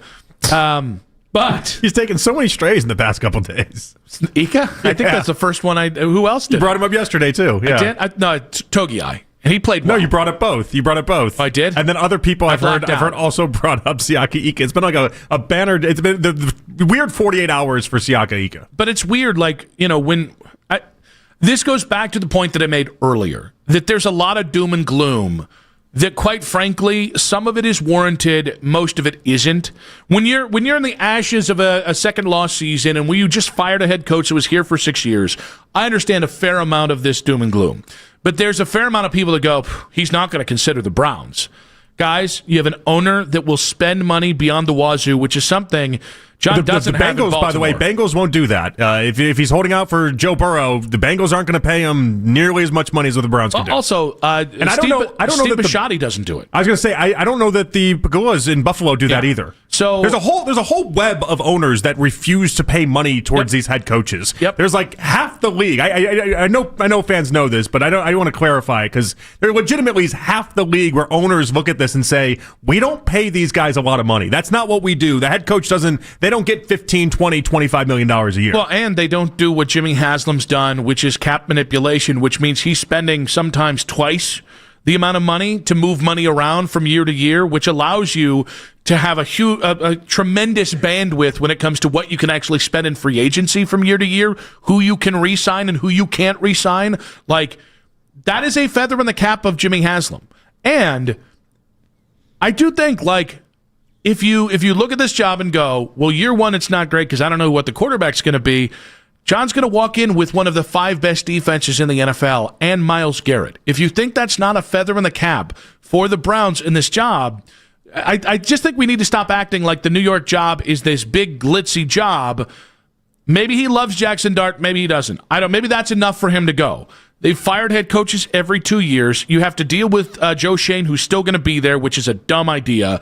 And oh, by the way, the rest of their roster needs a lot of work. So I'm not saying definitively he wouldn't like New York more. I don't know. Maybe he prefers the East Coast to the Midwest. I really don't know. But to this idea of, well, Harbaugh wouldn't come here. You don't know that, and that's for Jimmy Haslam to change the mind of Harbaugh one way or another. Yeah, I mean, listen, I wouldn't bet your money on it happening, but... Well, thank you, because I don't have a lot. I'm not betting my own money. I'm not going to bet yours on it. Would you bet Jimmy Haslam's money on it? No, I'm not betting anybody's money on it. It's just lighting money on fire. Boy, but that's what I'm getting to, though, is that if we're going to do let's go back to the Larry David spite store of this. If this is him just saying, I want to give the big middle finger to the Ravens, and I want to play them twice a year, and I want to stick it to Lamar as much as I possibly can, like, there are certain areas where you can talk yourself into this. I don't think it's an instant no. And I don't think I think it's going to take a lot of creativity, the same way it took a lot of creativity for the Browns to land Deshaun Watson when everyone said you couldn't do that too. And again, like, you gotta get real different in your thinking, and they've shown they've done that before, even to much chagrin of Browns fans. 216-474-0092. So we are waiting to see what happens in Baltimore, but if John Harbaugh became available, do you think he would consider the Browns? We do want to hear from you on the 92.3 The Fan YouTube chat. We haven't gotten to the chatters out there. Drop those corn emojis. Drop those corn emojis. Corn Lito, where are you at? That's right, he's probably... Corn Lito, more like fraud Lito, if you ask me. Yeah. You not going after Cornelito is just an upset of the century. No. Upset of the century. You called him Fraud Lito. I don't think that's okay. I'm not like I feel like Cornelito in and of itself is more because it's Coin Lito. I think it's more insulting to call him Coin Lito. It's all insulting. Drop those corn emojis. Drop those corn emojis. We got them. Look over there. The Texas Truth is dropping those corn emojis. Just understand, I want as much insult hurled towards Cornelito as I possibly can. I think with he insults no good himself. reason, by the way. I have no idea. He might be a nice guy. I have no idea. I think he insults himself with some of his Does takes. he? Yeah. Cool Ray in Bedford. What's up, buddy? Do you want John Harbaugh here in Cleveland? No way, Jose. My name's We Dick. go from one losing coach to another. Are you guys kidding me? What the heck are you talking about? A losing coach? So Harbaugh couldn't get Lamar Jackson, an MVP caliber quarterback, out the playoffs. What is he going to do with a quarterback with less? You know, he's been in the playoffs with Lamar. He was in the AFC title game a couple years ago, right? He couldn't get Lamar anywhere. But you talking about a two-time MVP, Lamar Jackson. Now you want to put him with a quarterback, whoever we get, with less skills. Lamar Jackson. They've been to the playoffs 6 of the last 8 seasons, and their low water mark has been 8 wins in the 2 other years. And that's with Lamar Jackson. Imagine what is he going to do with a quarterback without Lamar Jackson's skill set? Are you saying, Cool Ray, that quarterbacks are important to the head coach? Because I'm going to be surprised here. Listen, I would say this. I do not want him here. I want this is got this 13 is what we need playoff wins since 2008. I know, but Lamar, it's 2 since 2020, I think, is the hang-up there. Because there is that narrative around him, is that even with Lamar, you're not winning playoff games, and that is a problem. Right. But it's a problem I'm willing to go ahead and take head-on if it means he's the head coach here. But that's what, see, y'all doing that, but y'all saying, y'all forgetting, that's with Lamar Jackson. Now, add in any quarterback that we have on this roster or may not have on this roster where he's not equipped. I've always said he had a Lamborghini team over there, and it's something wrong with that. So I don't think he's a great coach. I'm not even a Stefanski fan at all. We could have kept Stefanski other than him. Like, no, I want someone who's going to come in here and who can reach some of these young guys. But I have a question because, I do respect you guys I like that so much. But here comes the but. Here's a question I want to pose to you guys. I like that. Yesterday, everybody was talking about how Stefanski was, it was coming across like, oh, he got a raw deal. Can I ask you guys a real question now? And y'all can talk about it off air if y'all want to. Yeah. Would we really be talking about Stefanski with his record and him getting another job if he was a black coach with that record, with his record? JP, you want to take that one? Do I think he'd still be the bell of the ball if he was black?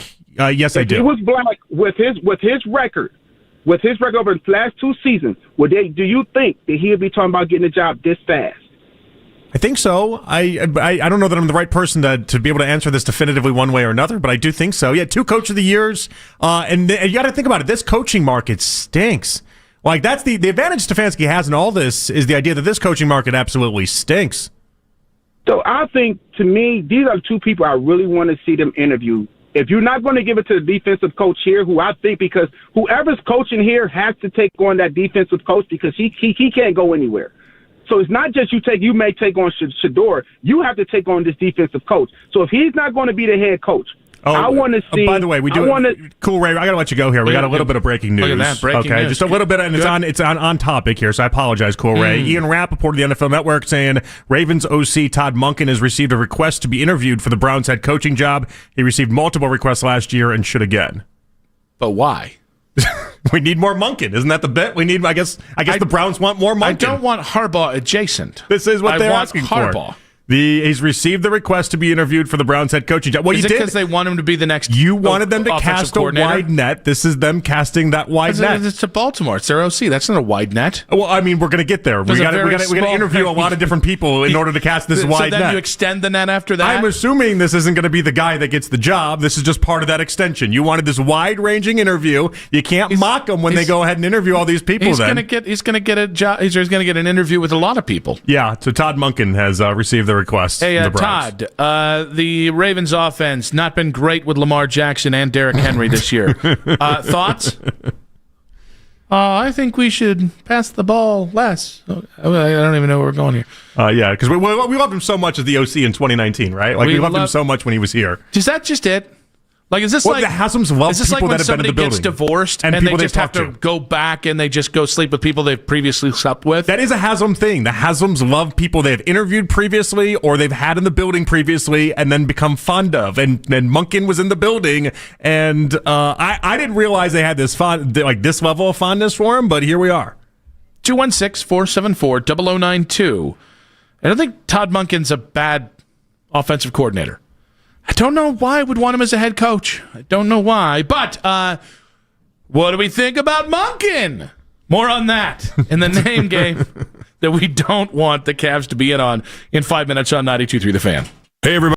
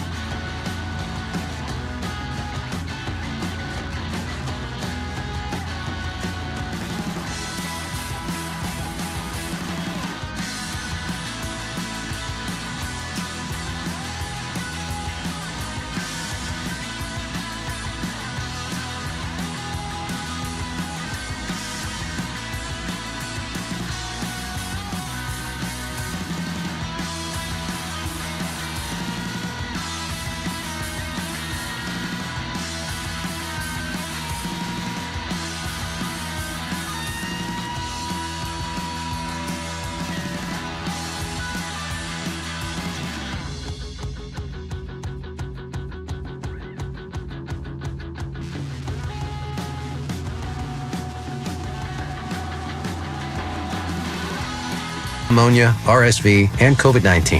Ask your doctor or pharmacist which vaccines you need. Sponsored by Pfizer. Check the back seat. Check the back seat. Gets in your head, right? Good, because every year dozens of children are forgotten in the back seat. Cars get hot fast and can be deadly, so get it in your head. A message from NHTSA and the Ad Council. All day long. All day. All the time. At work. 923thefan.com and the Odyssey app. Check it out. Jersey John Fana coming up in about 40 minutes. We'll get his take on the Todd Monken Express. The latest report here is, all right, I've calmed down. In fairness, I realized that what I was doing in that Todd Monken reaction is the same thing that everyone's going to do to every name, which is blah. That's the hard part of this whole entire thing. And so every response is going to get. I can make sure that I criticize, that I basically go through this whole guy's career and just tear it down to the studs. Everyone we're going to talk about, we could do this. I would say Todd Monken is not in my top 5. He's probably not in my top 10. Would you put him close to the top of your board or closer to the not list? No, he's closer to the not list. I'm kind of somewhere in the middle there. But these are the type of things that we, in many ways, were asking the Browns to do, is bring in guys that weren't just automatically on Vegas's big board. And then the reality is that the guy that's going to get this job is going to get it with things said and done that we're not privy to. Mm-hmm. Like, that's the reality. So Monken comes in, blows their socks off, and showcases all these different ways that he can be awesome with them offensively and all these other different things. And okay, then we're off to the races. And then we got to trust these guys, which is a hard thing to do these days. Monken was cool with drafting Shedeur. Wow, and I mean, he took the Shedeur whisperer. That's right. I mean, Baltimore was very in on Shedeur Sanders, so we know Monken already likes Shedeur, you would imagine. Yep. And he's been in the building before, and really, after doing a year with Freddie Kitchens, that's like doing like 12 years at Rikers.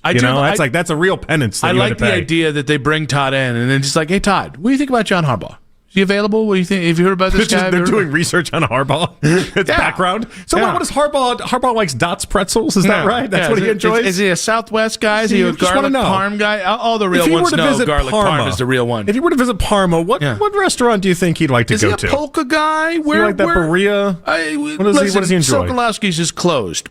Pierogies? What do we think about that, right? When you guys talk, what do you talk about? What TV shows is he into? What's he into? Right, then they make what's his guilty pleasure? Then they make a whole pitch based off of like Harbaugh's favorite movie characters, and then coming to the Browns. Here's the thing. I started was that thinking, weird Knicks pitch they did a few years back. The same idea. Jack knows what I'm talking about. When they had the Soprano, when they had James Gandolfini and. Do like hey, Carmelo went, Carmelo's going to be in that game.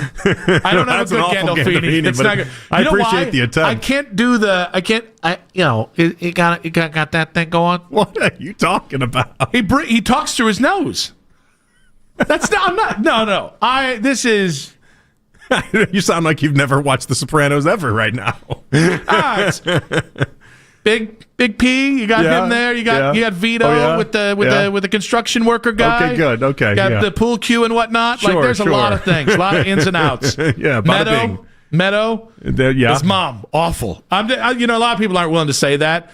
Tony Soprano's mother. That's like the understood. That's the understood part of that show. No. People don't understand this. She was very awful. Oh, Mama Soprano's such a sweetheart. She's a little old lady. I'm like, guys, she's not. She was ruthless. Everyone knew she was ruthless. No. I'm the first person to say that because I'm a big Sopranos guy. The Kirk Cousins thing, just real quick because I want to get to the Trae Young thing. Yeah, the Kirk Cousins thing is borderline hilarious to me. That Kirk Cousins, the whole reason this restructure that you heard in Katie's 2020 that you didn't hear about Todd Monken. So you just can't help yourself. I can't. I'm on a generational run of subtweeting everyone. I was the one that was rude today. Yeah, if it helps. Yeah. Well, now I feel challenged. I must buck up and show who's the real a-hole Katie around came here. in so proud. She's like, I did all this research on Kirk Cousins. I'm like, you should have done more research on Monken being in the update. But the whole point of the restructure is that Kirk Cousins will be cut post June 1, which allows him to sign with anyone, and it would be the funniest thing in the world. I am number one, Katie. It would be the funniest thing in the world if the Browns signed Kirk Cousins the offseason after they fired Stefanski. Because I think if you could be truthful with Stefanski, if you go back and put Kirk Cousins on this team in 2020 moving forward, I think Kevin thinks he might have a Super Bowl by now with Kirk Cousins. It would be funny, too, if they'd line this up. Stefanski takes the Falcons job, and then Kirk Cousins ends up on a different team that isn't Atlanta. He ends up, you know where he's going to go, right? It's not San Fran. Miami. It's going to Miami. I thought you were going to say Pittsburgh. Oof. It makes sense. It's a real possibility. Aaron Rodgers is going there. Because Aaron Rodgers is going to win a playoff game, and he's going to get the taste. He also is going to understand not enough people are talking about his imaginary wife. Yeah, and he's just going to think about that sideline throw late in that game in the fourth quarter and be like, I can do that all the time. No, you can't, Aaron. We watched all season long. No, you can't. 216-474-0092. Todd Monken. Huh? What? Hey, do we want him? Are we going to steal the Baskin Phelps bit? Do we want him? And then do like hush whispers in the background of like, oh, I don't know. They're being very secretive about this. I think we've settled on no, but it wouldn't surprise me. All right. I thought we had somebody here that wanted to talk about, you know what? Fred in Maple Heights. Do you want Todd Monken? Yeah, man. I don't know about that last caller, but I'm more of a facts over feelings type guy, man. And I'm thinking to myself, like, man, as long as I can remember, man, the Ravens has always been in the hunt. They start out slow. They like Pittsburgh, but they find a way to get their wheels going later on. So I don't know, but I would take Todd Monken, man. I really would. It's the Browns thing to do. Take a person you never heard of before instead of a big name. It's the Browns thing to do. Bring him, put him in there. See what he can do. If he did want Shador, it's not we've never heard of him. It's not we've never heard of him. He was the OC here 7 years ago. It was a forgotten year. I don't. I didn't know that. At one point, I didn't know that. But that's okay. You know what I'm saying? Like he's not a big name like a coach, like Harbaugh or any of the coaches' names. That we can't land big name coaches to come here. So it's the Browns thing to do is to take another OC, somebody who's been behind the scenes or whatnot, familiar face. I get that.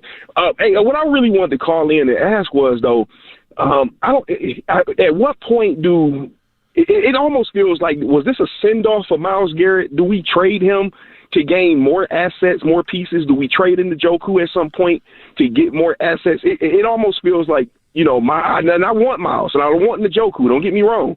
But this team can be something, and they've shown that they can be something, especially if you put somebody else on that side of Myles Garrett. And if we can allocate some more resources for that team offensively, special teams wise or whatnot, do you think it makes sense to do that, or would you hang on to Myles Garrett? Would you try to squeeze the most you could get out of Njoku? Right. Well, Fred, we'll give you the answer here, buddy. Thank you, Fred. We appreciate that you. Nice. Very nice gentleman there. All right, so I cannot tell you that Myles won't be traded this offseason because I think the new head coach might have an opinion on this. And in fairness, I think Myles might have an opinion on this. If the Browns go to Myles and say, we're doing an elongated rebuild, Myles might decide that he wants to put another trade request in there.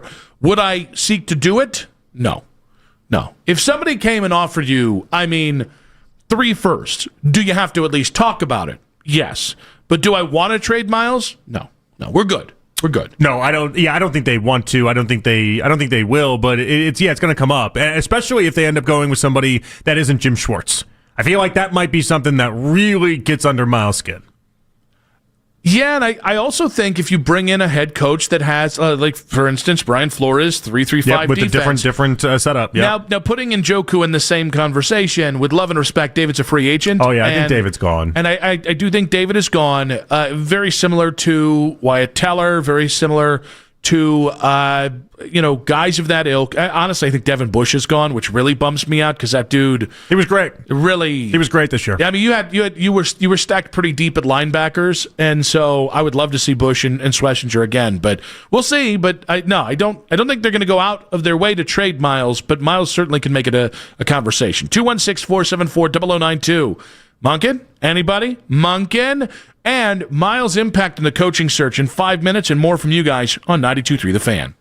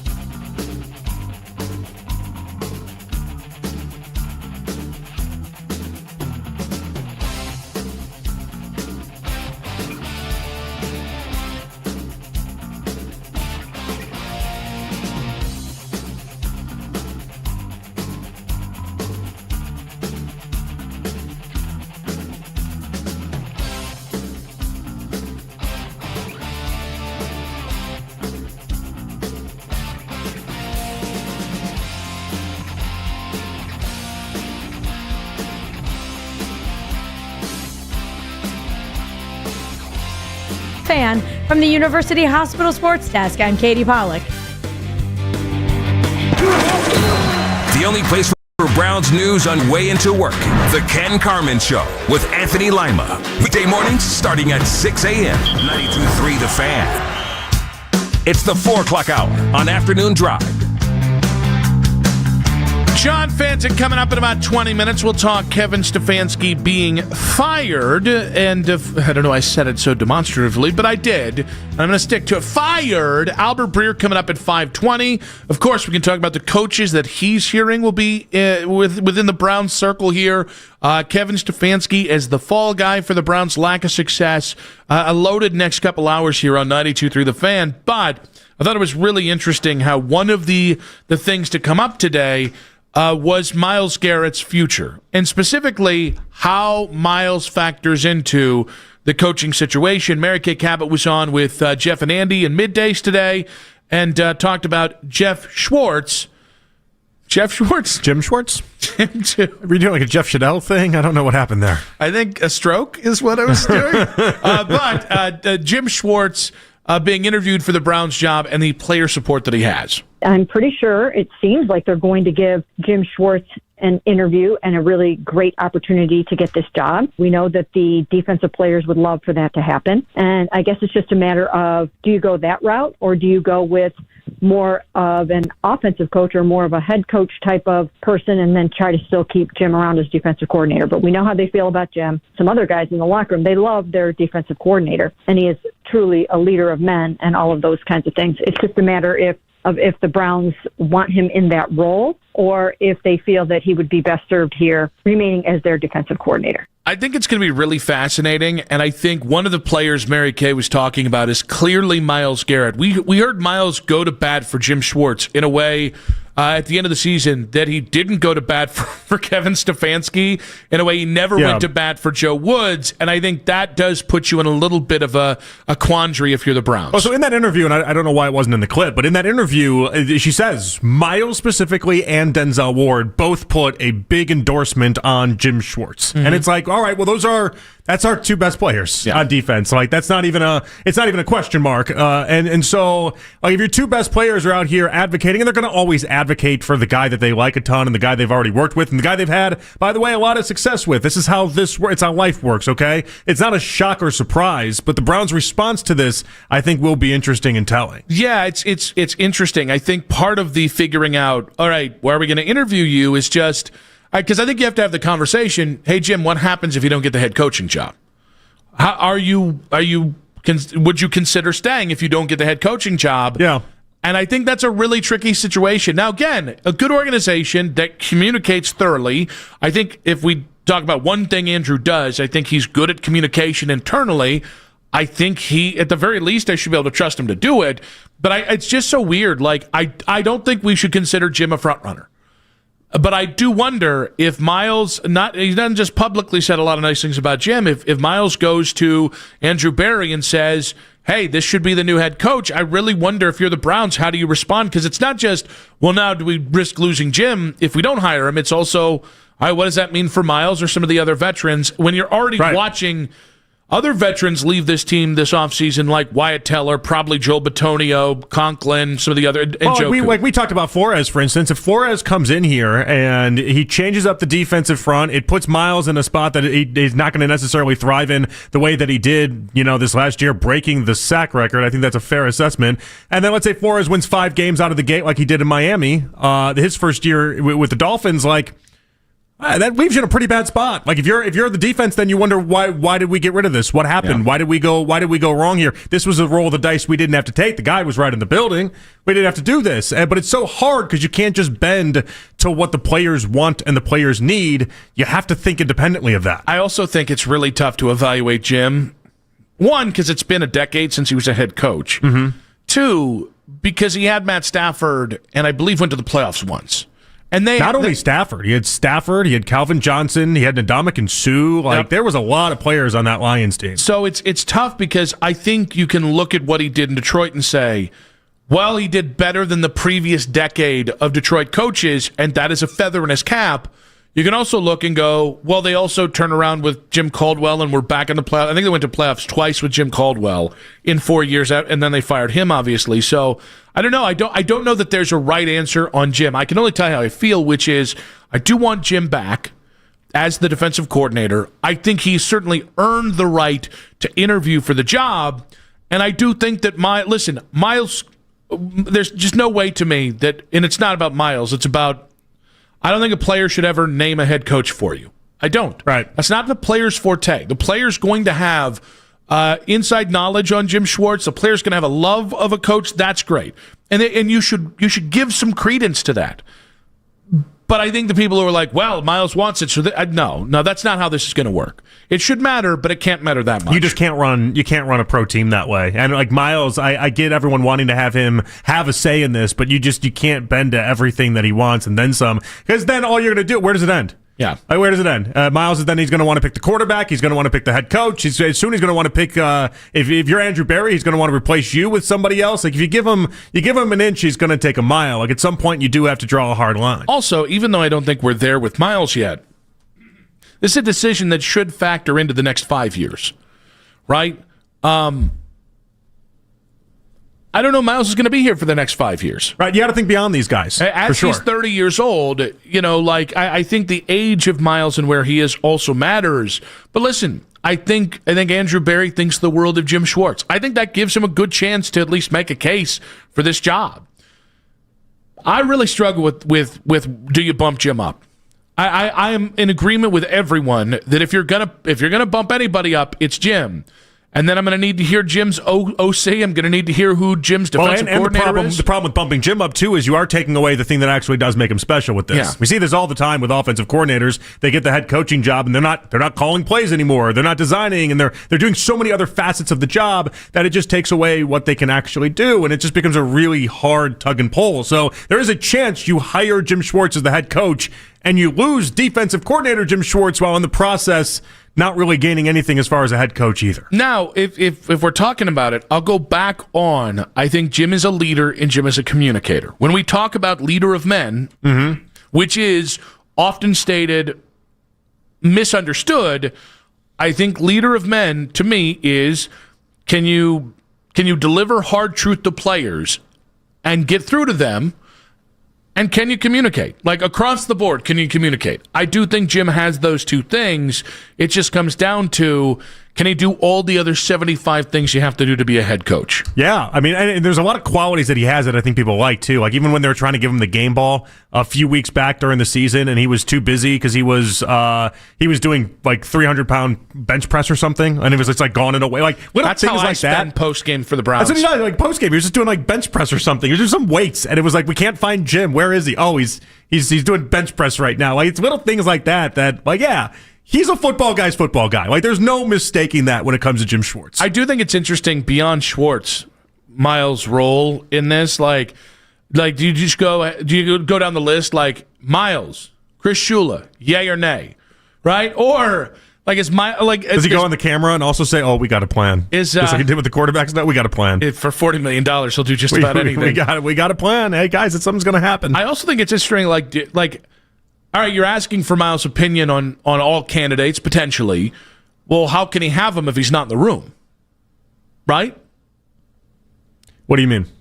Well, okay, you're going to Miles and saying, all right, hey, we're really, these are our 3 final candidates. Oh, you mean if he's not like in the interview room, like seeing what their answers are, seeing everything like that? I think it's more what you do is you ask him honestly, what do you think about Jim Schwartz? And then if he says something negative about it, then all of a sudden it's like, okay, maybe we didn't see some of this thing through. Like, that's got to be the extent that Miles actually has in this whole thing. Yeah, because you can't have him in interviews. You can't have him doing the gladiator thumbs up, thumbs down for coaches he likes and doesn't like. It'd be really funny if you did that. It would be really funny, but like you can't do these things. Again, like I love Miles, but he's not. We can't give him everything under the sun here. It's not how this is going to work. And it's not how it's worked the entire time. 216-474-0092. Should Miles have a say in the new head coach hire, and what does that look like? I have no problem with Miles going to bat for Jim Schwartz internally. No problem. I don't think that's the thing that overrides everything else. I think it certainly is a feather in the cap of Jim Schwartz's candidacy.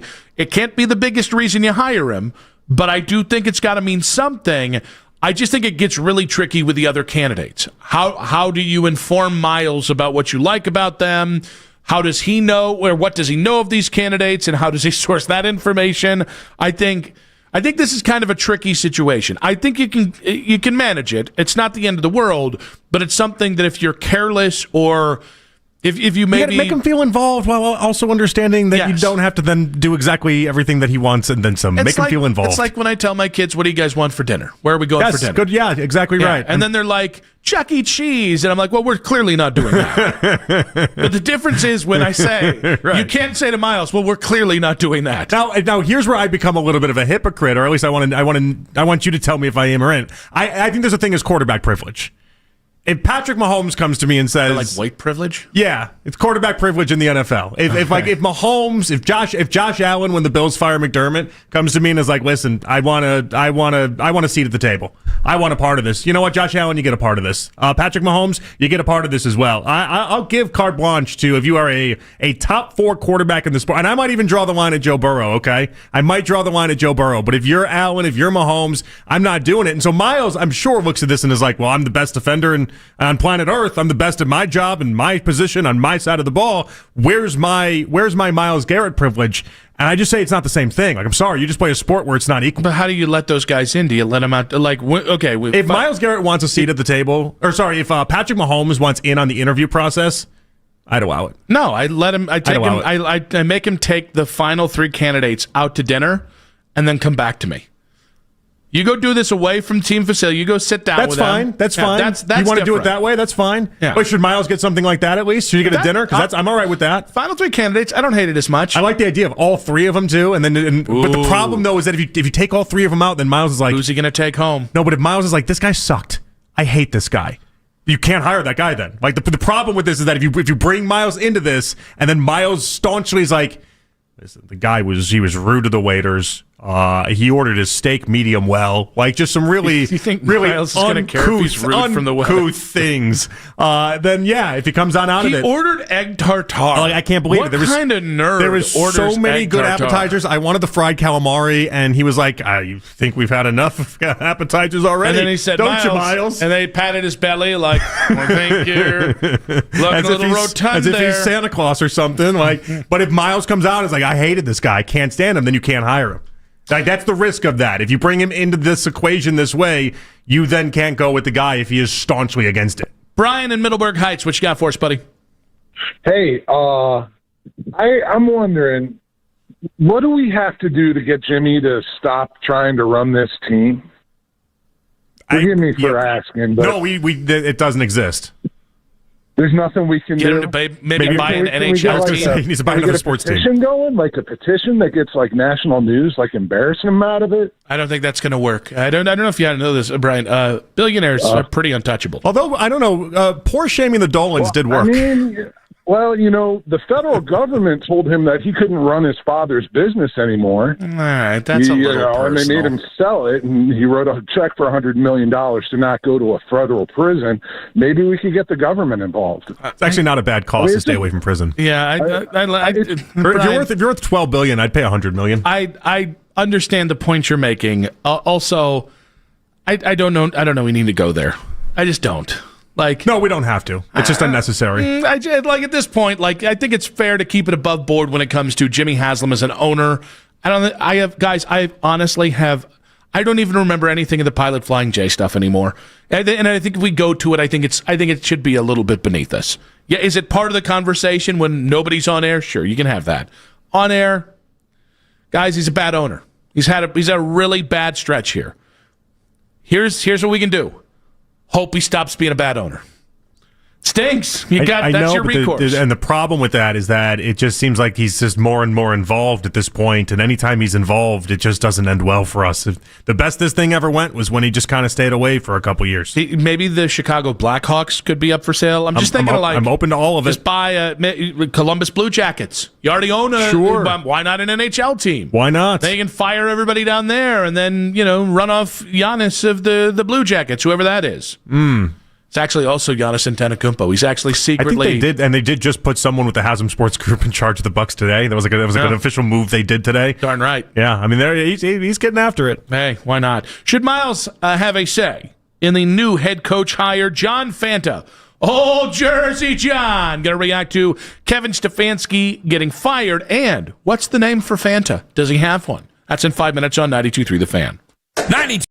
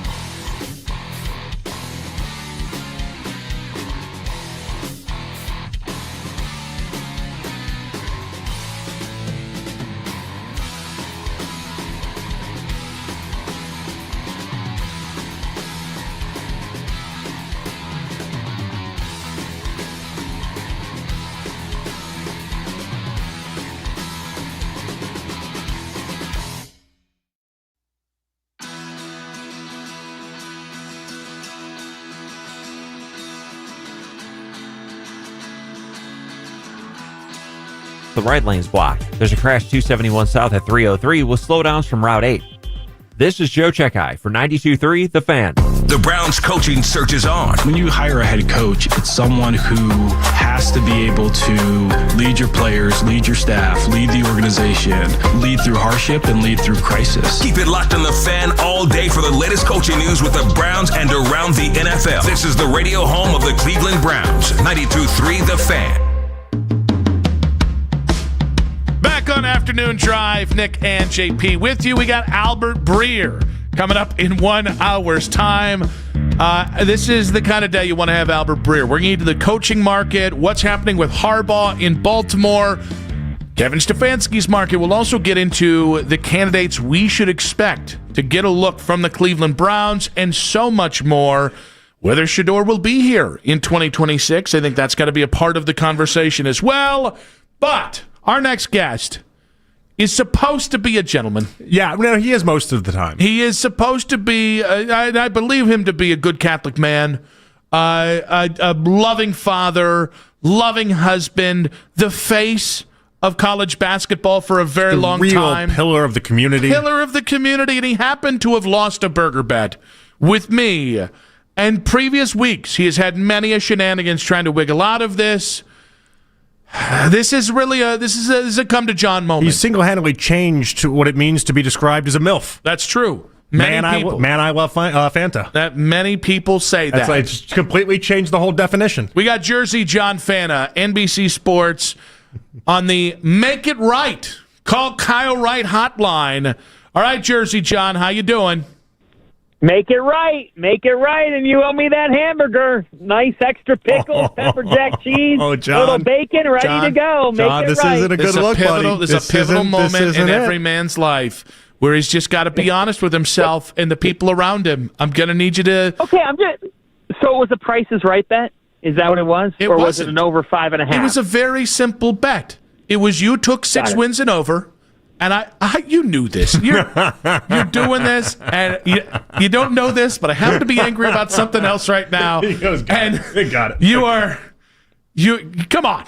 Just admit what the bet was. Admit you didn't realize what you're signing up for, at which point we will remind you. And Mac Robinson is heading to the monitor. The previous play is under further review. I'm going to review something for you. Go ahead. Look, I'll take the loss. Congratulations. I'll give you your burger. Yeah, you'll take the loss because you lost. There we go. I mean, it was begrudgingly, but there we go. That's how this goes. Well, 5 is closer to 6. I thought it was... Hey, John, there's ways around this. You can give them, like, the lowest quality, cheapest burger imaginable. Like, we can make this work. There's protest among the burger bets. You're right. I will get you the Hugh Jackson hero.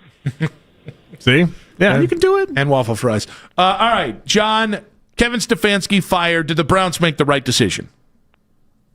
Well, they made the right decision to fire him. You can't win 8 games over the last 2 years and keep your job.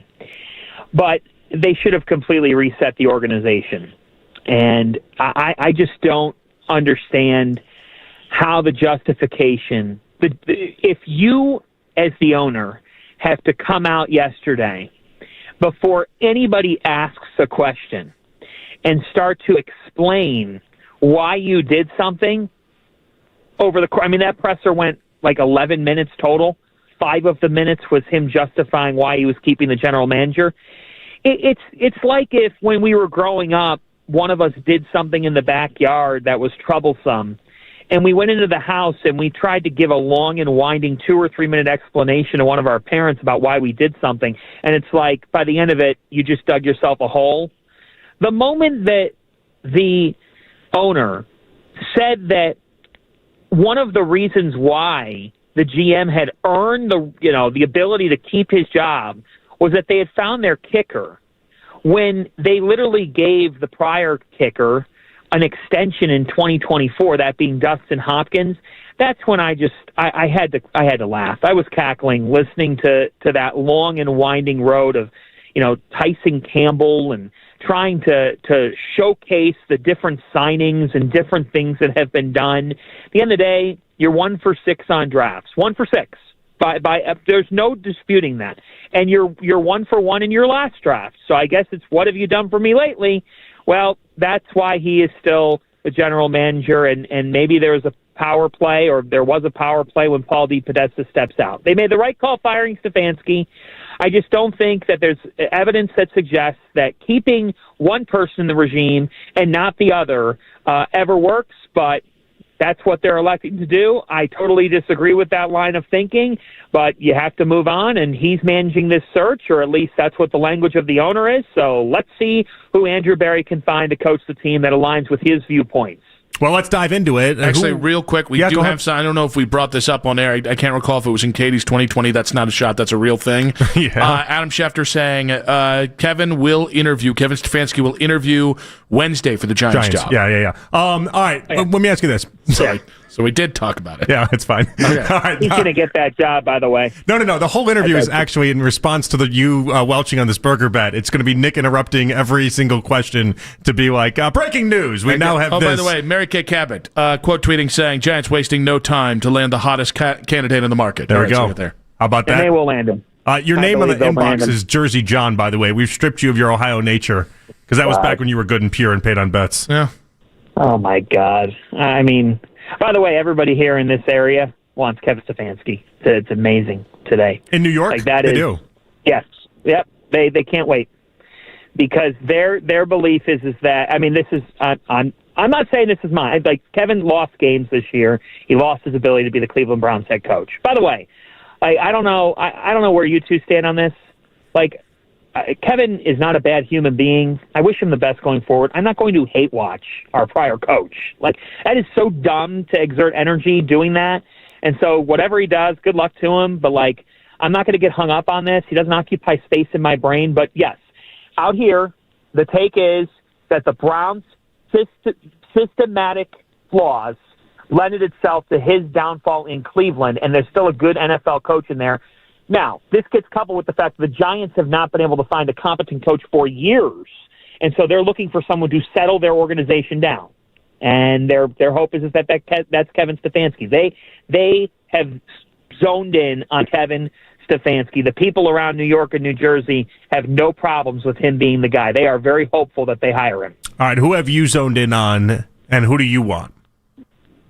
Well, I am very intrigued by Jesse Minter. I know the talking heads talked about the name, because when I look at the way that hires are being made right now in the NFL, like, I see this Todd Monken news. He's 59, and he's been here before, so I guess there's familiarity, but I don't like the way things have ended up there in Baltimore, and I'm just not a fan of that. To me, I look at Seattle, who hires a Mike McDonald and transforms that organization. That's what Mike has been able to do at the age of 38. And I think you've got to look young. I think you've got to look at a guy who comes in and is respected and is able to captivate a building and cultivate that type of atmosphere. And I've heard a lot of really good things about Minter and his ability to do that. Around the league, he is revered as a guy who certainly could be that type of guy. I stay out west. I mean, what Seattle's done, I think Clint Kubiak is going to get a job. And, the Falcons are going to talk to him. I don't know why the Browns wouldn't talk to him. I think that he should be on the radar. I know you talked about Brian Flores, but I'm okay with Brian Flores. Brian Flores is a talented coach, and he's been through some stuff, but I think that guy, there's a winner in there, and I think there's a guy that wants redemption and wants to prove to people that he can do this and get to the playoffs and make things happen for an organization. He's tough. He's hard-nosed. His teams play hard. They have played hard. And, I think he deserves another chance to be in that role. And if it comes in Cleveland, I would love to see it. So, look, those are the three names, that I look at, Flores, Minter, and Kubiak. Those are the names that I'm intrigued by. But I just think, I really hope that they can get somebody, who brings this fresh energy and brings an aggressive nature about him. Am I in favor of Jim Schwartz staying? I'm good with it. We all love Jim Schwartz. One thing I would say is, what organization, what sound and competent organization, is going to force any DC on the head coach? I'm not saying that the Browns are doing that. I'm not saying that. But I don't know if I love the owner saying, I want to keep him. Like, the Browns got to let their coach be the guy. They can't be doing puppet master stuff from behind the scenes. Maybe that never happens, but with the next guy. But it did happen with Stefanski. Stefanski listened to his bosses and did things that his bosses told him to do. He's to blame for in-game lack of management, but the Browns have to let the guy that they hire do his job. It's a huge sticking point for me in this. John, should Myles Garrett have a say or have a role in this coaching search? No. He should not have a say in it. I mean, come on. What are we talking about? He's a player. Myles Garrett, and whether or not he would have a role in this coaching search. He should not have a role in the. He's an outstanding player. I mean, what do you define as role? Him saying who he wants? Sure, or him at least offering a voice on what he thinks of each candidate. Certainly, stumping for Jim Schwartz. Yeah, but Jim Schwartz, to me, is not a head coach in the National Football League in 2026. We've seen how that's ended for Jim Schwartz before as a head coach. You just don't like 59-year-olds. Yeah. You seem like a real ageist there for a little bit. It's not that. It's not that I don't like 59-year-olds. Yeah, you know what? Miles' voice is smarter than the other people that we're talking about here. And a flip-flop. Go. The players are the players. He could suggest who he wants. He's not making the decision. Wait, He's are you flip-flopping back? I don't know. I can't tell. I can't tell anymore, John. I don't know where you are. I think he's not making the hire, guys. He's not making the hire. So, when you give someone that ability, then if they make a suggestion and you don't go their direction, does that mean he's going to be crabby because you didn't pick his guy? Usually that sounds that's about how that works. Yeah, and that's my thought on it too, John. Is if you welcome him to the table. No, this isn't LeBron James. It's not. All right, but what if you hire the wrong guy and Miles decides he doesn't want to be here? Go for it. Okay. Enough with that culture. The culture ends now. You don't want to be here? Get out. He's a Hall of Fame player. He's an outstanding player, and I think he's a great human. He's done a ton of good for Cleveland. But if you don't want to be here, then fine. I don't want guys who don't want to be here. And that's why I don't call him and involve him in the search, because if I involve him in the search and I pick someone that's solely influenced by one player, that's incompetence. That's not smart football. That's not how I don't think that's how a lot of organizations work. To me, Myles Garrett, I'm not denying his talent here, but I am denying the players running a search or heavily influencing a search. And if he doesn't want to be here, well, guess what? You've been a part of 8 wins yourself the last 2 years. You've been a very talented player, but I'm sorry, you haven't been a part of what we're looking for as an organization. The players don't run the team. The people running the team, I don't agree with them. But the players do not. They don't. There's a reason why they're not general managers. It's because they haven't finished playing yet. Your guess now, John. Will Shedeur be the starting quarterback Week 1, 2026? I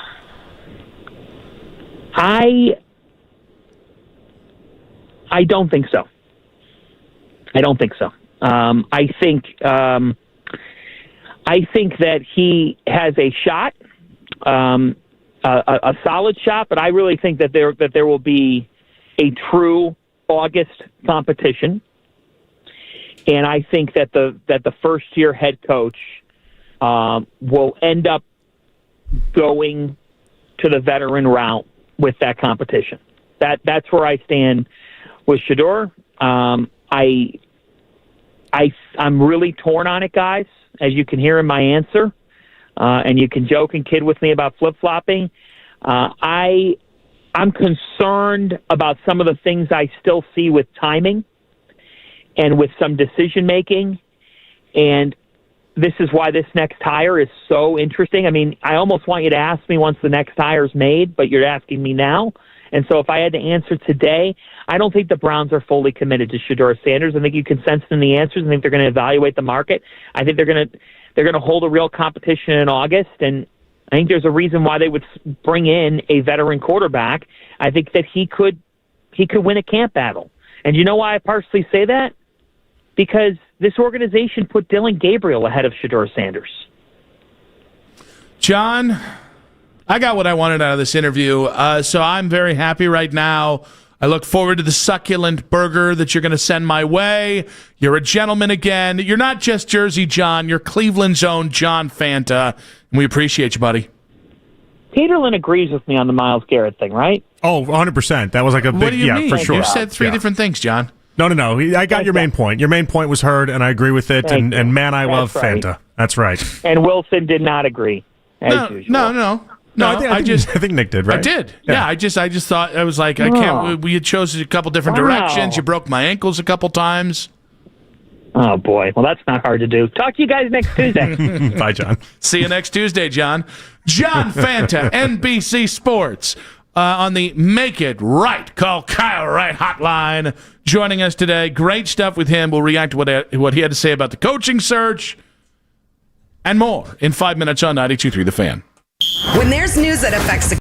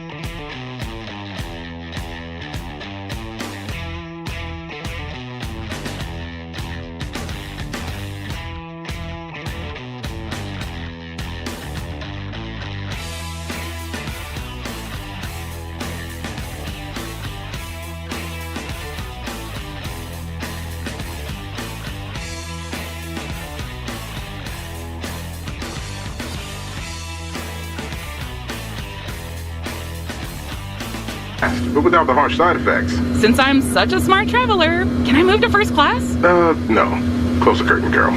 From the makers of Miralax, new Mirafast soft chews work naturally with your body in as little as 30 minutes to give you a comfortable go on the go. Find Mirafast today at your local retailer. Use as directed for occasional constipation. Contains magnesium hydroxide. The radio home of the NFL in Cleveland. As penalties decline. We are Sports Radio 92.3 The Fan. Now, what are we talking about? He should not have a role in the. He's an outstanding player. Jim Schwartz, to me, is not a head coach in the National Football League in 2026. We've seen how that's ended for Jim Schwartz before. He could suggest who he wants. He's not making the decision. So, like, when you give someone that ability, then if they make a suggestion and you don't go their direction, does that mean he's going to be crabby because you didn't pick his guy? Like, he's a Hall of Fame player. He's an outstanding player, and I think he's a great human. He's done a ton of good for Cleveland. But if you don't want to be here, then fine. Like, I don't want guys who don't want to be here, and that's why I don't call him and involve him in the search, because if I involve him in the search and I pick someone that's solely influenced by one player, that's incompetent. That's not smart football. John Fanta, NBC Sports, Cleveland's own, in the previous segment there. I understand what he's saying. I think he's taking it to a specific degree. I think there are varying degrees of having Miles, quote unquote, involved in the search. You can't just shut him out completely, given how open he is about damn near everything. You can't just and who I think we know Miles to be in a positive way. I think he wants to make a difference, but that doesn't mean you have to be like, all right, whoever Miles decides is a guy. Yeah, it's going to be interesting to see if they acknowledge that it's going to be hard to be able to balance all of this while then also trying to make Miles happy, or if they just kind of just blow right by it and just go about their business as usual. And can we also say, can we just do this with a Stefanski report that Stefanski's going to interview with the Giants tomorrow? And Fanta saying everyone in New York apparently loves Stefanski. It's not just that. I've listened to WFAN the last 2 days, and I listened to Boomer and Gio. Orlovsky's on the set of ESPN acting as if he called this thing out, which he did, by the way. I think he was the first one I heard say Giants Stefanski collision course, but he's acting like it already happened. Yeah, everybody is. Like, same thing's happening on social media, and it is wild to me, the send-up he's getting from the Giants. I do think Kevin will have some success in New York. It might be as much as Brian Daboll had, which is a playoff win and a playoff trip. I don't think Kevin's going to go there and fall flat on his face. I think it really helps that I think he has Jackson Dart, and I think he likes Jackson Dart. So I'm not projecting Kevin's going to be an abject disaster. But guys, they hated Pat Shurmur in New York as much for off-the-field reasons as they did football reasons, because Pat said nothing and was a bland personality. Yeah, and if you don't say it in New York, they'll say it for you. And Yes. that gets really, a lot of people, they tire on that very, very quickly. But Fanta did notice, or at least point out, that right now they're looking for a calming presence. They're looking for someone that is basically just going to, and Stefanski is that. You can say a lot of things about Stefanski, but that man... But isn't that... So this is my concern. He's not human Red Bull. I think the worst coaching searches are, I'm looking for a coach that wasn't our last coach. Which in many ways is kind of what this coaching search for ourselves is turning into, too. I don't think it's a good one. Like, for instance... I personally don't want a guy just because he's called plays and people think about how many people have gone and said leader of men, and you've been one of these people, right? Yeah. Leader of men, and where does that come from? The idea that Stefanski was the opposite of a leader of men. But he could be a leader of men and have called plays. But I think you know what I mean? For sure. But I'm not going to throw him out because he's an offensive coordinator or whatever. No, but I think we do this. I think we do this in all areas of life too. By the way, if all of a sudden we're in a relationship and that one was missing for some reason, something next relationship, you probably want that person to fulfill whatever you thought you were missing. Like I think it's a human nature thing. Yeah, but so it's understandable why Giants fans would be thinking that was chaos. Let's get back to normal, even if it's not something that you should think about long term. Yeah, but I think it's just I'm not saying the Giants are doing this. I'm not saying New York media is doing this. There is an element of that's a little reductive. That's a little bit of a reductive reason to want Kevin Stefanski, right? Like now, listen. If you say I think Kevin Stefanski and Jackson Dart fit together, I do think it's one of the reasons why he is as desired as he is. Like Stefanski, I don't think is a great head coach by any stretch of the measure. I maintain he's only as good as whatever roster will basically be able to uplift him or take him down. But he does the other things really right. I think to some degree, Kevin is Kevin is not a media construction. Kevin does things well as a head coach, even if it's not being a leader of men, even if I think his communication, I think we saw a lot of evidence that he's not a naturally great communicator, where he just his message goes all the way down and everybody's kind of on the same page. Those are things I think you have to be a great head coach. I think Kevin's a good head coach, but I think this narrative of Kevin as the favorite for that's a media this a media aided thing. And I get it. I will not be rooting against Kevin Stefanski. And that's another thing that John said. I think it's entirely possible to root for the Browns to get the right guy and root for the next head coach and root for Kevin to have whatever the most success he's going to be able to have elsewhere. It's not going to be great if he does really well and the Browns do poorly, but it's on the table because it's the Browns, for the love of God. But I just continue to look back at this, and it shouldn't be open and shut for Kevin in New York. That's ridiculous. Like that's I really am uncomfortable with basically greasing the skids for any coach, and it's just and it's everybody that I've heard in New York media that is just, I guess it's Stefanski. There's something about this to me from the New York side that feels very. There's a lack of thought to me that I'm trying to find out. I'm trying to find out what the big driving stake is for you here, because I think it's just an easy connecting of the dots. If he is the belle of the ball in this coaching search, well, but and the Giants are always I don't think he should be the belle of the ball. They're always going to perceive themselves. Well, who is the belle of the ball? There isn't. I don't think there has to be a belle of the ball. I think here's the thing: when you project a belle of the ball, when you project he's Vrabel of this class, or he's the Ben Johnson of this class, and there's no one that actually fits that mold, I think you're gonna screw yourself over really easily. Like, there was nobody. I think you're making a Ben Johnson, you're making Vrabel. You're not doing this right. But I do think in every coaching search, there's somebody that is perceived to be the best of the group or the most favorited son, whatever you want to call it. But there's no coach in this class worth not doing a real coaching search. No, and they'll do a real coaching search for. I'm sure they will. But why is everybody acting like it's a done deal? I think the contract's been signed? This is clearly what they want. I mean, fans get to be this way. So, and I agree, by the way. So I'm not arguing with you. Yeah. I just think it's interesting if they've already decided they want Stefanski. Think about the guy we had on before, and you haven't interviewed the guy. Think about the guy we had from that's Tennessee. Wild. Like, this is not. He has not had the kind of success of I haven't talked to him yet, but he's the guy. No, but there are certain searches you can have where you're like, well, if this guy became open, we just did this with Harbaugh at 320. Do you mean a guy that's won a Super Bowl? That's won 13 playoff games in his career? You can look at a head coach and say, I love this fit. I love this. If this happens, I'm thrilled. And I think that's what Giants fans are doing right now. We disagree with it because we don't think that much of Stefanski. But you can, as a fan, sit there and say, yeah, this is my dream scenario. This is what I want to play out. I think that's what Giants fans are doing right now. Isn't that the point of the media, though? Isn't this where the media has to wake up and be like, well, he did have 8 wins in 2 years. They don't want to. They don't want to. And listen, we know it because we lived it. But can we just admit it? That's crazy. Well, I think we have been, me and you, for a while. We've been admitting that this is crazy, the whole entire thing. The fact that I watched a lot of FS1, as you know, and I heard all sorts of different hosts yesterday going through how the Browns are brownsing this thing up again. National media members talking about how Stefanski's this and Stefanski's that. And I wanted to message some of these guys and be like, here's the real rub on this. Well, they don't want to hear it. I'll tell you right now. They don't want to hear it. I will predict it, unless it'll be Ken. FAN will not have somebody from Cleveland on to talk about this because they've already made up their mind that Kevin Stefanski's the right guy, and they don't want to hear anything to the contrary. They don't. Well, that's bad. That's bad radio by them, because if I were them, I'd be dying to have someone like us come on and poke holes in all the little ways that they think that Stefanski's good, and this is this Cleveland guy coming in here. Yeah, I mean, that's how we think. Yeah, but that's not not most radio guys. I just big bad WFAN, and they're just going to go out there and speak. 2-time coach of the year. Okay, that's a reason to hire a guy. Yep, a bunch of writers got together and voted for an award. And by the way, it's like a tie with D'Amico Ryan's the second year.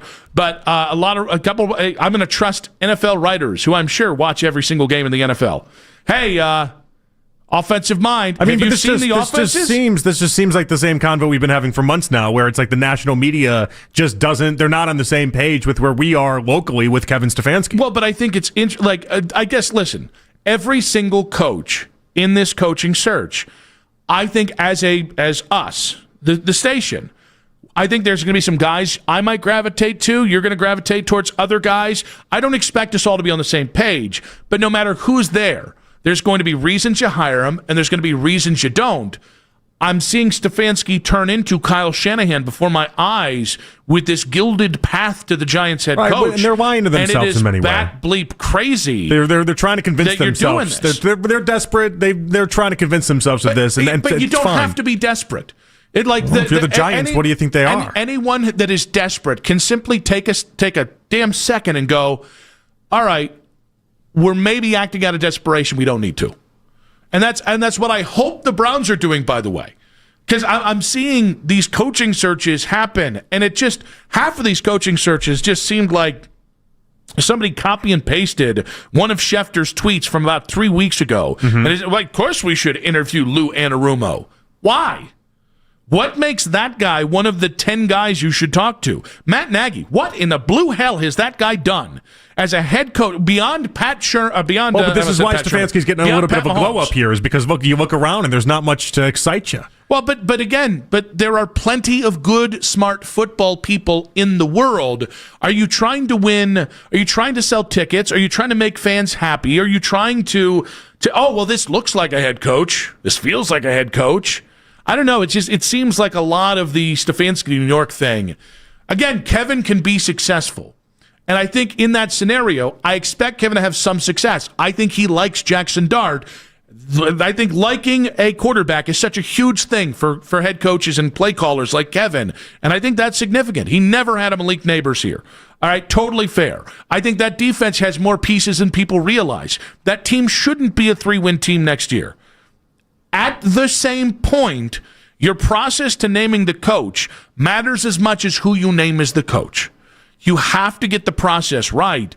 And if you don't, honestly, this feels like I'll go back to the Shermer thing. We still don't really know their whole process on this. They're interviewing them on Wednesday, but just because fans and talk stations are getting excited about it, reporters are saying, but it doesn't mean it's done. It doesn't mean it's locked in. It doesn't mean it's over. The reporters aren't doing this off sourced information. Did they say it was locked in?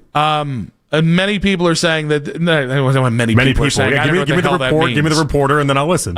Mary Kay calling him the top candidate on the market and saying the Giants are moving fast on Kevin Stefanski. You said New York people, though. You didn't say Mary Kay. You said New York people. National people. I think it was reacting to the Schefter thing. I'm just trying to figure it out. I didn't know this was a done deal with Stefanski to New York. I've heard a lot of people take early victory laps on it, like Orlovsky. I didn't know it was a done deal, and they're clearly they haven't even done the interview with him yet.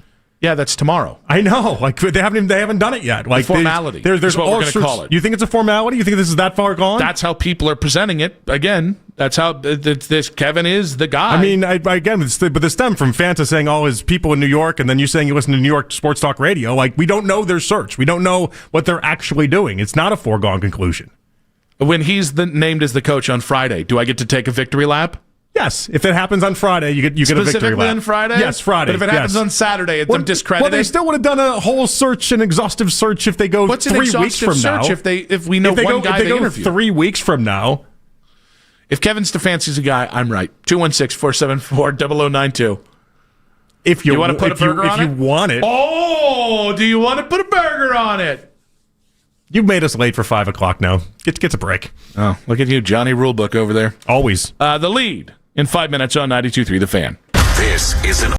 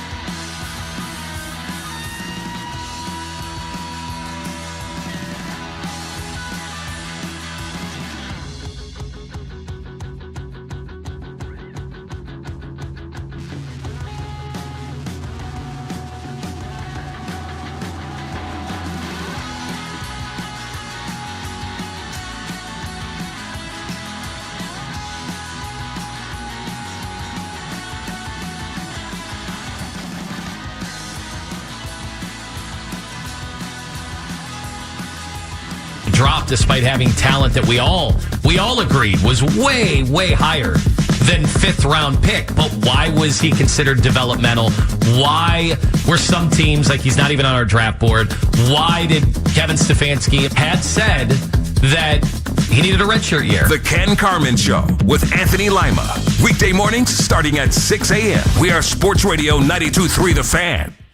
It's 5 o'clock on The Fan, and it's time for The Lead with Nick Wilson and Jonathan Peterlin on Afternoon Drive.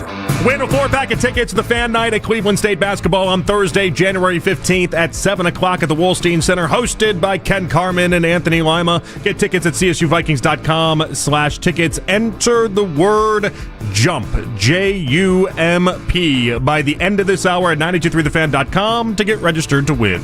Back on 92.3, the Ken and Anthony here, Nick and JP with you. Albert Breer coming up in just about 20 minutes. We got plenty to get to. Lance Reisland coming up at 6. But when it comes to Albert, obviously we've got the Stefanski stuff out of New York. He's going to be interviewing tomorrow. We've got the Todd Monken report for the Browns, that the Browns are looking to interview Todd Monken, the Stefanski scapegoating thing. So plenty to get to here on the show. And actually, that's where we're going to start the lead. According to Ian Rappaport, Ravens OC Todd Monken has received a request to be interviewed by the Browns. What would your reaction be if the Browns bring back Todd Monken as head coach? I'd be surprised, but I would think it's just the idea that they love people that have been in this building or that they have interviewed extensively. They have a real soft spot for people that have been around them. This is how, it worked for Stefanski. He got the job because he talked to them previously, and this is how this works with this group, with Haslam in particular. He likes people that he's had a dealing with, and Monken was the OC in 2019 under Freddie Kitchens, and so I think that in a weird way this does shoot him up to the top of their board, I would imagine. I say, anytime you can bring back a tie to the Freddie Kitchens era, I think you do it. Yeah, you have to, obviously. Some have said it was a hot. No, listen. I initially had a negative reaction immediately.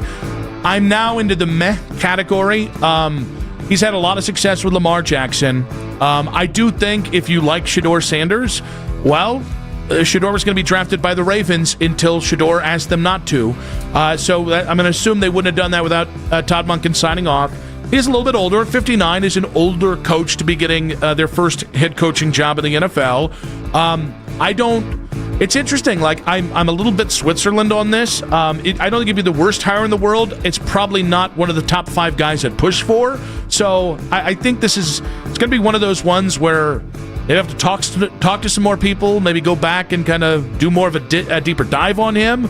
It's again, I don't think it's a bad sign that they're interviewing him. I think it might be more of a sign that they are continuing to cast a wide net here. Yeah, it's interesting, and I don't think it's going to materialize, but we asked them to find names that weren't just on Vegas's board, and they've done that. So, at least in that regard, it's a step in the right direction, but I gotta see how wide of a net they actually cast. Jason Lloyd of The Athletic joined the morning show today. He thinks that Shedeur Sanders shouldn't be on the Browns roster next season. Look at everything that Kevin went through over the last year with Shedeur and some of the stupidity and nonsense that was out there. What coach would want to sign up for that? Particularly when he didn't play that well. He wasn't that good. I've been pretty adamant. He shouldn't be on this team. To me, Shedeur should not be on this team next year. He's not good enough to be the starter, and this organization is not stable and mature enough to have him as a backup. They've proven that. So what, are you going to draft another quarterback and put him atop Shedeur, and then all the stuff comes back again about, well, what about Shedeur? When are you going to play Shedeur? No thanks, hard pass. I don't think they're drafting a rookie. I would be surprised if they made a major upgrade to the quarterback room. And on rookie contract alone, I think it makes sense that Shedeur is going to be here. And I think Jason is speaking a narrative that is out there, that I think you're going to hear a lot from certain people in the media. And it's one that after 8 months of watching Shedeur operate as a human being in Cleveland, I find incredibly offensive. I do. Not because I thought the kid showed some signs on the football field, not because I think you could do worse than having him in the quarterback in a quarterback scrum to see who's going to be the starter next year. This young man has come in here and been incredibly good-willed towards the community. I think he has had every time you see him, listen to every one of his press conferences, The only mistakes he make are one where he's maybe a little young in some of the things that he says, but he is an incredibly humble, incredibly nice kid. And the fact that the narrative is still out there of, the noise, all anyone is going to talk about. Nobody talks about what they think about him on the field, although Jason did put that in there, but nobody's going to talk about the tape and whether he got better. Nobody's going to talk about all the good stuff he did and the reasons why he has not been an immense failure. He's actually been a success, believe it or not, whether you like him or not. And this idea that, I'll be honest with you, if any coach says, under no certain circumstances when I take this job, is that kid on the roster? I think they're the softest batch cookie bee on the planet. Yeah, I would bet if you actually broke down the numbers of people the Browns interview and the ones that would be like, can't do it if Shedeur is here, I think 98% of coaches are going to be like, I'm good with Shedeur being here. I feel like it's a little bit of a media creation. It's really starting to frustrate me a little bit. And I get it, because it's frustrating to myself as well. The way I look at this is simple. If Shedeur isn't the quarterback in 2026, it's not the end of the world. I would understand, but I think you're leaving something on the table if you don't go that direction. But, Shedeur, no fault of his own in many respects, because he had zero offensive line and zero skill players. He didn't close that conversation. So we're going to have these conversations all off season about potential upgrades, etc., all these other things. That's the reality, but it shouldn't be there's no reason why he shouldn't be on the roster next season based off of a financial standpoint and based off of what he did show in those 7 games. I think we can all agree, because Shedeur didn't throw for 4,000 yards in 7 games, 35 touchdowns, no interceptions, that he was a real bum. I think we can all agree. Why didn't he go from looking like a 5th round pick to Steve Young overnight? I don't know. You tell me. A real wonder. Oh. It's funny, I was watching back the Week 18 game, don't ask me why, and a lot of it's amazing how many of the Shedeur Sanders plays you had to watch where he instantly, he takes the snap and then immediately runs left or immediately runs right, because it's just the only thing he could do to try to make a play happen. And that was really a microcosm of all 7 games that he had a chance to start in. It was an unfair shake. It really was. And I know you don't want to hear that from me because it just sounds like excuses, but it's reality. Adam Schefter explained why the Browns' search for a head coach should center around offensive-minded candidates. I don't think the Cleveland Browns can hire a defensive-minded coach and keep that defense together the way it is for this reason. Their defensive coordinator, Jim Schwartz, has done an unbelievable job. He's respected around the league. If they hire a defensive-minded head coach, let's think of the top defensive candidates, Brian Flores, Jesse Minter, whoever, Jim Schwartz is not going to be happy about that. No. And they're going to lose him. So if you're the Browns, you are absolutely looking at an offensive-minded head coach so you can retain your defensive coordinator who's sought after. I think that's how they're thinking. Let's just shut down the clip. In Cleveland. All right, shut it down. I think that's how they. All right, shut it down. Adam Schefter reporting John Harbaugh is out as the Ravens head coach. All right, Browns got a new head coach. John Harbaugh to the top of the list. Make it happen. I mean, to everyone's top of the list, obviously. No. Albert Breer is coming your way in 8 minutes, by the way. Oh, wait. John Harbaugh out in Baltimore. Think Kevin is sweating now about the Giants job? That's why he's on the plane now going to New York. He's like, we gotta lock this thing in. Ken calls, Freudian slip. Kevin calls Demara is like, hey, I'm actually in Jersey right now. I can swing by if you want. I can drive into town. But my only deal is you have to shut down Twitter in the building. No one can see Twitter from now until the end of our interview. Eric DeCosta is informing the team right now the Ravens and John Harbaugh parting ways after days of discussions per the insiders, Ian Rappaport, NFL Network. You and I talked about this. When he was walking off the field after the missed kick, he looked like he was about to cry. And again, it could be that was a kick in the stones, that you had the chance of the playoffs there. But when it happened in real time, I thought, did he know if this was a win or go home? I mean, this suggests that there was days of discussion, days with an S. That could mean it was Monday and then Tuesday. But the reality is that he probably knew if he lost that game, he was getting canned. And so that's why your read on that is probably pretty accurate. Guys, I want John Harbaugh as a head coach. There. Really went on a limb there, didn't you? Now, listen, there are still guys I want to interview, but I would like John Harbaugh as a head coach. No, but it is that situation where if Harbaugh comes here and says, I want it instantly, you can stop the search and you can go ahead and just hand him the job and whatever money comes with it and whatever else he needs. By the way, if he needs his own... Oh, this is really interesting, his own GM. I'm sorry, Andrew Berry. New things have come to light. Also, here. though, what if Harbaugh wants to take his time and keep everyone in a holding pattern to see if the Bills' job shakes open, to see if all these other potential jobs of playoff teams? I know you can still interview. But it freezes everything. Is the point? That's fine. Everyone's just going to be on this big Harbaugh standstill if that's how he wants to play it. Because I'm Mr. Freeze. There we go. I'm waiting for Jim Harbaugh. It's very chilly on you. That was pretty good. Not a bad one. It was better than your soprano earlier. Yeah. Nick nailed it. Nick, fantastic job. I have some gabagool. It's not good. I admit. I freely admit it's not good. I don't have a Tony Soprano. I'm fat. I should. I don't have one. If you guys are just joining us, the Ravens have fired John Harbaugh. I will say, can we say this is actually shocking? Yes, we talked about it leading up to. We did a segment on it at 3:20, but until you actually see it, you don't think to yourself it's gonna go down and actually happen. So John Harbaugh is out in Baltimore. What's next for him? We'll talk with Albert Breer coming up in 5 minutes on that in the Browns coaching search, and Kevin Stefanski, a.k.a. Kevin Shermer, in 5 minutes on 92.3 The Fan.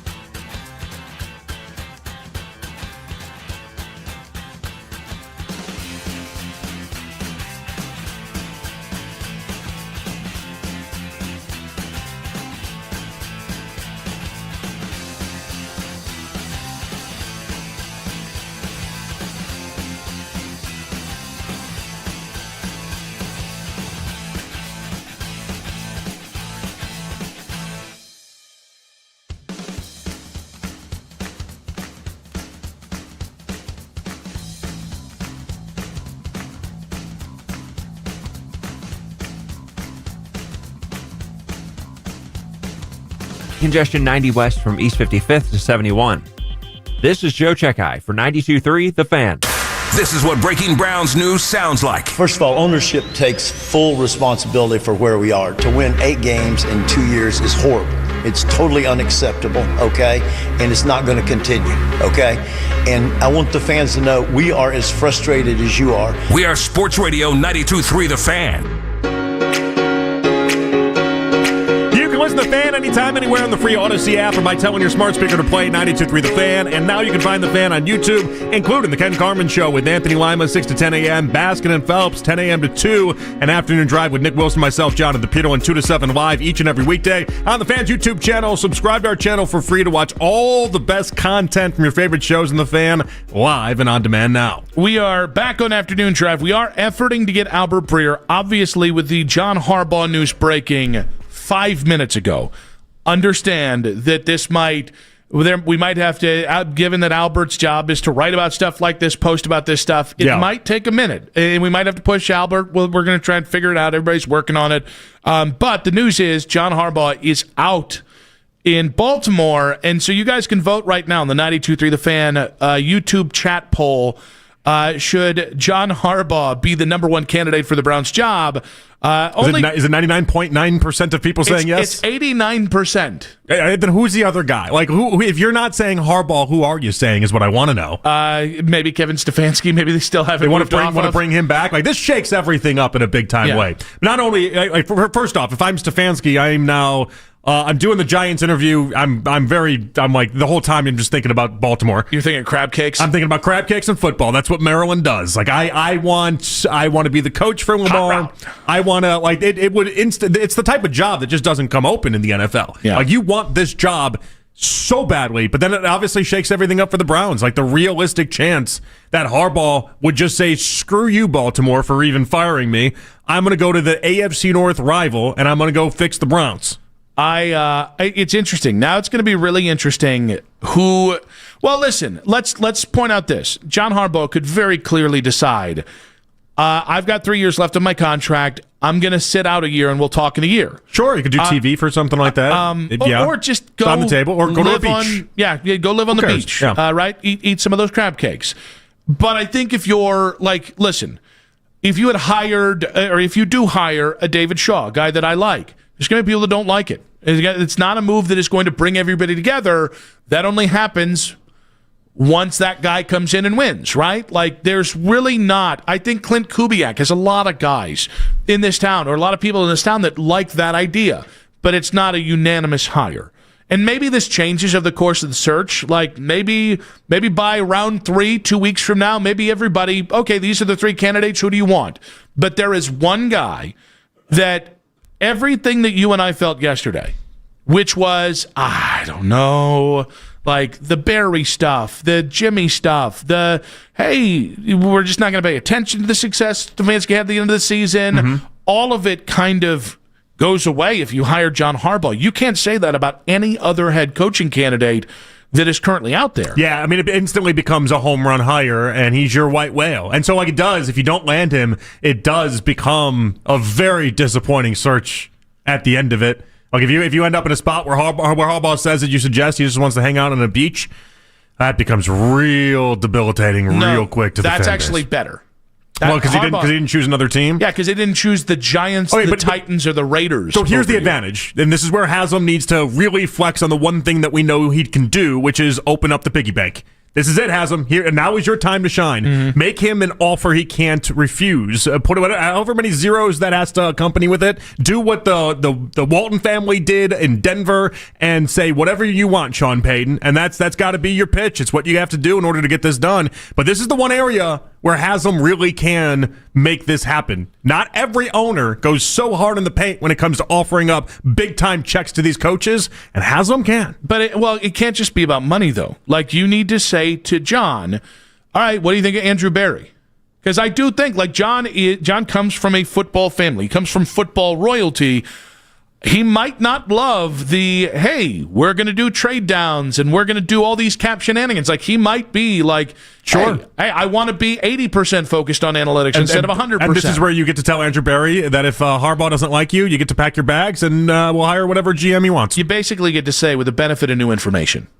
The benefit of new information. And again, listen, I don't know definitively that John Harbaugh wouldn't want to work with Andrew Berry. When they set it up with the Chargers, in fairness, basically the Chargers went to Jim Harbaugh and said, who do you want as GM? Mm-hmm. That's more what this is. And if it's Andrew Berry, cool. But I want to see Jimmy chase this one. And again, you're going to have to concurrently still do the rest of your search. But this better become the focal point of your search. Are we being too unreal, or are we basically unrealistic with this? Like, is no, this, we shouldn't be. It's no. I mean, I think we're playing within the right waters, but I do wonder if people are listening out there being like, "You guys have lost your mind." Well, no. So again, us saying, all right. So we're going to work on Albert still. I don't know that we're going to get him just yet here. Yeah, it's obviously a very busy moment for Albert. Very busy for all of us. But getting back to the idea of, it's not my job, the idea of, oh, you're being unrealistic, that comes down to Jimmy Haslam. And quite frankly, what John Harbaugh thinks of you. But it's not as if, like, I get the Giants job. The Giants job, because it's New York, because of the Mara family, it is held in a certain regard. They do have a starting quarterback right now. You don't.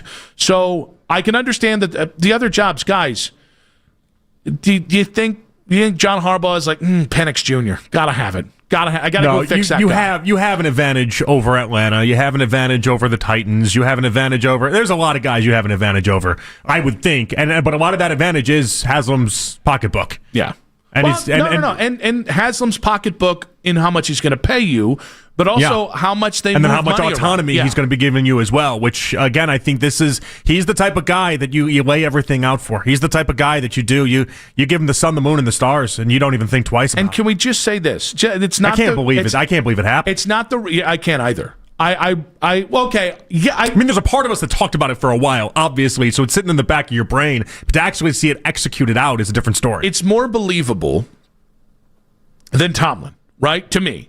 I mean, like, if this had been Tomlin today, I think my levels of would have been through the roof. But I'm still pretty surprised on this. I mean, the Ravens have had 2 head coaches since 1999. It's not the Steelers, but damn if it's not pretty darn close. I mean, 17 years. It's an incredible run. I mean, he did everything you could possibly ask him to do. I mean, clearly he didn't win enough with Lamar, and not enough in the postseason with Lamar is what I'm trying to say here. 3 wins since 2016 in the playoffs, not good enough. 2 wins since 2020 in the playoffs, not good enough. But that is he still has a lot to give. Now, the relationship with Lamar will have to be studied, but we're not in the spot where we get to be that picky about guys and be like, hey, did he have control over Lamar? Did Lamar run the show? Like, that's not where we're at with this. I think a year from now we'll have a different perspective on Harbaugh versus Lamar. I think it's going to be really interesting. There was a report that came out at the end of the season that did not paint Lamar in the best light. It was from one of Baltimore's reporters. Can't remember the Baltimore Sun. The name, but I think it's like Preston Smith. And it basically was about Lamar not being as coachable as you thought. Lamar maybe being a little sullen, caring more about video games than anything else. I don't know how true that is, but I think it stands to reason. I think we always side with the quarterback in these breakups. I don't know. I think John Harbaugh had a lot of success with 2 different quarterbacks, 2 very different styles of quarterbacks, and it wouldn't surprise me if in a year we're saying maybe John Harbaugh was the magic in that relationship and Lamar wasn't. I think Lamar is going to find out how other head coaches kind of roll around here, because it's not. They're not. I know, but I also see Baltimore's side of it too, though. I do. It's Lamar Jackson. He's won 2 MVPs. I think most people side with the quarterback in these type of discussions, but it is interesting, and it's interesting to think about how Harbaugh did not win this one out. I mean, listen, you choose the quarterback, right, over the head coach.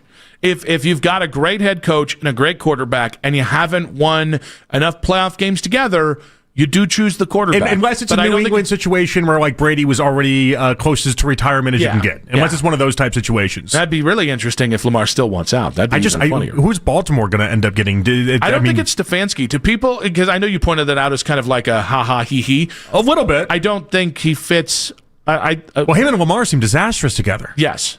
Like, that doesn't seem like that would work at all. That seems like Stefanski would pull his hair out, but he's never had a quarterback with the talent that Lamar has. And so, it would really stress what he would be able to put up with. Kevin, because he failed that with Baker. I think Kevin will interview in Baltimore. He for sure I'd be should. surprised if he didn't. I really think Kevin's the kind of guy of like, oh, you fit my system, and that's what I need. And if you don't fit the system, then I'm not going to be as effective as a head coach. I honestly think the Deshaun thing, even though Deshaun and Lamar are different quarterbacks, I think the Deshaun thing's going to hurt Kevin when it comes to trying to say, oh, hey, I can totally coach this guy. Yeah, you seem to be able to coach a single kind of quarterback, one that plays under center, one that the heavy play action, and one that doesn't move. The ripple effects of this, though, is going to be really fascinating because now all of a sudden, there's all sorts of people that are going to line up to want to coach Lamar Jackson. So what other jobs become open off of that? It's fascinating. This is one of the biggest shocks in the NFL in a very long time. I thought that was going to happen when Vrabel got fired. I was so surprised when Vrabel got fired, and he got a lot of looks, but he didn't get a job. But this isn't because of Harbaugh necessarily. This is about the idea of being able to coach Lamar. Oh, no. What I meant was what other coaching jobs will open up. The ripple effects. That's what I was talking about. No, yeah, I'm saying that. I'm saying like the idea that before, if you all of a sudden had a mutual parting of the ways, if you're a head coach with one of these teams, like let's say even like Sean McDermott in Buffalo, for instance, right? You're like, well, shoot, what am I going to do? Coach the Titans? You don't want that. But the idea that Lamar is open makes it very attractive for some of these guys. So you think Sean McDermott's more likely to be like, hey, I'd like to be fired now? Yeah, like if now's the time. If you're going to do it now because the Baltimore job's open. And obviously, after the postseason when it's eliminated. But you're like, yeah, like let's do this because these type of jobs with these type of quarterbacks don't open up. Kevin on the 92.3 The Fan YouTube channel, and if you're just joining us, John Harbaugh out in Baltimore. Big news. I think Kevin brings up a great point. The impact that this could have on the Browns head coaching search, if it's not Harbaugh to Cleveland, Jesse Minter to Baltimore would make a butt ton of sense. For sure. There's obvious connections there with the Harbaugh family and all unless of it. Jim just spites him and is like, don't go there. We got to think a little outside the box, too, with this. I'm just, again, spitballing in my brain as we're going here.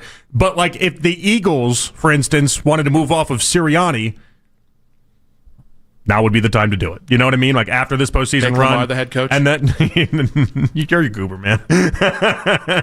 But, like, that's the kind of shakeups that we're talking about here. And then stuff like that instantly takes the Browns off the board. So we need to root for that stuff get him quick. to not happen. Yeah, you got to get him quick. You really need to throw the bag at him as soon as you possibly can before anybody else or any job can open up, before anybody gets enticed and is like, I need to move off of my dodo bird of a head coach. Jimmy put on that whipped cream bikini. And Varsity Blues style. You just...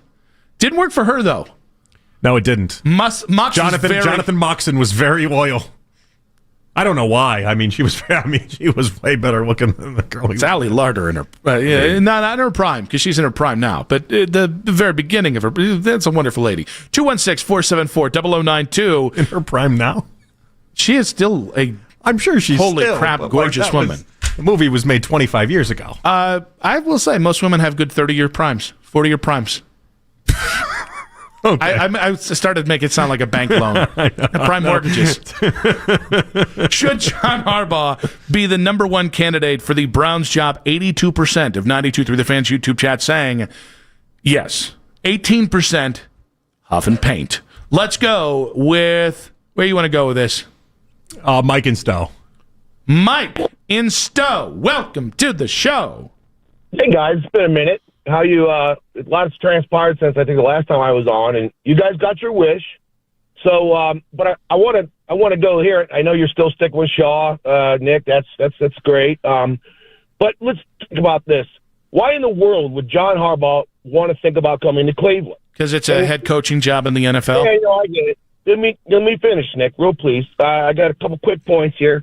So, like, he's just finished 15 years coaching a team that's completely shown great steadiness. Gotta go. Yeah, you lose that, buddy boy. Gotta go. All right, so I think this is stop making the Browns' job to be the Titans' job. The Browns gave Kevin Stefanski 6 years. Guys, that's an incredible amount of time. And I'll be honest with you, if I hear Coach of the Year, guys, Matt Nagy won a Coach of the Year. Yeah, I did. Brian Daboll won a Coach of the Year 2 years ago. It doesn't make you a good coach.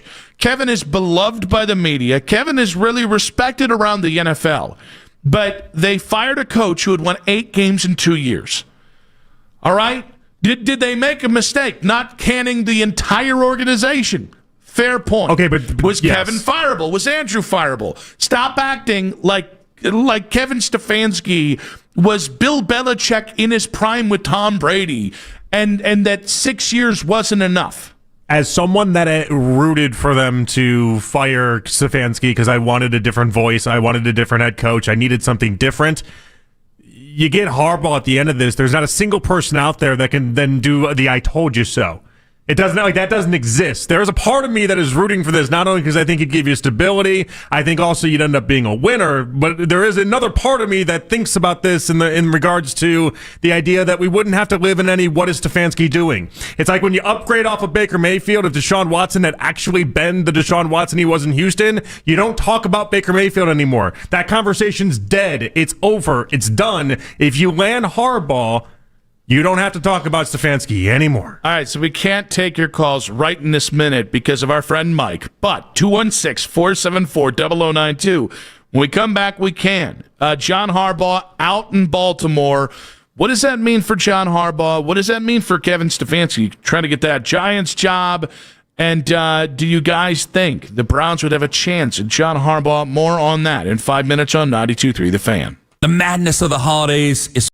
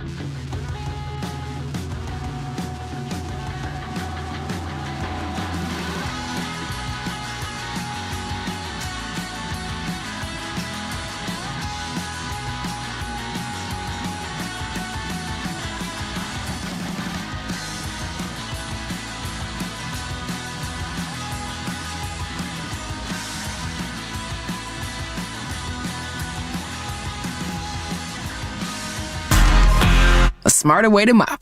Try it or your money back. Move over Michael Strahan and TJ Watt. Burrow shotgun. Burrow to throw. He got him! There it is! Myles Garrett! Sack number 23! The new single-season sack king! Myles Garrett has done it. The NFL's new single sack record holder. This is the radio home of the Cleveland Browns. 92.3 The Fan. Back on Afternoon Drive, the big news of the hour. John Harbaugh out in Baltimore. Hava Flav saying on Twitter, there's a very good point. Yeah. That we won't be able to keep Schwartz if Harbaugh's here. Handshake gate. Remember Jim Harbaugh, Jim Schwartz? There was no handshake there. There were some words there. Those were two guys that they were legitimately going to fight if people didn't get in between them. Okay, what if we just ask Jim to change his first name? Hey, he's now Mike Schwartz. Or we can just pretend that was like, I don't know, Jesus Schwartz or something different. Honestly, this might be a respect thing where John Harbaugh respects Jim Schwartz more because he tried to fight. Because he tried standing up to him. Football guys love that type of stuff. Can I tell you right now, I'm going to name my staff right now. I'm already naming Harbaugh, you're the head coach. Okay. Todd Monken, your OC. Oh, so Monken does get to come along. Monken now, and Ken and Anthony get to bring back, what is it? Too much Monken, not enough Monken? Yeah, was Monken the canary in the coal mine of all of this? Did I not say? That was like the tipping of the hand? Interview him to just ask him about John Harbaugh?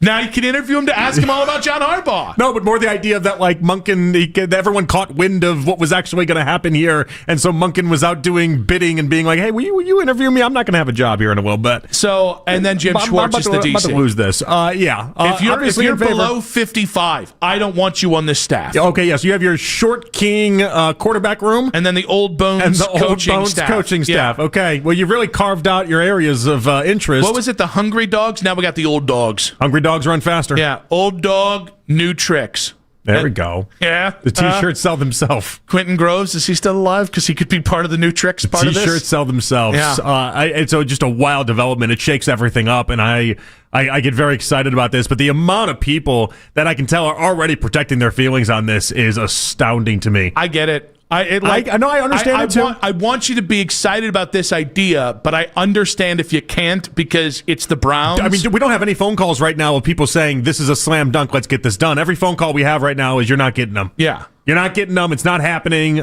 Basically, I get it. Why are we even showing up to the discussion? Because you're not going to be able to land them. And I think that's a lot of people protecting their feelings right now. Because when you have a coach the search is easier when you don't have this type of coach open. Mm-hmm. It isn't. It becomes much harder when you have this type of guy there, and then you're tasked with landing them. But if we learned anything from the Deshaun Watson sweepstakes, this group knows how to get it done. Jimmy does. They can get it done. Can you give him fully guaranteed $240 million? This is going to, he had to get creative there, right? He had to get creative in that. If that was the warm-up for Harbaugh. There's no cap on coaches. They passed that warm-up, okay? How much do you go?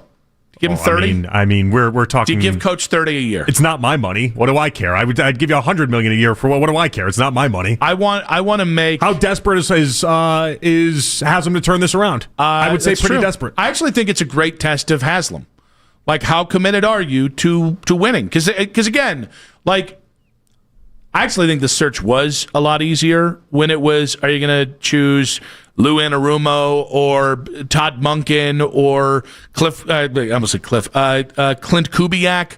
I almost think it was easier. Yeah, it's a little tougher. There's going to be one guy that everybody wants. Okay, go get him. It shouldn't even be a question for Jimmy Haslam. It shouldn't.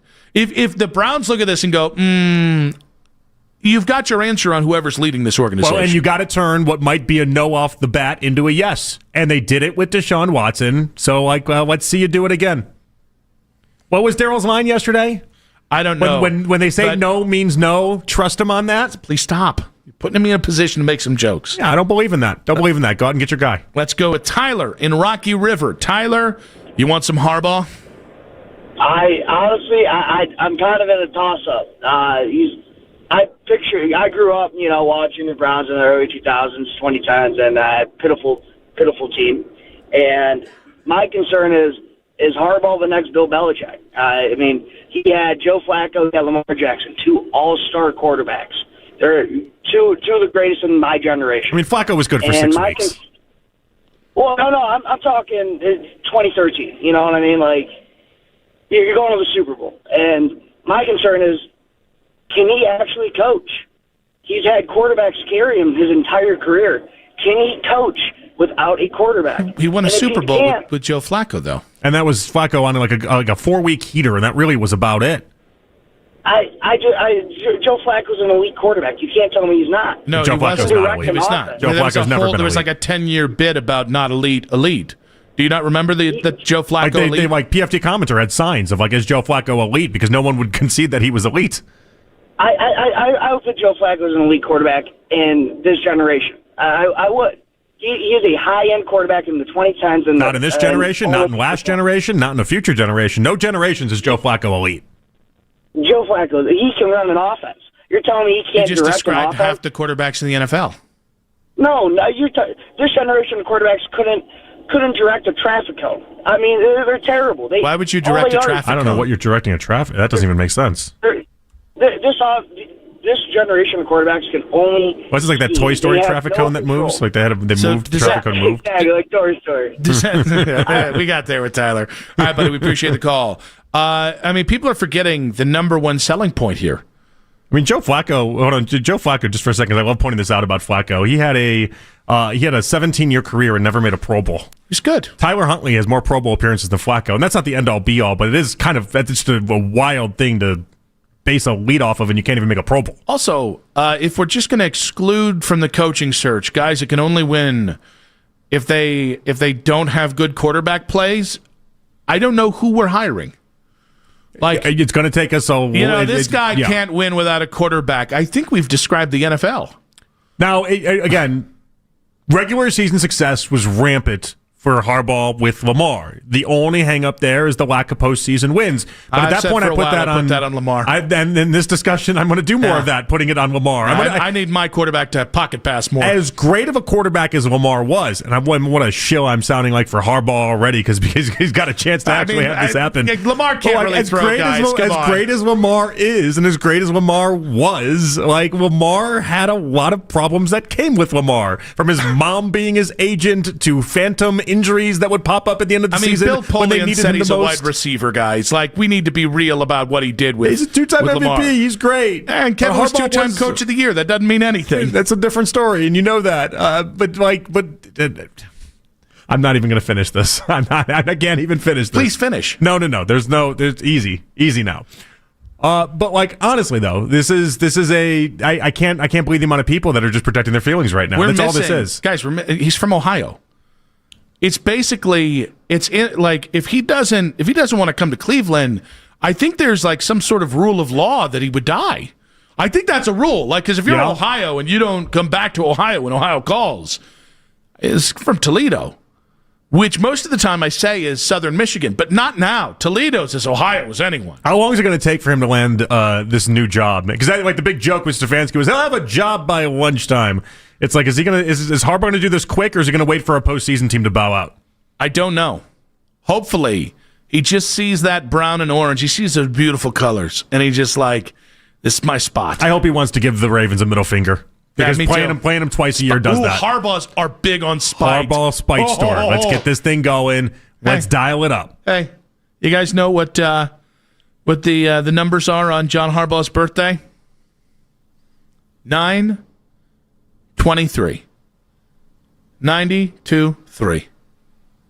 Wait, that's Harbaugh's birthday? It is. You share a birthday with Harbaugh? And we share initials. The numerology of the station here. Wow. 92-3. How about that? I mean, we're like the same guy. It's written in the stars. Yeah. I mean, come on now. John, what are we doing? John, come on. That's actually how I would get him. Yeah. I just wouldn't let him leave the conversation. And I'd just be like, John, what are we doing? Come on. He's like, get away from me. What are you doing? I'm like, come on. Get 20. You want 20? Okay, you get it. It's written in the stars. Just keep saying, come on. Just like, I'll take the job if you just stop. And if you're just not here. I'm like, you got it. Now I'm picturing him getting the job and then us interviewing him at camp and you leading off with, we share a birthday. We're birthday bros, Harbaugh. It's like... It's your new Pearl Jam with Stefanski convo. It's not... He just didn't like the right Pearl Jam. He liked no code. He liked binaurals. I like good Pearl Jam. Well, that's how you knew it was going to fail. Yeah. I mean, come on. What is this voice? 216-474. What's this voice? Come on. What are you doing? Come on. Actually, You're like we need a segment of what is this voice? Just we can go on the Infinity Instead of Sports like what's Network. in the box, it's what is the voice? Yeah, come on. No. It's just come on. Like Nick Wright. This is why Mahomes is the best. And then it stops, and I just go, Nick Wright. I used to have this buddy of mine in Carter in college, and he used to anytime he'd try to get us to do something, and it'd always be ridiculous, and he would always go, you wanna. And that's how he'd end everything. Like, you wanna. What and was then the we'd hit like, right? Pretty high. Yeah. Pretty high. Once you got there, it ended up. I'm Because like, you knew all right, you wanna. Maybe I do want to do that. I'll make that bad decision. Let's go down that road. 216-474-0092. John Harbaugh out in Baltimore. Should he be the number one candidate for the Cleveland Browns job? You guys can vote on that on the 92.3 The Fan YouTube channel right now. The chat is just, it looks like coding in real time. Like, you remember the old screens when they show like computer coding and it would like fly? It was like the Matrix. Yeah. That's what the chat looks like right now, reacting to the John Harbaugh news. 221 votes saying 220 votes. 84% of saying yes, Harbaugh should be the guy. We'll talk with Lance Reisland in 5 minutes. See what he thinks on 92.3 The Fan. This is an Odyssey Sports Minute. The Raiders are primed for a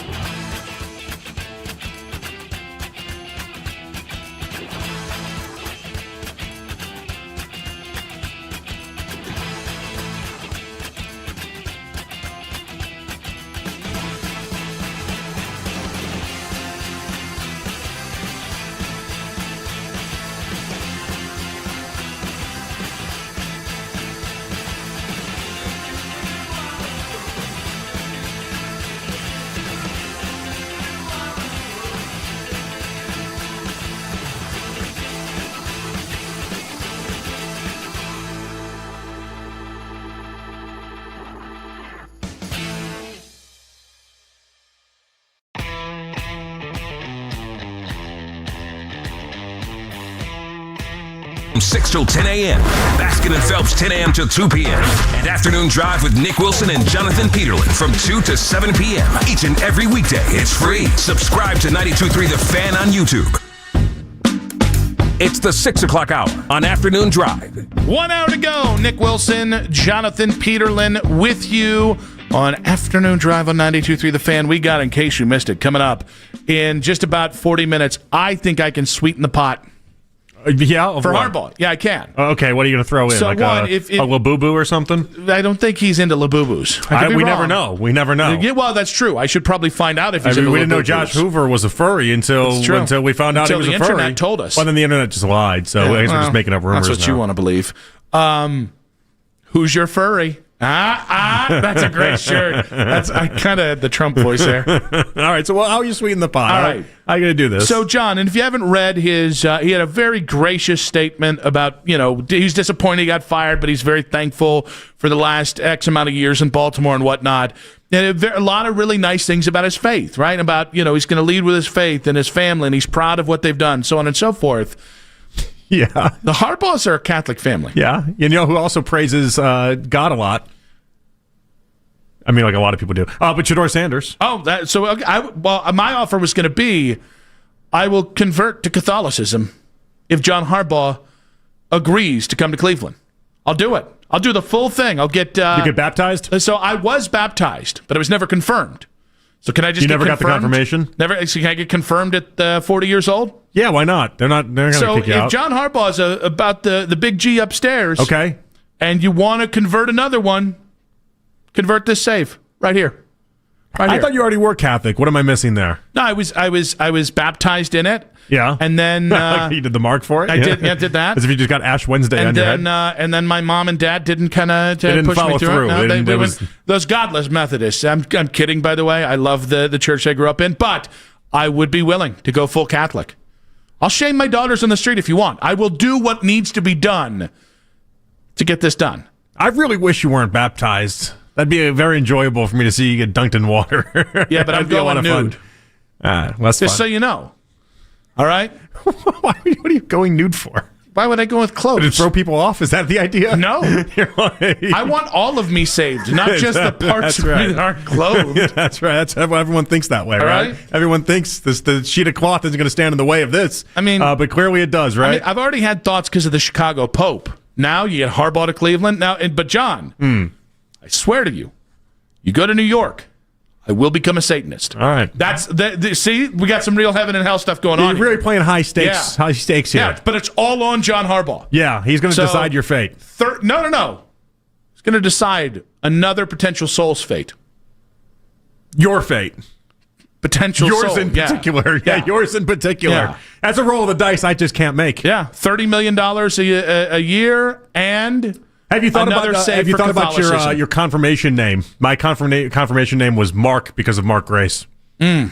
I think you choose one. It's like you add it to your middle name. It's like Are you ready for it? Yeah. What do you got? John. Come on, baby. There we go. Yeah. All right. Well, on the nose, but I like it. Well, should I go Jonathan, or would that be too close to yours? No, that's fine. Is he Jonathan Harbaugh? I think he's just a John because he's John. I think he's just a John. He's just a John. I'm just a John. I think he is. I've never thought of him as a Jonathan or anything else.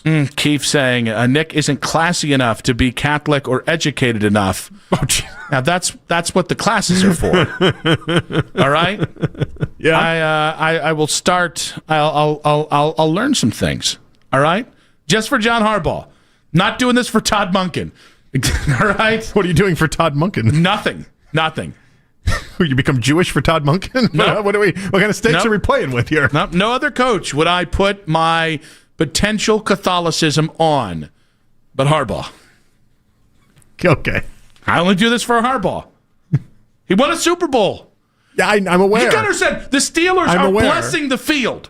All right, I know these are the stakes we're playing the with. priest out there. Yeah. He's putting the holy water everywhere. He'll be doing that to me. He's using the holy water like it's actual water. It's a whole thing. I don't know how they're going to follow this up, but they plan on following up in some sort of big way. But if it gets Harbaugh in, I just appreciate you trying to do your part. Listen, I think everyone should appreciate it. What kind of stunt should we do? Every radio shows always do these stunts with these type of things. Do we do one live from a Catholic church? What is these? Yeah, this is going to be our stunt. Then we got to really follow through on this. I want you dressed like an altar boy, though. Well, I want you carrying the thing with the smoke. And obviously, I'll learn what these things are. By the way, it's an obvious that I was going to just relive my 7th, 8th grade altar boy moments. That songbird kind of thing. Christ has died. Christ has risen. Christ will come again. I can already feel it affecting me. I mean, this is going to get hard. Like I can really feel it. You know, feel the Holy Spirit if John Harbaugh comes here. Matthew, Mark, Luke, and John Harbaugh. To talk about John Harbaugh as the Browns head coach and more on the Make It Right, Call Kyle Wright hotline.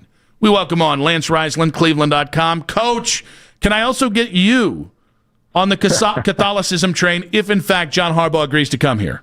My goodness, I was listening. You're all in, my friend. You are all in right now with John Harbaugh. I don't know if I'm that in. I mean, I'm in, but I don't know if I'm that in. We got to get you on board there. Yeah, why aren't you all the way in? Well, I know I am in, but I'll tell you what, it's going to be, if you're going to tell me that the Browns are going to go out and hire an alpha, a guy who's going to do everything that he wants, I don't see that happening. I really don't. And if I'm wrong, I would love to be wrong, but that's kind of not the way they do things, right? They kind of do things that guys that fall in the line and they kind of follow the path. So I would love John Harbaugh. Don't get me wrong. I would absolutely love him, but I just don't see it with the GM staying where he's at. I don't see it happening. Well, that's the beautiful thing about John Harbaugh is that if he decides that Andrew Berry isn't in his culture, Andrew Berry, don't let the door hit you where the good Lord split you. We stay in the field. That's what Catholics say. Yeah. You're saying, yeah, it was very Catholic there. You're saying he would override that. Like he's the 100%. Now. Okay. Yeah, and this is the deal. Right. This is the deal. Either Andrew Berry gets in line with what Harbaugh wants, or he's gone. And I don't even think twice about it, Coach. Well, I'm all in for that because he's a football guy, and I love football guys. He's a guy who bases things on feel, and there's a lot of this is what we got to do stuff. And obviously I appreciate that. I'm all in on Harbaugh. I think he'd be. Obviously, the culture everybody would want to. There's a standard he has, and I think he would hold these guys to it. If not Harbaugh, are there other head coaches or candidates that interest you the most?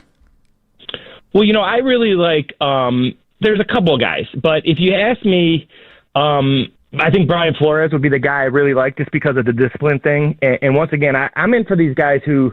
I've never understood it, and once again, I'm older, and I always listen to my dad when it comes to football, but guys who are in charge and guys who are running the show, and you kind of defer to Brian Flores, you kind of defer to John Harbaugh, not the other way around. And, I understand how the football works. At the NFL level, I've learned from guys like you in terms of the salary cap and all that kind of stuff. But things that happen between the lines, that's got to be the football coach's job. And those kind of guys, Brian Flores, Harbaugh, those are the kind of guys, if you talk, Mike McCarthy, guys who are going to be in charge and they're the boss. I think that's, for me, those are the kind of guys that I think to kind of turn the culture to what people want, I think that's the route you got to go. All right, what's more likely, Harbaugh ends up in Cleveland or Stefanski ends up in Baltimore?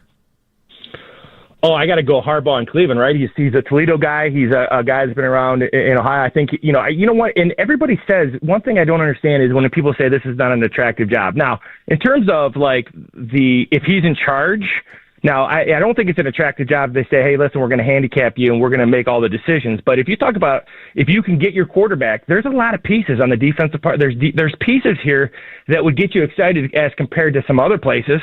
This is a better job, in my opinion, than New York in terms of pieces on the field, the 53-man roster. So, yeah, I think him coming here is a much more likely outcome. We do have a little bit more news coming along. Diana Rossini saying a pressure point in the John Harbaugh dismissal was his refusal to entertain any conversations about potentially moving on from Todd Monken. So it all comes back to Monken. It really does. I guess we need more Monken. Circles back. I think Ken and Anthony would agree. What a belief in Monken. I mean, honestly, that is astounding. Future Browns offensive coordinator Todd Monken. That is astounding to me. Yeah, and so coach, that is what this would be then. So it would be Monken as your OC, and then obviously Harbaugh as the main coach, and then you kind of just go from there and you see what you got.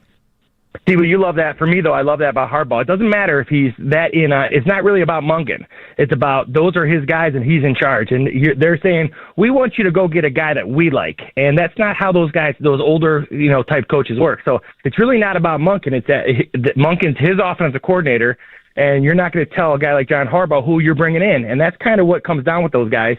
So, Monken might not even be his guy, but when you're on a staff, you're loyal to your staff, and that's what ends up happening. That's why when Stefanski got fired, my first thought was, man, Jim Schwartz is going to probably not, unless he's a head coach, probably won't be around next year. And that's the worst part about this Stefanski thing.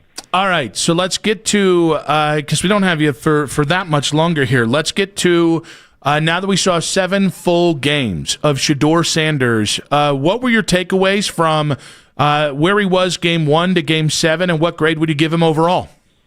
Well, I would give him, I would say he's in the B range. His catastrophic mistakes were too much. You got to protect the football when you only get 10 to 12 possessions a game. But I tell you what I liked most about this past game is I thought he played pretty poorly for almost the entire game. I thought he threw the ball very poorly. I thought his footwork wasn't great.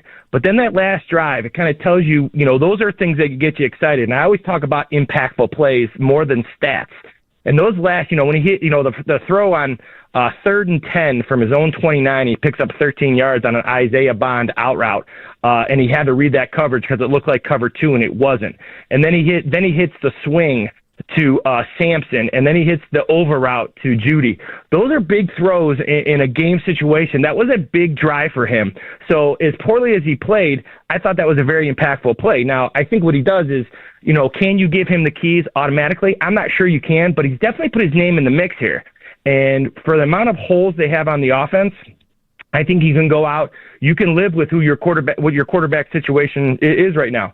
And if it's him and Dylan Gabriel and Deshaun Watson, there's worse quarterback rooms. I know Deshaun Watson's been hurt, but he's a talented guy, and he can be in that mix, in terms of a backup and things like that. So I think he's done very, very well. And I think he's given himself a chance to, they can go out and get a tackle. They can go out and get some skill guys and see what this guy can do, along with some guys behind him, because he was limited. Everybody talks about his limitations. Same thing with Dylan. Dylan had the same limitations. But Shedeur was very impactful with the guys who were on the field, and I think you got to see that, and especially in that last drive, especially because he played pretty poorly all game and then still had that drive, which I thought was his best drive of the year. That out route to Bond on 3rd and 10, I thought was his best throw of the year. How aggressive do you feel like the Browns will be this offseason and trying to get this thing turned around as quick as possible? Or will it be a little bit of a slower burn and maybe they don't go out and get all the offensive linemen and add wide receivers, et cetera? Well, I think the key for me is I've always felt this. It always goes back to the freshman in college as compared to a senior in college with offensive linemen.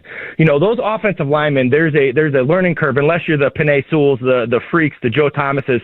Really, there's some time where those guys who are 26 to 30 years old. That's kind of what they're at their prime. So I think you've got to have a mix of guys you get in the later rounds. A guard inside that you like with his lateral movement, maybe get a tackle in free agency, pick up a tackle in the draft early, second, third, early on the second day. And then you go out and you get some skill guys, because skill guys translate earlier than the guys inside, just because of the grown man strength that, guys have. That's why I tell everybody the things that Mason Graham have done has been incredible, because these are grown men he's going against. So I think they got to attack the offensive line. I'd like to see them attack it through free agency to get some older guys, maybe get a lineman or two, and not take a chance, because the chance they took on Zach Zinner, I like that chance, but he's a guy who came back from catastrophic leg injury, and he hasn't been able to come back from that. So they got to go out and get some proven guys, and then they got to get a guy out who can just make a play in space. I don't care. I'm not talking about catch radius and all the stuff that I talk about all the time. I'm talking about a guy who can catch it and make a play with no one else blocking. They haven't had that in a long time. Coach, great stuff, buddy. Appreciate you. We'll catch up with you next week. Absolutely. I look forward to that baptism, my friend. I hope I'm a witness. I want you front row, and again, I will be completely nude. I want to be all cleansed, okay?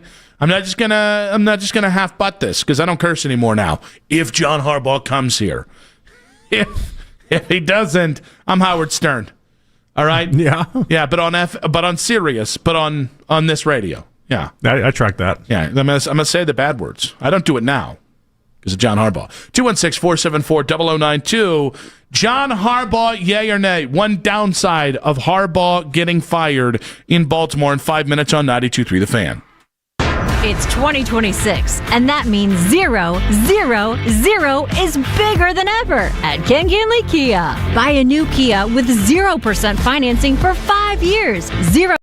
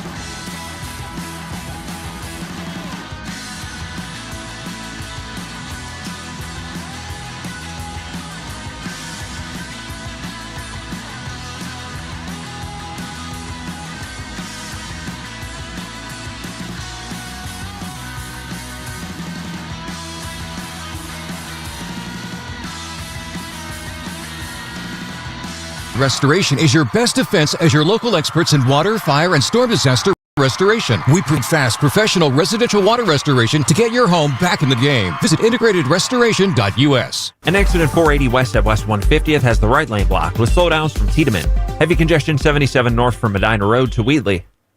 This is Joe Checkeye for 92.3 The Fan. Want to talk Browns while you're at work? Baskin and Phelps, weekdays starting at 10 on 92.3 The Fan. In case you missed it, coming up in just about 20 minutes, one of my cousins is in real estate. Mm-hmm. I actually just heard from her that the Harbaughs are actually in Strongsville looking at some real estate. Not sure what that could be about. Maybe they're just, speculators, that kind of thing. But again, very connected in the real estate community. Yeah. And I've heard the Harbaughs are in Strongsville. I think maybe they looked in, Brook Park, Lodi, a lot of places they're looking at. There is at least one person out there that will not understand the jokes that you're referencing right now and be like, "Ooh, jokes? that's a good sign." I'm going to be Catholic, and they're going to live in Wadsworth. I like that. They're my next door neighbors. Adam Schefter saying in the first 45 minutes after John Harbaugh was fired this afternoon, his agent Brian Harline says he received calls from 7 NFL teams expressing interest in his client. But there's only 6 teams with openings. Exactly right. So there are currently. It's Miami. Which job is it is what I want to know. You think Miami is the one? Well, so I think it was Albert reported this weekend that if Harbaugh got fired, that Miami might have second thoughts about Mike McDaniel. That is even for Stephen Ross, that's dirty work. It's all in fair play, though. It's all in fair play. This is what happens. This is what you do. Good job out of you. Why You said who knows what this might shake free, what other teams might do in this scenario. Yeah. Well, and in fairness, you also said other coaches too. But no, I think this is fair. Bring them on, Jimmy.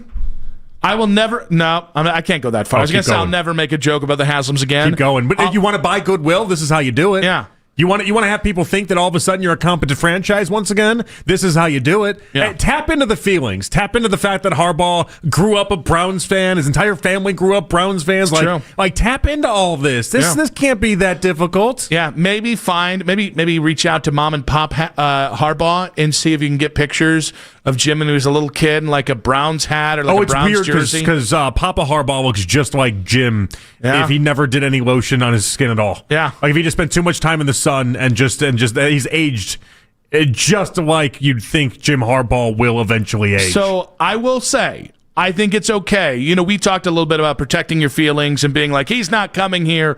We'll see. You're probably right to say it doesn't have as good of odds as like the Giants.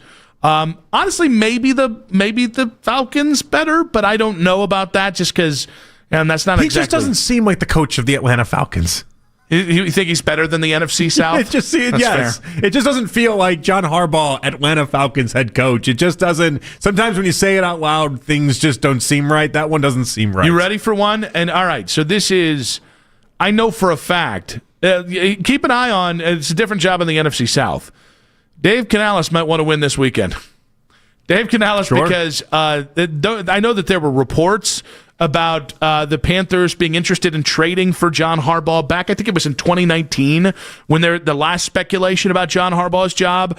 I can tell you Dave Tepper very much likes John Harbaugh. That would be another spot that I could see potentially shaking free depending on how this weekend goes. Well, at least with Schefter's report, we can make the assumption the Browns have at least already called, and so that's a cool thing, I guess. Now we'll see how. If there's 7 teams called and one of them wasn't the Browns. Well, now we'll see how quickly they can line up interviews, how he does this whole process, how he goes about doing it. Does he himself wait for other teams to, in fact, fire their current head coaches for a chance to talk to Harbaugh? It's all going to be very interesting. Also, Ebenezer Scrooge's body parts saying, "Get baptized in a lake, you coward." Is it holy water? By the way, Rap Sheet saying the Browns have requested permission now to interview Seahawks DC Aiden Durd. I don't care about that guy for their vacant head coaching job. Well, so what's funny about that is that maybe an hour or two ago we would have been like, all right, let's talk about this guy. Let's figure this all out. It's very similar to. Did you see the report on the Titans? So obviously Harbaugh happens like an hour ago. Yeah. And then 15 minutes after that, Schefter's like, yeah, the Titans they're going to line up an interview with Jason Garrett. Imagine being a Titans fan. It'd be wow. Like you get this big news about Harbaugh, and then 15 minutes later, it's like Jason Garrett out of left field. Do we know that Titans fans exist? Yeah, all three of them are just crying in their Cheerios right now, though. It's true. Like, what a punch to the stomach that is. But they're also like big news across the NFL. They're and you like got a no piece of Nashville it. bar, and Jason Aldean is assaulting someone. And Morgan Wallen's there. He's probably assaulting somebody else, but He just throws chairs. That's He just throws chairs. That's true. That's his signature. Hey, he's learning to deal with his emotions. I can tell you about Aiden Durd. Yes. That's going to be an unfortunate name. I'm going to make some real jokes there. The Seahawks DC. He is from over the seas. Over the seas. Yeah, he's native of England. Yeah. Jolly old London town. He's basically Sam Munson. Yeah. But with hair. Okay. Saved it. Listen. There is no way that Harbaugh being available won't have a significant impact on the Browns coaching search, whether he comes here or doesn't actually take a job. And here's the thing. The Ravens job being open, I give anyone out there who's like, okay, this really is going to impact the Browns search, I give you full, and I do mean full authority to have some sort of feeling about that as well. Aiden Durd bald as a cue ball, by the way. What? Yeah, extremely bald. Is it bald. an English thing? First Sam Monson and now... Extremely bald. Couldn't be more bald if he tried. I didn't see that one coming. Yeah, that was not on my bingo. I'm not going either. Catholic if he's the new head. No, I'm not going to be an Anglophile. I'm not going to start listening to the Sex Pistols and talking about how monarchies are great. You wanted to cast a wide net. No, fair. Now it's being casted. Yeah. Now I'd like a very narrow net. Now you just want the net to close in. As a matter of fact, do we need a net? That's a little old school. I love thinking. the idea of someone going into like the Browns whiteboard with all their coaching names and just like wiping them all off and then writing Harbaugh up there. This is now it. This is our list. That's all we need.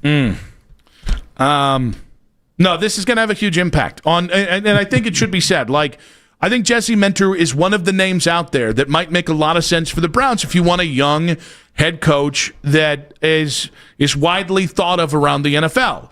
Well, I think Baltimore, because the connection there, that could be a guy that Baltimore goes for. It's interesting. Kalshi, which I think is at this point been discredited as a place that comes up with odds and stuff. They have Kevin having the best percentage to get the Ravens head coaching job. From a personality standpoint, I think it makes a lot of sense. I really do. I think that's where everything stops making sense, though. I just don't see Lamar and Kevin Stefanski ever fitting together. Yeah. That just seems like a train wreck. It doesn't seem like... Be pretty funny.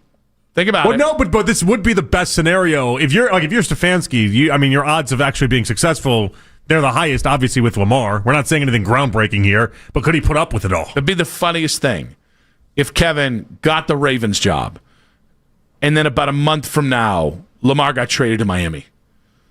Think of, when we get it, you and I are fans of chaos. That would Kevin's be funny. Press conference, like, I finally got a quarterback I can win with. I finally have an elite quarterback.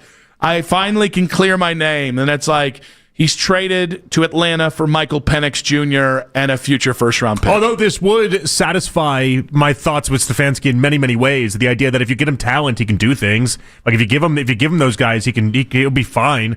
It's just he's dependent on the talent that he's given. He's only as good as the talent that he's given. He's not going to make Lamar any better than Lamar's already been. He's not going to make him any worse. Everyone that enters around Stefanski's sphere stays exactly what they were when they entered Stefanski's sphere. I also think fit matters with Kevin, which is why, again, I don't think Baltimore makes sense. But if we said tomorrow, Kevin's the new head coach there, and John Harbaugh ain't coming to Cleveland, I would have reason to fear that the next couple of years are going to be a little uncomfortable. Yeah, Lamar is just because of Lamar. Yeah, but it's not like Stefanski's the one that's putting that fear in my. Well, no, but it's Kevin Stefanski with a good enough team. Like they should still take a step backwards relative to Harbaugh coaching the Ravens, and I think that's still a win in many ways. Like the Browns we're ending up with a win out of this regardless, even if we don't end up landing Harbaugh. The idea that it's anybody out of this coaching cycle currently constructed that gets that job, that's a win for the Browns.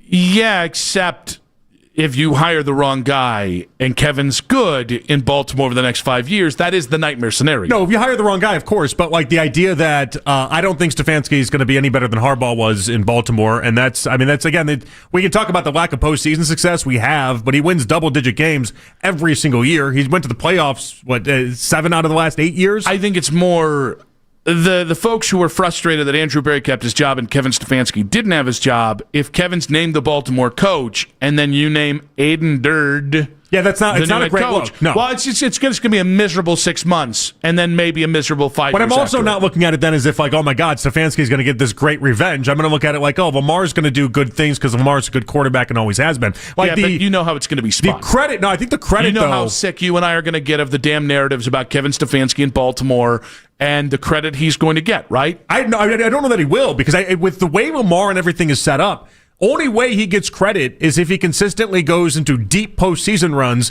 which is not a realistic ask. The reason why Harbaugh's fired right now is because he went 2-7 in his last 9 postseason games, and because he wasn't doing it in the postseason. And like it's a very unrealistic ask of anybody. And I just don't know that Stefanski's going to be the one to clear that. I think it's a Lamar playoff problem. I think in terms of if it was Kevin going to New York and having success, guys, I think he's going to have some success. I think he's a good head coach. I think Jackson Dart fits what he wants. Fit matters to Kevin. I also think they have more talent than maybe people want to give him credit for. I don't know he's going to win a Super Bowl, but I think he'll have them competitive in the NFC East for the next couple of years. It'll be no sweat off my back. It really won't be. If he goes to New York, if he goes to Tennessee, or if he finally gets his wish and gets that sweet, sweet young man, Fernando Mendoza, as his quarterback out in Las Vegas, no sweat off my back. If he goes to Baltimore and he's good, a year from now, the take is going to be, great, we chose the wrong guy. Jimmy Haslam done it again. I just think it's so hard to look better than what Harbaugh has looked like with Lamar in the regular season. It's not really. If you get the right breaks in the playoffs and you end up in the AFC title game of the Super Bowl. I said in the regular season. Oh, in the regular season? Yeah, I ended it in the regular season. Because they win double-digit games every single year. Well, yeah, but so that's not where the differentiator is going to be. If you, I'll give you the specific for obviously, instance. but like that's what part of my case here is that it's going to be if he's got to one-up Harbaugh and what Harbaugh's done in the postseason, that's not an easy task. Just because you have Lamar, it's not an easy task. For fans here to be upset, I don't think he has to one up him. Not for fans here to be upset, but for everyone in Baltimore, and everyone nationally to give him a bunch of credit, I think you have to do as good of or if not better job than what Harbaugh's done. I think if he won 12 games next year and they won a playoff game, the I was right brigade in the national media, who really does not like Jimmy Haslam and doesn't like the Browns. And again, what I'm saying is because of the Deshaun thing, because of Jimmy's own things, like they're going to be out in full force. Baltimore, you're right. In Baltimore, you better be going to an AFC title game next year if you hire Kevin Stefanski. But it's not going to. I mean, it's going to just get real comfortable. You're at a spot that everyone is already. They've given the credit to Lamar, and they give the bulk of the credit to Lamar, and it just is what it is. Like it's a really hard thing. But it would clearly give him the best chance of winning this whole divorce, whatever you want to call it. I mean, the nightmare scenario here is John Harbaugh edges Kevin out of the New York job, and then that pushes Kevin to Baltimore. That really is and then you hire Aiden Durd. Yeah, no, that's not good. Yeah. Yeah, not good at all. Yeah, but he's got a great accent, and I bet he's just like, hey, chip, cheerio. But we definitely win that transfer. If it is a coach swap, we definitely come out the advantage of that. Now, yes. Now we're talking, because that's a power positivity. Win the Browns. Basically, when we trade Harbaugh for Stefanski, basically, it'll be a win-win for us. For sure. Never doubted it. And Stefanski, it's going to be funny. The whole everything. We just got to wait and see how it plays out. Aiden Durd is not it, though. Jeez. Durd. Ann in Kent. Welcome to the show, Ann. Hi, guys. Hello. Hey, hi. So my question is, don't we want to just hold out for Tomlin after the Steelers lose their first round in the playoff games and they let him go?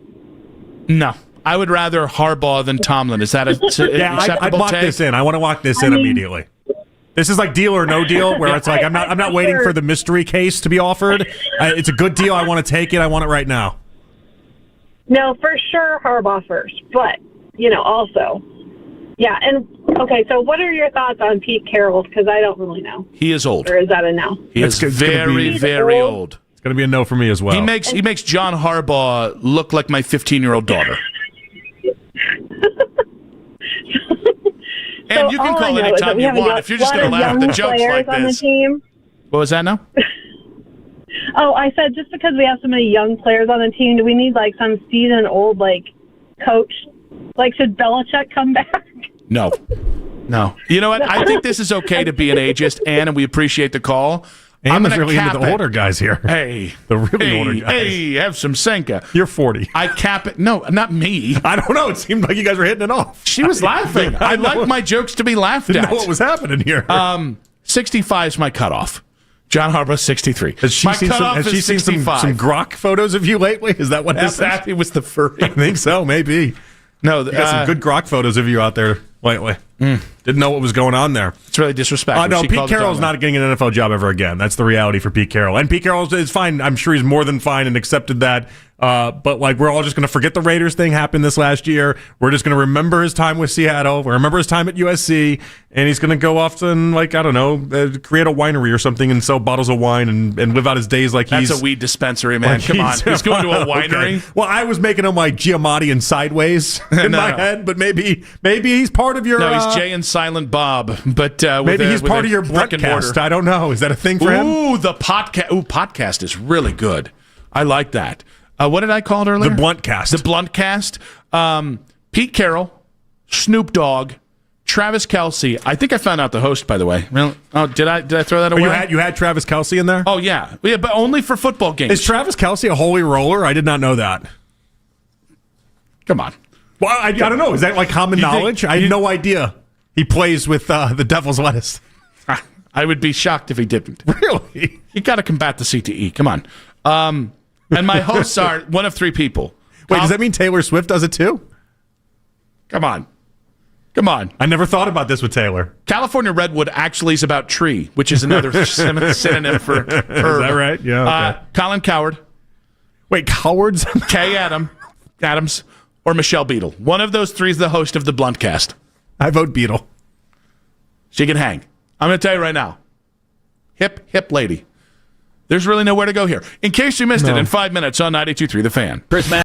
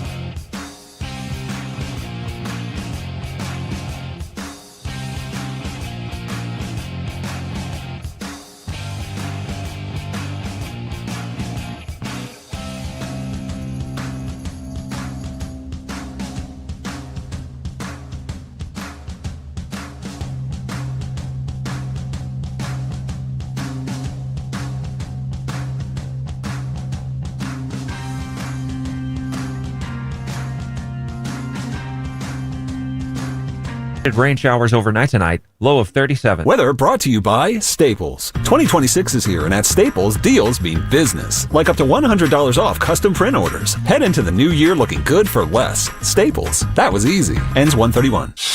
In your weeknight with the best segments of the day. The Fan Rewind. Weeknights at 11.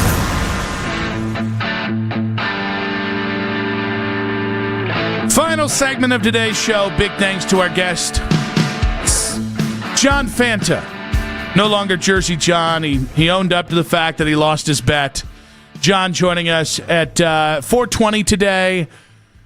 And then, of course, we had Lance Reisland at 6 o'clock. Great stuff with both of those gentlemen. Lance gave us some inside thought there on John Harbaugh as a head coach. And again, it's not that hard. You interview all those other folks. You let them know, but then you give John whatever he wants and bring him home. The people of Cleveland say, bring him home. He can drive to Toledo and, look at how run down that city is, but remember how it was when he was young and all that. But then he can live here. Yeah. Yeah. Obviously, we talked earlier in the show about like hiring a Sopranos character to go ahead and give a pitch and all these different things, like the TV shows, all these different things you bring back. Like, what do you do for Harbaugh in this instance? Price is Right, Drew Carey. I was gonna say, it's got to be, or do we hire? Basically, yeah. There's all sorts of guys. MGK is not going to get it done. Well, I'm thinking like Tom Hanks did. Like, remember they announced the Guardians video when it was like we went with the Guardians and Tom Hanks voiced that video. Yeah, is Harbaugh secretly like a Castaway fan or something like that? Oh, Hanks is the king of decency. Now he's more in line with the Guardians than the Browns. John Harbaugh's gotta love Tom Hanks. Yeah, if you don't love Tom Hanks, 99% of people love Tom Hanks, and the 1%. I bet the Harbaugh family loves Tom Hanks. I bet you they watch Forrest Gump every other week. I was running. Yeah, Jim they do. Harbaugh's basically Forrest Gump. Yes, the whole family is. Yeah. They are. They're one big Forrest Gump. What's one Gump? It's one Gump. Yeah, like they're not necessarily all Forrest, but whatever you think is like the approximate of all the Gumps, that's a Harbaugh's. I say that as a positive. Okay. Have we forgotten what a dime piece mama was? Is Jesse Minter Bubba? Like, what are we doing? It's not a Gump. Not a Gump. Okay. Gump, not a Gump. They just ask them to recall all the different types of shrimp. They can. They could. Actually, but now it's crab. Well, he's been in Maryland long enough. Yeah, you can't hate it. Been there long enough. Let's get to In Case You Missed It. All right, once long shot Seahawks are now the betting favorite to win the Super Bowl. Entering the season, they entering the postseason, they're now the best odds to win the Super Bowl, plus 350 favorites in total. If you had to bet on one team to be your Super Bowl champion, who are you betting with? I'd probably bet against the Seahawks. Yeah, it just doesn't feel right. It feels like it seems odd. I don't know anybody that it's a good team. Way too many turnovers with Darnold. Obviously, you see as evidenced by the Browns bringing in their DC. Like, there's a lot of interest between their DC, their OC. People are falling in love with the Seahawks team, but I just don't see them as Super Bowl champs. So to me, it's just Sam Darnold. Like, what are the two things you need to win in the postseason? You need an elite quarterback and/or an elite defense. They got the defense. I do not buy into Sam Darnold. He's got the physical tools. It's never been physical with him. It's always been between the ears. In big games, you can sense him clenching. So it wouldn't be Seattle. Okay, listen. My heart says Buffalo because this feels like it's got to be your year. They've really neglected that roster. The Bills and the Patriots have the same odds at plus 950. Drake May has never played in a postseason game. I find that fascinating. Yes, he's probably going to either win the MVP or be second in the MVP, but for never having played in a postseason game, to be the same odds as Josh Allen is interesting. But that's more of a lack of belief in the Bills? And a lack of belief in the run defense in particular. Yeah. Like, all you got to do is just run on them and you'll have a field day. I can't put the Bills one. They're in my top four teams I think could win the Super Bowl. I actually probably have to say the Rams. It's just, that's it. So Rams or the Texans. It is a bananas list if you think about it. It's Seahawks, into the Rams, into the Broncos, then Bills, and then Patriots. If you would have asked people before the season, how many of those five teams are in the top five odds? It's the Bills, and that's it. Yeah. But don't sleep on the Texans. DeMeco Ryans is the real deal. C.J. Stroud is a great quarterback. And it's honestly, not about that. It's Matt Burke and that the defense. Well, I was going to say, C.J. Stroud, of the three things I just mentioned, might be the weakest part. Yeah, it's odd that C.J. Stroud is, in many ways. He's top 10. Well, the Texans' defense is legitimately best in the NFL. Yeah. If we want to debate them versus the Browns, we can do that, but they had a better season than the Browns defensively. Yeah, so I would say I'd probably go Rams first, and then the Texans after that, and then probably the Bills. It's one other team I'm not thinking about right now. I really struggle with the 49ers. 49ers, I think, are going to get cooked this week. I don't hate that take. I've seen people put them up in the top 5, top 6 contenders. I just don't see it. Maybe that's my Brock Purdy bias coming through, that there's a decent chance. What's your team? Oh, I didn't give you a team yet. Well, out of these 5, I like the Rams the same way you do, though. Well, but the whole field. I know it's tough. I have such a hard time with this because I can't. This is part of the problem. I can't convince myself of any of them. Right now, I'm leaning Patriots over everyone, though, and I hate that because I've never seen Drake May play a playoff game. I just don't love that defense. At this level, at like the level of guys that you're going to have to beat for that defense. I don't love the tackle situation. But that's the thing. It's a very flawed postseason field. There's a lot of these teams you can look at and say they shouldn't be. This shouldn't be one of the favorites based off of these things you can expose. I'll see. What's interesting is I look at it as I think it's going to be really interesting because one, as it does often in the playoffs, I think matchup matters more. So your path to a championship might be a little fluky because if for each team there's somebody that they have to avoid, it wouldn't surprise. I think there are. I don't want to say 10 teams. I think there are 6, 7 teams that could legit win the Super Bowl this year. Oh, by the way, I forgot the Eagles. I don't know. Even them, though. I have no idea. Yeah. As dysfunctional as they are, that's the point of this. The point of this is there is no teams to actually believe in this postseason field. It is a crapshoot. So this feels like a good year to anoint a new quarterback, though. This also goes against Josh Allen. This feels like a year where a C.J. Stroud, or I don't think Herbert has the offensive line in front of him, but a Herbert or a Drake May, where somebody comes and wins the Super Bowl. Yeah, I looked it up today. They get shot up into the top 5. Herbert, his offensive line this year is 31st in PFF. Woof. Yeah. It's bad. That tackle situation's awful. Like, you're not supposed to make the postseason with the offensive line that he's had this year. All right, we're going to give Scott Lorraine. Scott, I wanted to do this here. Scott, you got about 40 seconds here. You don't want to hire Harbaugh. Please show your work. 40 seconds, go. Hey, Nick, Jonathan, what's up, guys? So, first time caller to your segment, but, hey, the reason I just, look, man, I hate Baltimore. Look, they stole our team, and I know that's a horrible reason not to hire Harbaugh. You guys can roast me all you want, but if he can't win with Lamar and they stole our team, I don't want that crybaby on the sidelines in Cleveland. Give me Schwartz, because I feel like Schwartz is the type of dude that will punch you in the mouth, whereas I feel like Harbaugh's going to cry to the ref because he's picking on me. I don't want Harbaugh. Get him out of here. Well, but wait, real quick. Don't you want to steal their head coach? No, not at all. That dude can kick mud, man. I don't want anything to do with Baltimore. I hate Baltimore. I hate Pittsburgh. Baltimore stole our team. Pittsburgh, that's our arch enemy. I don't want. I definitely don't want to win, because then you're going to hear the Baltimore fans be like, "Oh, you needed our coach to win." Look, if he can't win with Lamar right now, he ain't going to win here with no quarterback.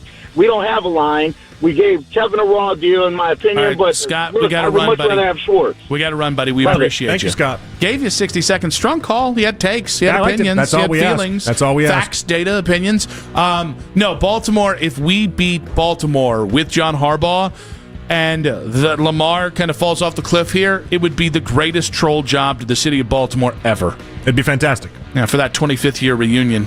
Or when it 25th year? Was it 25 years? Yeah. You got it. Years? Yeah, you got it right. The thing. Big thanks to Jack Gregory on the board. Yes. Big thanks to Jake Murrin. Not on the board. Yes. Big thanks to Katie Pollock as well.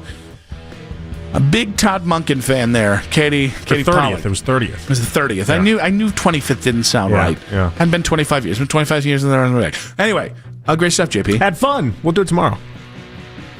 Harbaugh lives! Bring the man home! Going Catholic. I'm going Catholic.